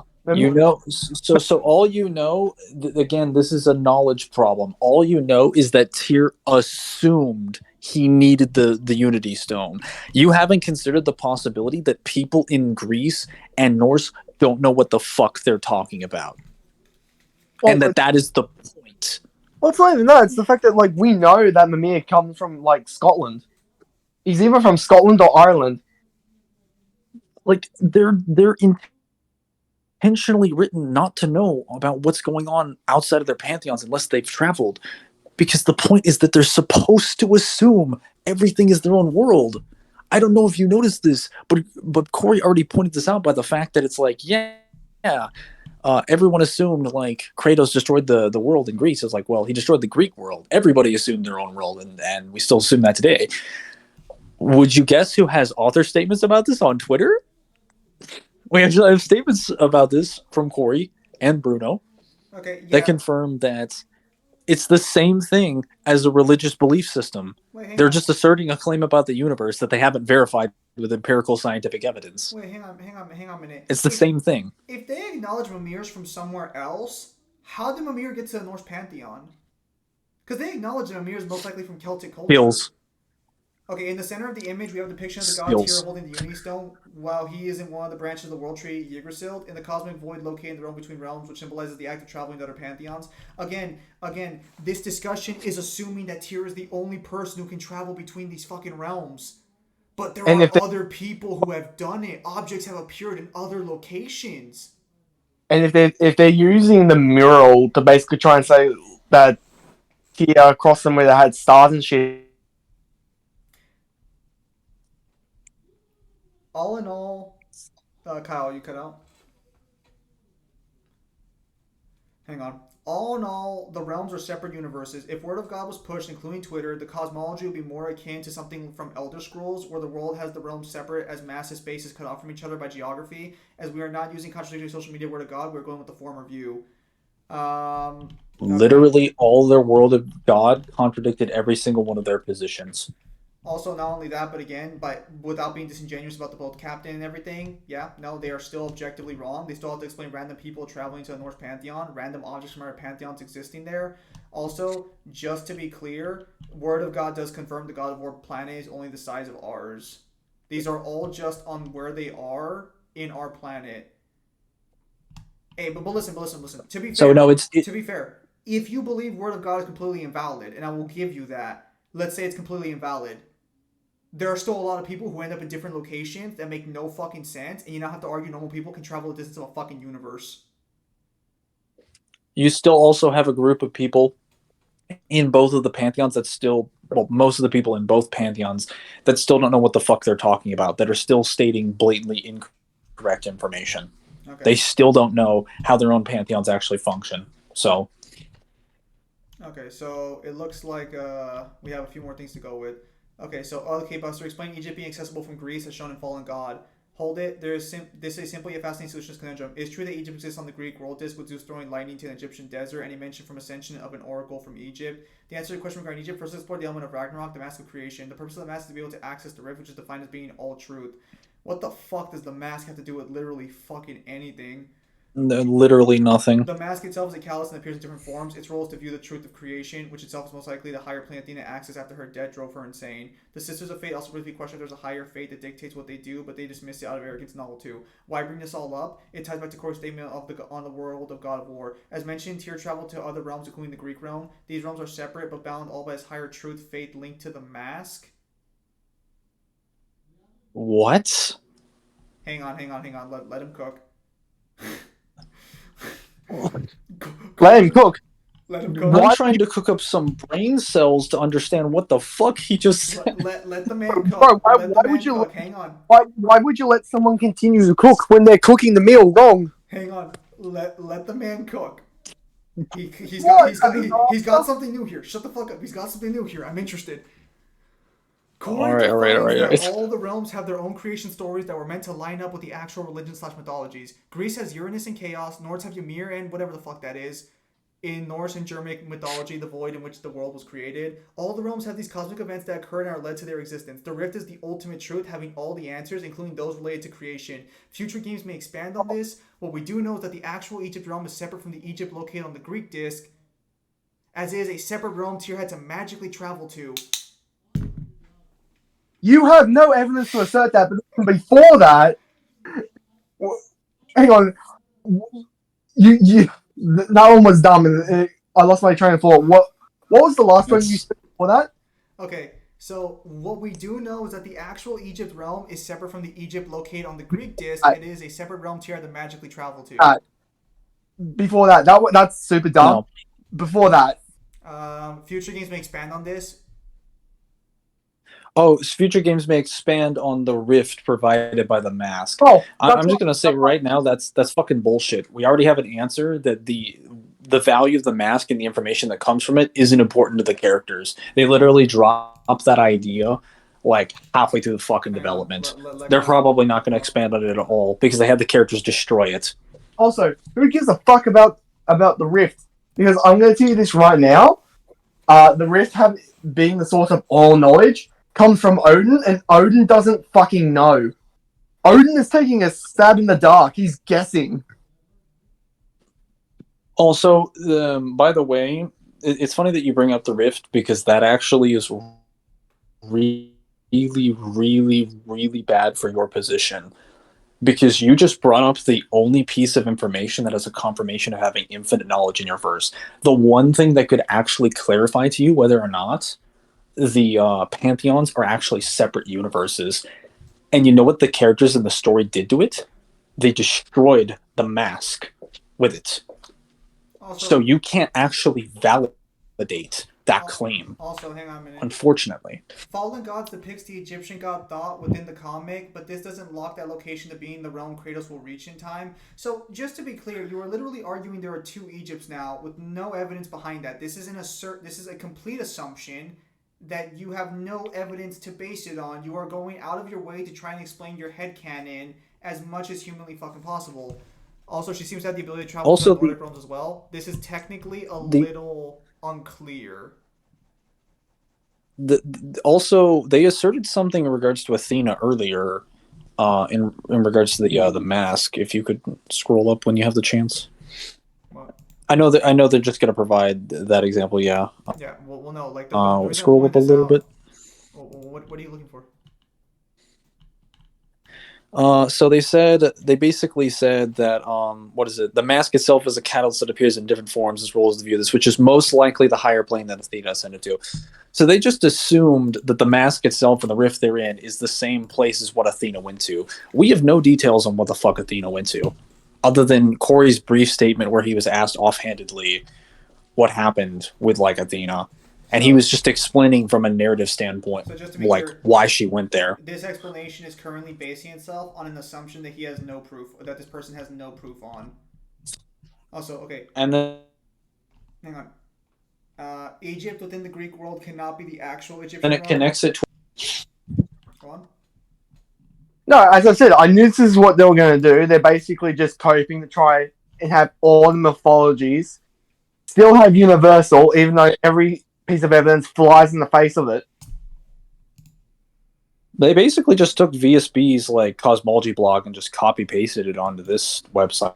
Okay, so just to be clear here for a minute, I guess they thought they'd be a little bit smarter about it by not including Word of God, but then they included Word of God anyway, and they included the main ones that contradict their statements. I mean, granted, they didn't include the Bruno statements. Just because they were at least a little smarter. Just because you don't link the Twitter statements doesn't mean that the people who are reading this don't know where the fuck you got this information from. And it also doesn't mean that we don't already have them and haven't had them for a long time. Also, because we do. This does not confirm their power and influence does not exist in other realms. Actually, let me the full context here is very important. This is let's look at the entire context here. Let's look at this because this is very important. Because of so this man is claiming here that the Sisters of Fate's influence reaches there in the Nile River, yet their power and influence does not exist in other realms. So let's look at this statement. Because this is I can play that. Said you travelled back in time itself to win a battle once lost. It's strange credulity, obviously. I mean, a rumour about Thor knocking the world serpent back in history from Ragnarok is one thing. It is the truth. I do want this played the for all threads of of my fate span all life and time. The Sisters of Fate abused their power. When I challenged them, they threatened to undo my existence. So I killed them and turned their power on Zeus. That's the most dangerous and irresponsible thing I've ever heard. These Norns have no such magic, nor does anyone in these realms that I've ever seen. Okay, that's the important part. So, she is not saying... So, first off, let's be clear. Kratos has just stated that the Sisters of Fate had power over... There we go. Over all life and time. So, he's not saying they don't affect the Norse pantheon. And Freya is not saying they don't have influence in the Norse pantheon. What she is specifically saying is that the Norns, or anyone in the Nine Realms, doesn't have power comparable to the fucking Sisters of Fate.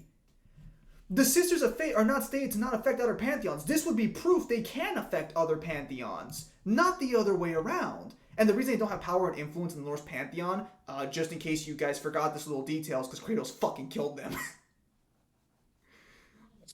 There's other explanations here. This does not support your claim. This is a false usage of evidence. Also, That seems also to be a very in the God of War 1, Oh, hang on.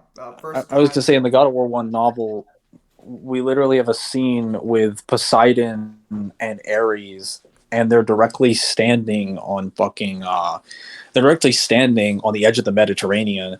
There's even a scene where Ares is walking through the Egyptian desert, and someone had asked Bruno about this on Twitter, and they had asked him just like, did he travel to the Egyptian pantheon? And he said, yeah, makes sense, since all the pantheons are located in the same planet. look, man. I don't know, like I don't know how much fucking copium you have to be sucking. This man has like 6 to 10 direct statements for it, and at this point, he's actually gotten fed up with asking these questions or answering these questions from people who just want power scaling questions. That he just every time when someone asks him, because he knows he's getting this answer, he will say, geographical regions, parentheses, countries. Okay. Kyle, So you can't sit here and tell me and lie to me that there isn't like consistency or there's like contradictory when the same author has given the same answer 6 times and he's gotten more specific each time and he's getting fed up with the bullshit every time. Kind of like the bullshit you're spewing. I'm getting fed up with that as well. Okay. Kyle, Anyway, Well, continue. it's at the point where if another God of War game comes out, I guarantee you they're literally going to have a character come from another country and say, I came from another country. I traveled here physically. No barriers, no borders, nothing. Like, they'll go out of their way to shit on your view, like they did with Ragnarok. Yeah, so imagine like the next fucking God of War game is just a bunch of pirates randomly show up like, we came from this land over here on the map. You can literally sail between these 2 locations. Okay, so overall, there's far too much evidence that actual realms, not locations like Egypt and Persia are on the Greek disc, are separate dimensions that have to be accessed magically in order to traverse them. So just to be clear, even by the logic presented here, the only evidence he's provided that the realms are magically separated has been Tyr using the World Stone, or what's it called? Is it called the World Stone? The Unity Stone, Thank but you, the Unity that Stone. that evidence can just be chalked up to the fact that Tyr, just like any person in any of the pantheons, assumes his information to be reliable. Because again, what reason would he have to assume otherwise? He's been told his entire life this is information about the realms that is accurate. He has every reason to assume he can't travel between the realms because that's what he's been told his entire life. Have you guys ever considered the possibility that they're just wrong? Yeah, no, like, I think the only statement he's provided, or the only evidence he's provided is specifically, like, just Tyr, and I guess Skull and Hadi, potentially. Yeah, no, you haven't provided any real evidence to confirm they're separate dimensions. You've argued that one character has traveled to them, and he uses a magical way to do it. But if I magically teleport tomorrow to, like, I don't know, fucking Europe or something, are we now going to believe that Europe's a separate dimension? If I decide to travel through all these locations, because again, Tyr's the only one giving this evidence, and maybe Mimir only knows secondhand information. Also, Mimir literally fucking traveled to the Norse pantheon! That's confirmed in Ragnarok! Why are so many That's things in confirmed. Ragnarok being left out? That's confirmed in God of It's War confirmed 4. before. Yeah. Look, okay, to close out, let's have the games speak for themselves. The view is firmly established in the game by Ymir, who acts as the word of the gods since he has in-depth amount of knowledge on the gods and tales of the Norse. Okay, whatever. Same thing. As stated here, if Odin could, he would control all the realms within every world and every land, which tells us that the separate mythological pantheons that exist in the God of War universe are each considered parallel worlds in comparison to each other. No. You're No, that's a massive extrapolation. I could say me and Zim live in different worlds. That could literally just mean I live in Australia, he lives in America. Also, to be clear here for a minute, It could be. this would also not. It could be referring even to your perspective. Yes. Even then, He you want to go that far. Of every land in every world if he could. He's not saying there are multiple worlds. He's saying in the hypothetical scenario of how much Odin wants to control everything, that if there was a possibility for Odin to gain control over every realm, in every land, in every conceivable world, he would do it. He's not confirming they're all separate worlds because, again, he literally walked, or he didn't. Well, we don't know how Mimir got there specifically, but there's no reason to assume it's magical until you prove otherwise. He probably walked. It's literally just Europe. Or Look, sailed. Look, Or sailed. The God of War 4, like Easter, you call it an Easter egg, but the lore of the key contradicts his entire position. So yeah, as stated here, if Odin could, he would control all the realms within every world and every land, which tells us separate mythologies exist. Yeah, that's the Unity Stone. If Tyr possessed this, that explains how he could visit all the other realms and other lands to boot. This established that traveling to other pantheons is considered more difficult than just visiting other realms, with the realms themselves being alternate dimensions. No, so that explains how This just all this establishes is that Tyr assumed that to be the case. That does not establish, because we have direct contradictory evidence to the contrary, as we've already provided multiple times. People can literally walk and sail. You can do whatever the fuck they want. Okay. You don't need the Unity Stone. That's objectively false. Also, this could just be a question of Mimir didn't know how Tyr did this.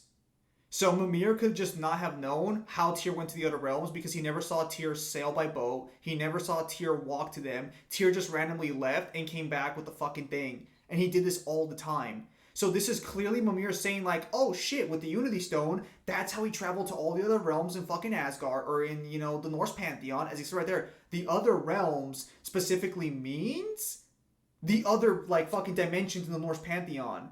Other lands mean shit like Greece. Also, I'd like to point out that we technically already covered this initially.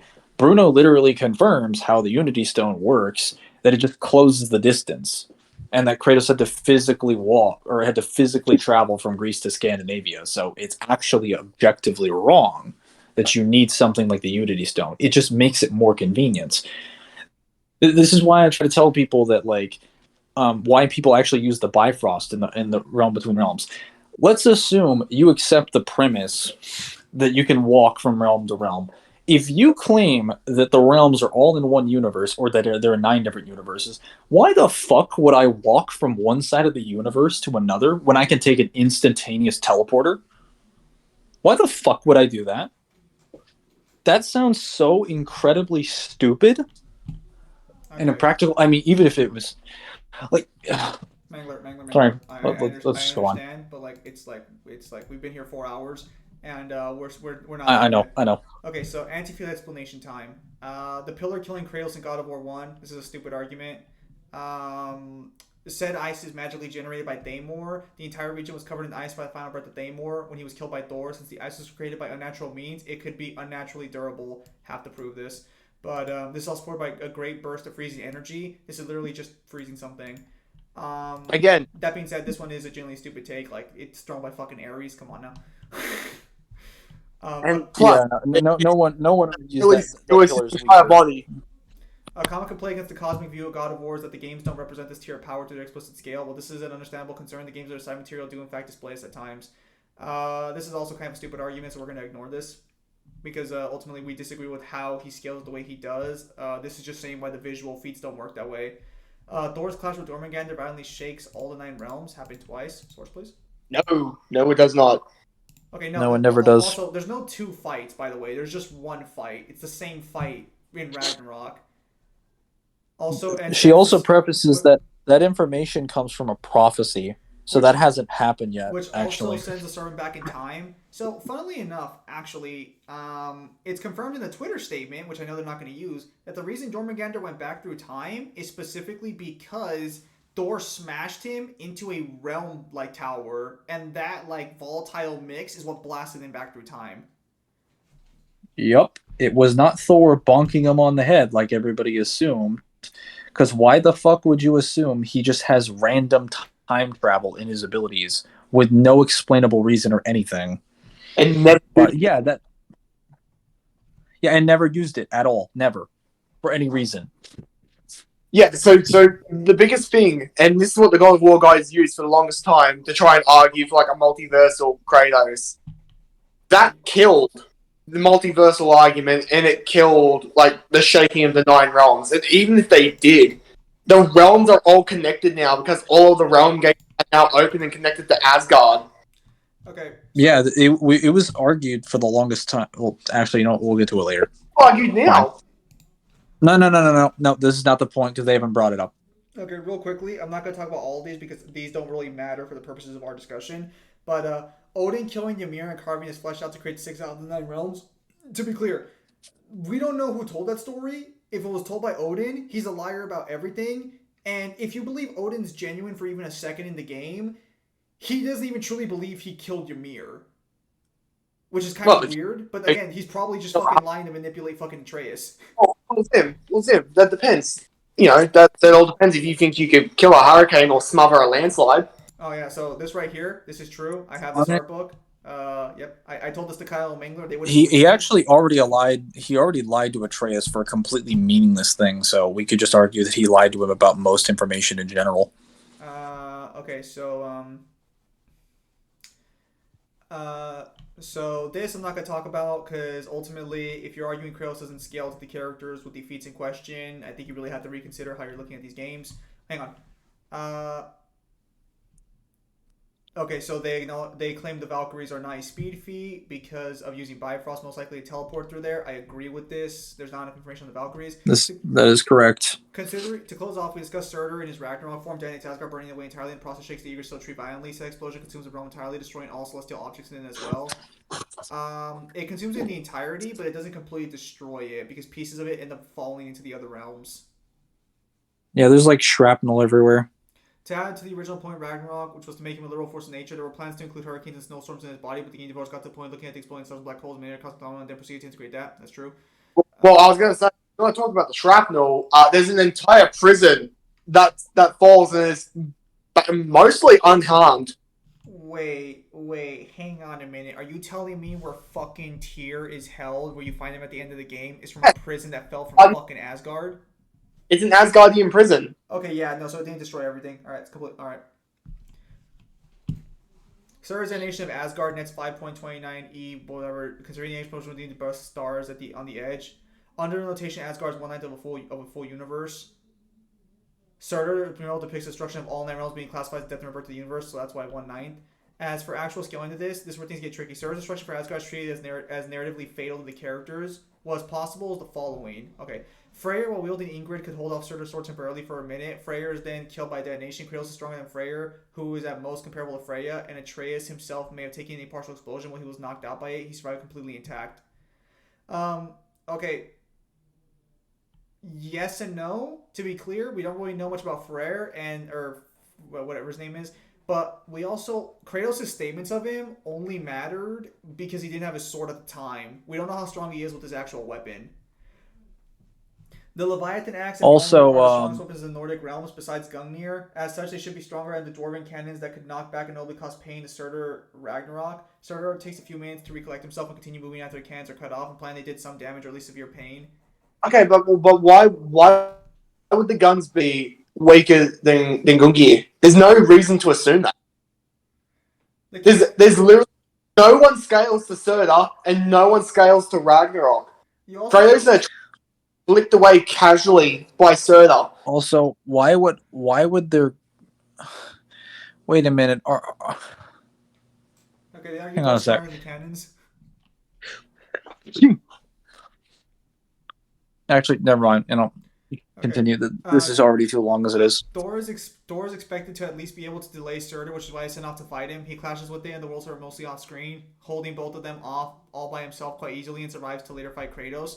You say quite easily, and that's technically true, but you're also talking about a small, tiny object that can fly around versus 2 giants who move incredibly slowly by comparison. Even if you just watch the background, like, Thor's way faster than them. It's the tank trying to hit the fighter jet, except on a way where... Also, I would argue... Get a fly that can pass the fighter jet. I would argue that it's the opposite, that Thor is actually being delayed by the World Serpent, because Thor is not able to engage in battle with anything on the battlefield while the World Serpent is out there. It requires his full attention. Thor Thor and Odin are said to kill Surtur in the original prophecy, just that in his dying moment, Surtur still nukes the realms. Odin killed Ymir, whose guts threatened to flood all creation, which is similar premise to Surtur. Both Surtur and Ymir are described in verses forces of nature similar to one another. Flies in the face of the actual story of Ragnarok, because Odin is doing everything in his power to not just stop Ragnarok, because he knows if Ragnarok starts, then the actual monster is there. I think narratively it doesn't make sense to assume Odin would scale to Ymir. Ragnarok, he would kill. He would kill either Surtur or he would kill his wife.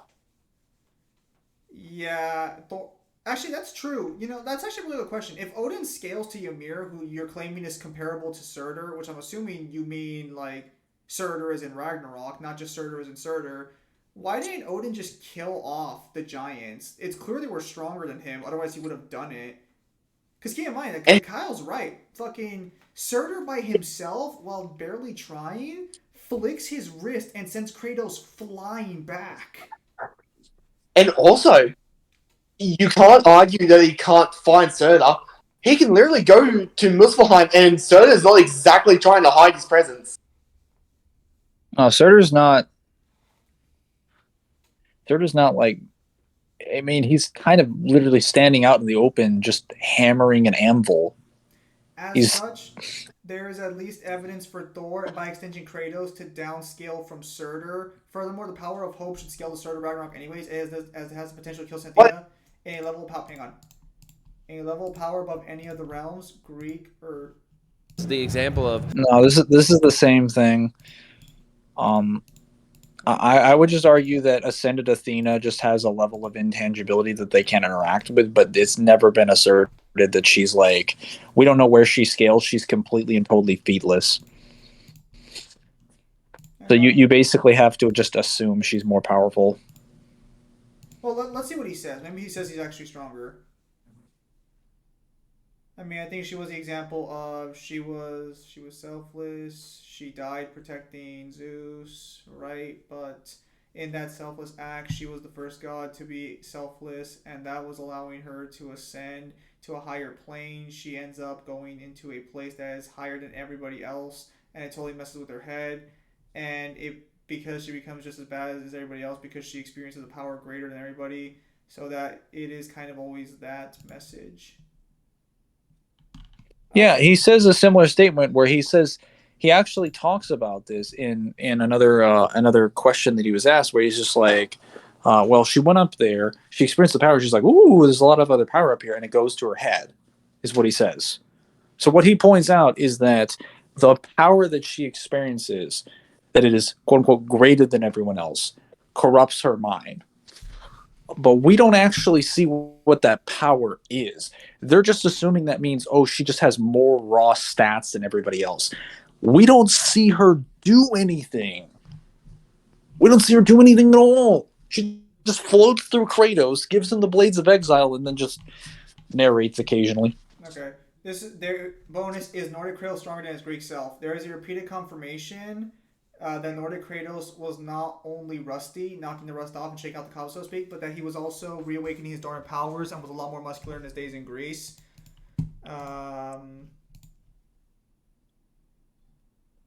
Ragnarok literally goes out of its way to confirm that Kratos is only at his full strength when he's using like the Rage of Sparta. Not to mention that he lost his divine powers magic when Greece was destroyed. There are some statements from Thor and Balder that suggest some level of relativity to the Greek gods, but these statements would not be taking into account the full power of hope. Okay, so I actually want to side with this opinion. The problem is that that's not what Thor's statement says.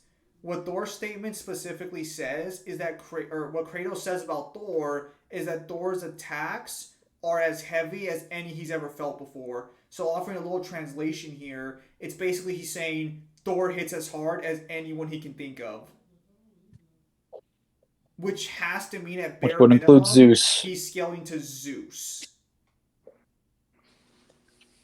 Because keep in mind, I actually prefer. And the problem is that Odin is stronger than Thor. Go ahead. Debatable. Fuck you guys. Clearly didn't get help from the entire Scooby game. He would have got killed. Okay, so just to be clear, yeah, so It took the game to not only like blindside him, but basically cheat and bring something to like distract him as well. yeah, so their argument is just that Kratos outscales, he has a better arsenal. I wouldn't say a better arsenal. He's got a bigger arsenal, sure, but a lot of his arsenal is generic, fucking like element manipulation, and that's it. Superior stats, significantly larger arsenal, has a large variety of attacks and abilities Azura has no experience combating. They're not that impressive, man. Hacks options that Azura has no counter against. More methods of ending the... So just to be clear for a minute, if you were to be completely genuine and only use Ragnarok Kratos, half of the shit is not even valid. Better keeping his anger in check during combat. Okay. Azura's adaptation could catch Kratos off guard if the fight drags on long enough. Raging Demon could kill Kratos depending on interpretation. Destructor Azura's sheer size can make him harder to kill. Inferior regeneration and stamina. Literally fatherless behavior. Never got hit from the cabbage of the gods. Advantages. Adaptation can catch Kratos off guard if the fight dragged on long enough. Raging Demon could kill Kratos depending on interpretation. The sheer size of the Destructor can make him significantly harder to kill. Okay, what if he just blows up the planet that Kratos is on without like a Unity Stone or something? I was gonna say, we also have an author statement for that as well. That Kratos actually needs a planet to be on. Though we. Okay. Yeah, no, he could just Asura could just blow up the planet, and that's it for Kratos. Just suffocate in the vacuum. Yeah, no. He has no self-sustaining biology for vacuums. Yeah, no. So basically, their position is just that Kratos is vastly superior in stats and ability. Which is wrong. Wait, do they have any sort of source here for who they cited for the research? They do not. Well, let's look at the names here. It looks like I think actually wait, no, I think those are the people who voted. Yes, but these are also meant to be the people who researched as well. Yeah, but they might have gotten their sources from somewhere else. Considering they literally thanked you and other people at the start. Wait, they did? Well, hold up. For the DMC one, what I'm saying is that the only person they reference is JD for access to Aldous Wrath art books, and that's about it. No one else is referenced, so this is a case of they scaled Kratos themselves and came to this conclusion. I don't believe that, because their entire cosmology argument is ripped straight from the Versus wiki. Guys, and a lot of their argument for Kratos in general sounds like it came straight from the mouth of TGNK and his goons. Okay, guys, it's always just possible they just agree with the arguments or support them with their own conclusions. I think yes, they sound what they would try and comes. One at a time, boys. One at a time. Take your pick. Sorry, if I could go first, because Kyle, you technically are cutting out. Like, I think your connection's starting to fail a little. I think they just got a little lazy. They were just like, listen, I agree with the VSB interpretation because of reasons A, B, and C, and let's just link those because it seems very convincing.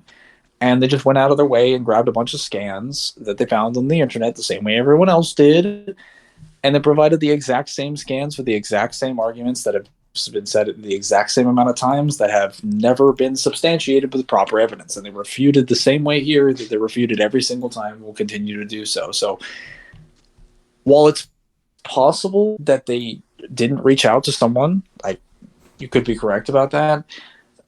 I mean, it wouldn't really matter because they're basically parroting all the same arguments. Guys, listen. Go ahead, Kyle. Oh, well, yeah, first Kyle, then I'll give concluding thoughts more or less. All I gotta say is they basically plagiarized all of the cosmology blog from fucking the Versus wiki, and all the arguments they have for Kratos sound disturbingly a lot like the arguments TGNK and his goons use. Again, it's just always possible they just agree with TGNK here, guys. That's. Yeah, but that's. I made the joke earlier. I'm not saying he helped the readers research, but you're basically just conceding. Yeah, it sounds an awful lot like it. They may not have talked to him personally, Look, but it sounds an awful lot like what they would try and. Listen, I made the joke listen. earlier, I but it's entirely fully possible they came to their conclusion on their own. Because keep in mind, they're throwing out Word of God here. And to be clear, they basically admit within the interview that they're throwing out Word of God because they won't contradict. Yeah, but Zim, I wouldn't have a problem with that if it wasn't for the fact that their arguments sound almost word for word what we've heard them say out of their own mouth.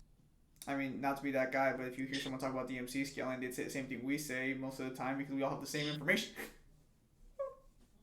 Yeah, I feel like there's a bit of a difference though in that we don't carry our source material. Listen, in fact, we will explicitly go out of our way to explain when it's not usable for a particular reason. And we try to use as much of it as conceivably possible, even when we're told we can't use official translations. that is true. Listen, regardless of the situation, it's very clear they have, regardless of where they scaled Kratos, they were going to get, I think ultimately they would still scale Kratos higher than Asura, because even if we got rid of all this universal stuff, I don't think Asura had enough stats in their eyes to beat Kratos. Now granted, I do disagree with this G1 blog on several matters, mainly more so on Kratos and Asura. I think a lot of their arguments on Asura's end were fine. I do have some complaints about it, obviously, Naraka and stuff, but I'll have to go back and check that myself. the Naraka stuff is pretty much the biggest thing I have to disagree with them on, because Kratos is in the exact same boat, and if you were to scale like Asura and how quickly he revives the last time he died in comparison to the light of Helios, I guarantee you, Asura would have came out to be vastly quicker to such an extent that it would have been a speed blitz. Wait. They didn't even. I don't even think they gave Asura the benefit of the doubt that Naraka was a universe. I don't even think they went that far. No, they didn't. They didn't give Naraka anything. Yeah, I would definitely ask why Naraka wasn't given anything at all. Like just as like an olive branch, being like, okay, listen, even if you believe, let's say it's the size of a universe that he crosses, this will be the feat in question. Like I feel like there should have been a little more given here. The problem is the pillars are endless. Like it or not, whether it has a start or not does not matter. It's in terms of verticality, it is larger than God of War's Underworld, which has a specific time frame that you can fall from two different heights. Yeah, so right here, he claws his way up one of the endless pillars, scattered throughout the darkness, determined on returning to the world of living after having his revenge. Hang on. I'll have to check this out later. But it's described as endless. So even if it has an end here, he claws his way up one of those pillars, scattered throughout the darkness, determined on... Wait, how does Asura even travel this thing, actually? He runs up the side of it. No. Zim, here's the thing. Hang on. Something can be endless, but it always has to have a starting point. No. I want to see how he actually fucking, like, travels this place. Hang on. Well, so the problem is that if you're stating something is endless and we're using as a synonym for infinite, which people do, you understand that infinity has a beginning and an end point, right? Like it can't actually go on. Hang on, I'll ask one. Because infinity cannot intersect into the next like dimensional access. Hang on. Well, actually, I can just make a separate claim here. They're not the same type of pillar. Ozra's on a different pillar. He's on an objectively different looking pillar. There could literally just be that these pillars behind him have ends. This one doesn't. Wait. They're different. They're completely different structures. Were they using the ones in the background? Yeah. Yeah, no, he's on a completely different pillar. Bro. How long did it take them? Oh my god. Oh my god. Hang on. Wilson Naraka. 5 seconds to find the visual difference there. My god. However, I'd be careful. God. The tower's literally... Where's the end? Yeah, holy shit, that is completely fucking disingenuous. See, that's why I wanted to check, because I was gonna be like, okay, hang on a minute. If he fell into one of these, how, like, you know, how did he climb back up? Because he has to go upwards. He doesn't go down. Yeah. And now Kyle's gone right now, but like, you know, Mango, just to double check with me, do these pillars look the exact same?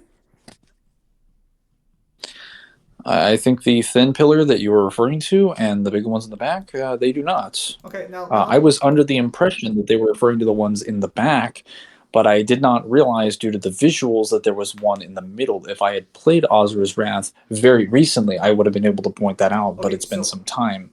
So this is the problem here. They were Is that sneaky. say, we know the pillars don't go on forever and do not know the actual size of the realm itself. Asura never actually destroys the realm across the entirety of it. So, again, he claws his way up one of the endless pillars scattered throughout the darkness. There's not a lot of darkness, to be fair, but the fact of the matter remains Also- is that this pillar is different from these. So if these have an end, that doesn't necessarily mean this one does. This is completely disingenuous. Also, I'd like to point out, he climbs up the pillars of Naraka multiple times at different speeds.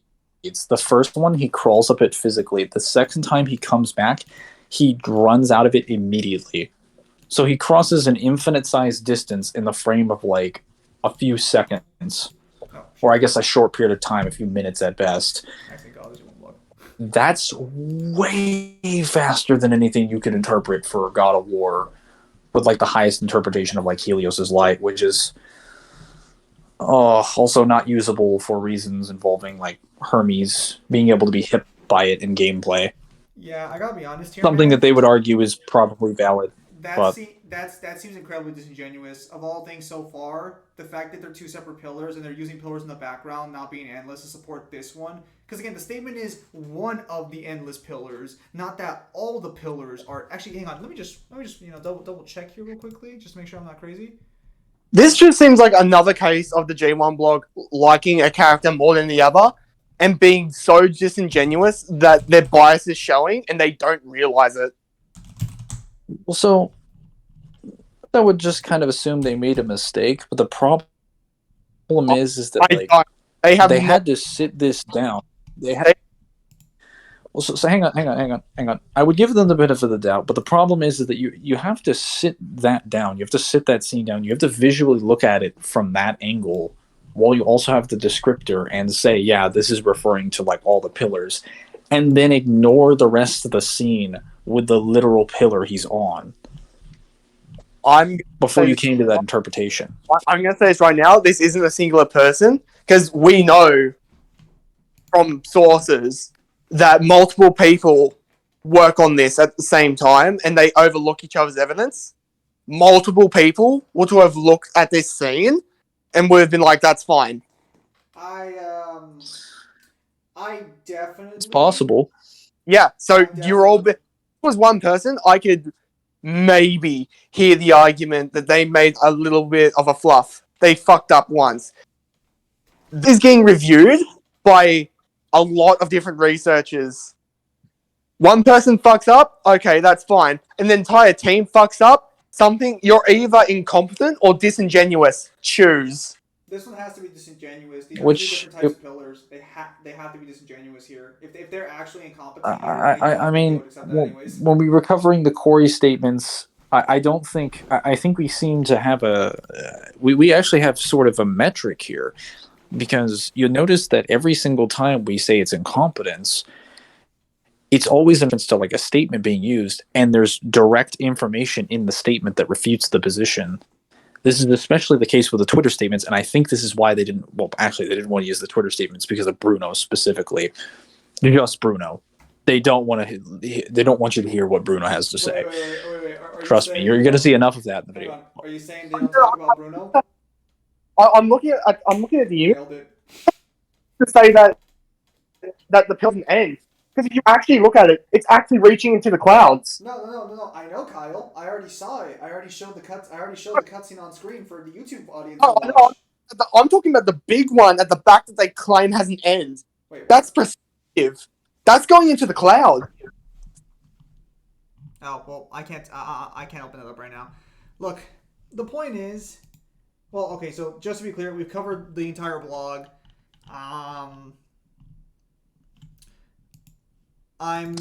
gonna say a lot of headcanon here was given. A lot of, and I'm gonna say that I'm not gonna say everything for Asura was given unfairly. I'm not gonna talk about Chakravartin being really weird if you think it's just a planet. I'm not gonna argue that. This scene about the Naraka Pillar though genuinely feels unfair, like on a basic level, you know. This is clearly assuming something you can't prove, which is something you kind of did a lot on the God of War side. Zim, if this is how they're gonna treat Asura, I pray any characters from Dead or Alive or Ryu from Ninja Gaiden never fucking makes it back on to like Death Battle. Bro, why are you acting like they ain't just gonna call Ryu? Dude, I'll be honest, I'll be surprised they give Ryu building level durability. I'll take my wins where I can Well, get them. I would just say that I think it's my point has mainly just been that it's very difficult. It's extremely difficult to claim this is incompetence when each one has the exact same mistake being made for the same reason, which is, oh, this guy is claiming we made the universe in his statement. Look at the author confirming my information. And I'm like, scroll up in the message, and there's him literally explaining something that rebukes that statement, to clear, as well as the rest of your paragraph. And it's that position 50 times over.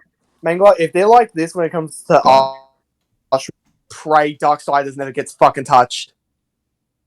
Look, I'm just saying. I mean, they could make the same mistake with the VSB did with Darksiders. So, look, Bob. I'm not gonna say all this is a bad fate. I do think you don't attribute to malice, or can be attributed to incompetence. But again, I don't even think incompetence is the right word here. I think they genuinely agree with these positions, and I'm not trying to argue like nefarious intentions here. At the end of the day, scaling's a little subjective, but we're making a lot of reaches for God of War to have a favorable definition and like cosmology, but I'm not seeing that same hand extended to Asura over here for something that clearly is not the same situation. I feel like there was so much reaching. One might even say that they were able to reach from one country to another the way that God of War does. You could argue they stretched just to get Kratos to uni. You could argue they were stretching out the word of geography to infinity. You might argue they were stretching out to infinity with all that reaching. Like, it's just. All joking aside, though, yeah, like this felt like a lot of unfair assumptions on God of War's side, and a lot of that assumptions not being given to Asura, which at the end of the day, that's how they want to do it. I think for the most part, the blog is. I think it's mainly disingenuous. they wrote off a lot of this. They wrote off a lot of stuff. Just because it didn't support their narrative. Like, I can't just sit here and act like a lot of this shit wasn't thought over and, like, I have to explain this in the way that explains my way the best. And I get it. Completely separate from that, a lot of this format-wise totally doesn't need to be here. Like, a lot of the stuff involving, like, Kratos' like, runic stuff and his talismans, you guys don't have to include that. I know you would be thorough, but, like, a lot of his abilities don't really do anything, like, meaningfully different outside of his, like, Greek pantheon variation. There's not like super huge differences between some of the stat buffs on a lot of his armors and things like that. And also, it's just. I know you want to use everything from every game, but if you've already got a weapon from a previous game that has that element, you don't have to mention every weapon that has that same element. Like if it's an. I was gonna say if it's like if you have a fire-based ability, but you have a new fire-based ability that comes along and adds something to that repertoire, then yeah, I guess you should. And with the Greek Pantheon games, they at least do that. With the Norse Pantheon games, they don't really do that. They just introduce a bunch of armors that do the same thing slightly differently. So yeah. The power and ability section was nice. I mean, overall, it just felt like there was a lot of reaching that I didn't like at the end of the day for Kratos, not any for Asura. But overall, it's a good blog. I learned a few things. So overall, good job. I want to know where this shit comes from. But yeah, no. So yeah, I'd give it overall. I mean, personally, I'm gonna give it like a 5 out of 10 of the G1 blogs we've done. I think the last one, despite my disagreements with a lot of it, was way better in terms of its evidence and how it presented things. Yeah. You boys have anything else you guys want to say, or we? I like the format for the last one a little bit more. I was just saying I like the format for the last one a little bit better, as well as the evidence presented for it. I didn't agree with all of it, but like the way that it was like structured from section to section was a little bit better. Yes. And like sourced, of course. Yeah. I have some disagreements with what they consider valid evidence, but yeah. So, with that said, ladies, or Kyle, do you have anything else you want to add? I just pray that next time they don't try and have their bias showing. Good lord, this is going to be a fun time, clearly. All right, so with that said, ladies and gentlemen, thank you guys for your time as always. Have a nice day. If you have any questions, anything you guys want to add, feel free to leave in the comments down below. So, thank you guys for your time as always, and have a nice day. I'll see you guys on the next stream or video. Take care, everybody.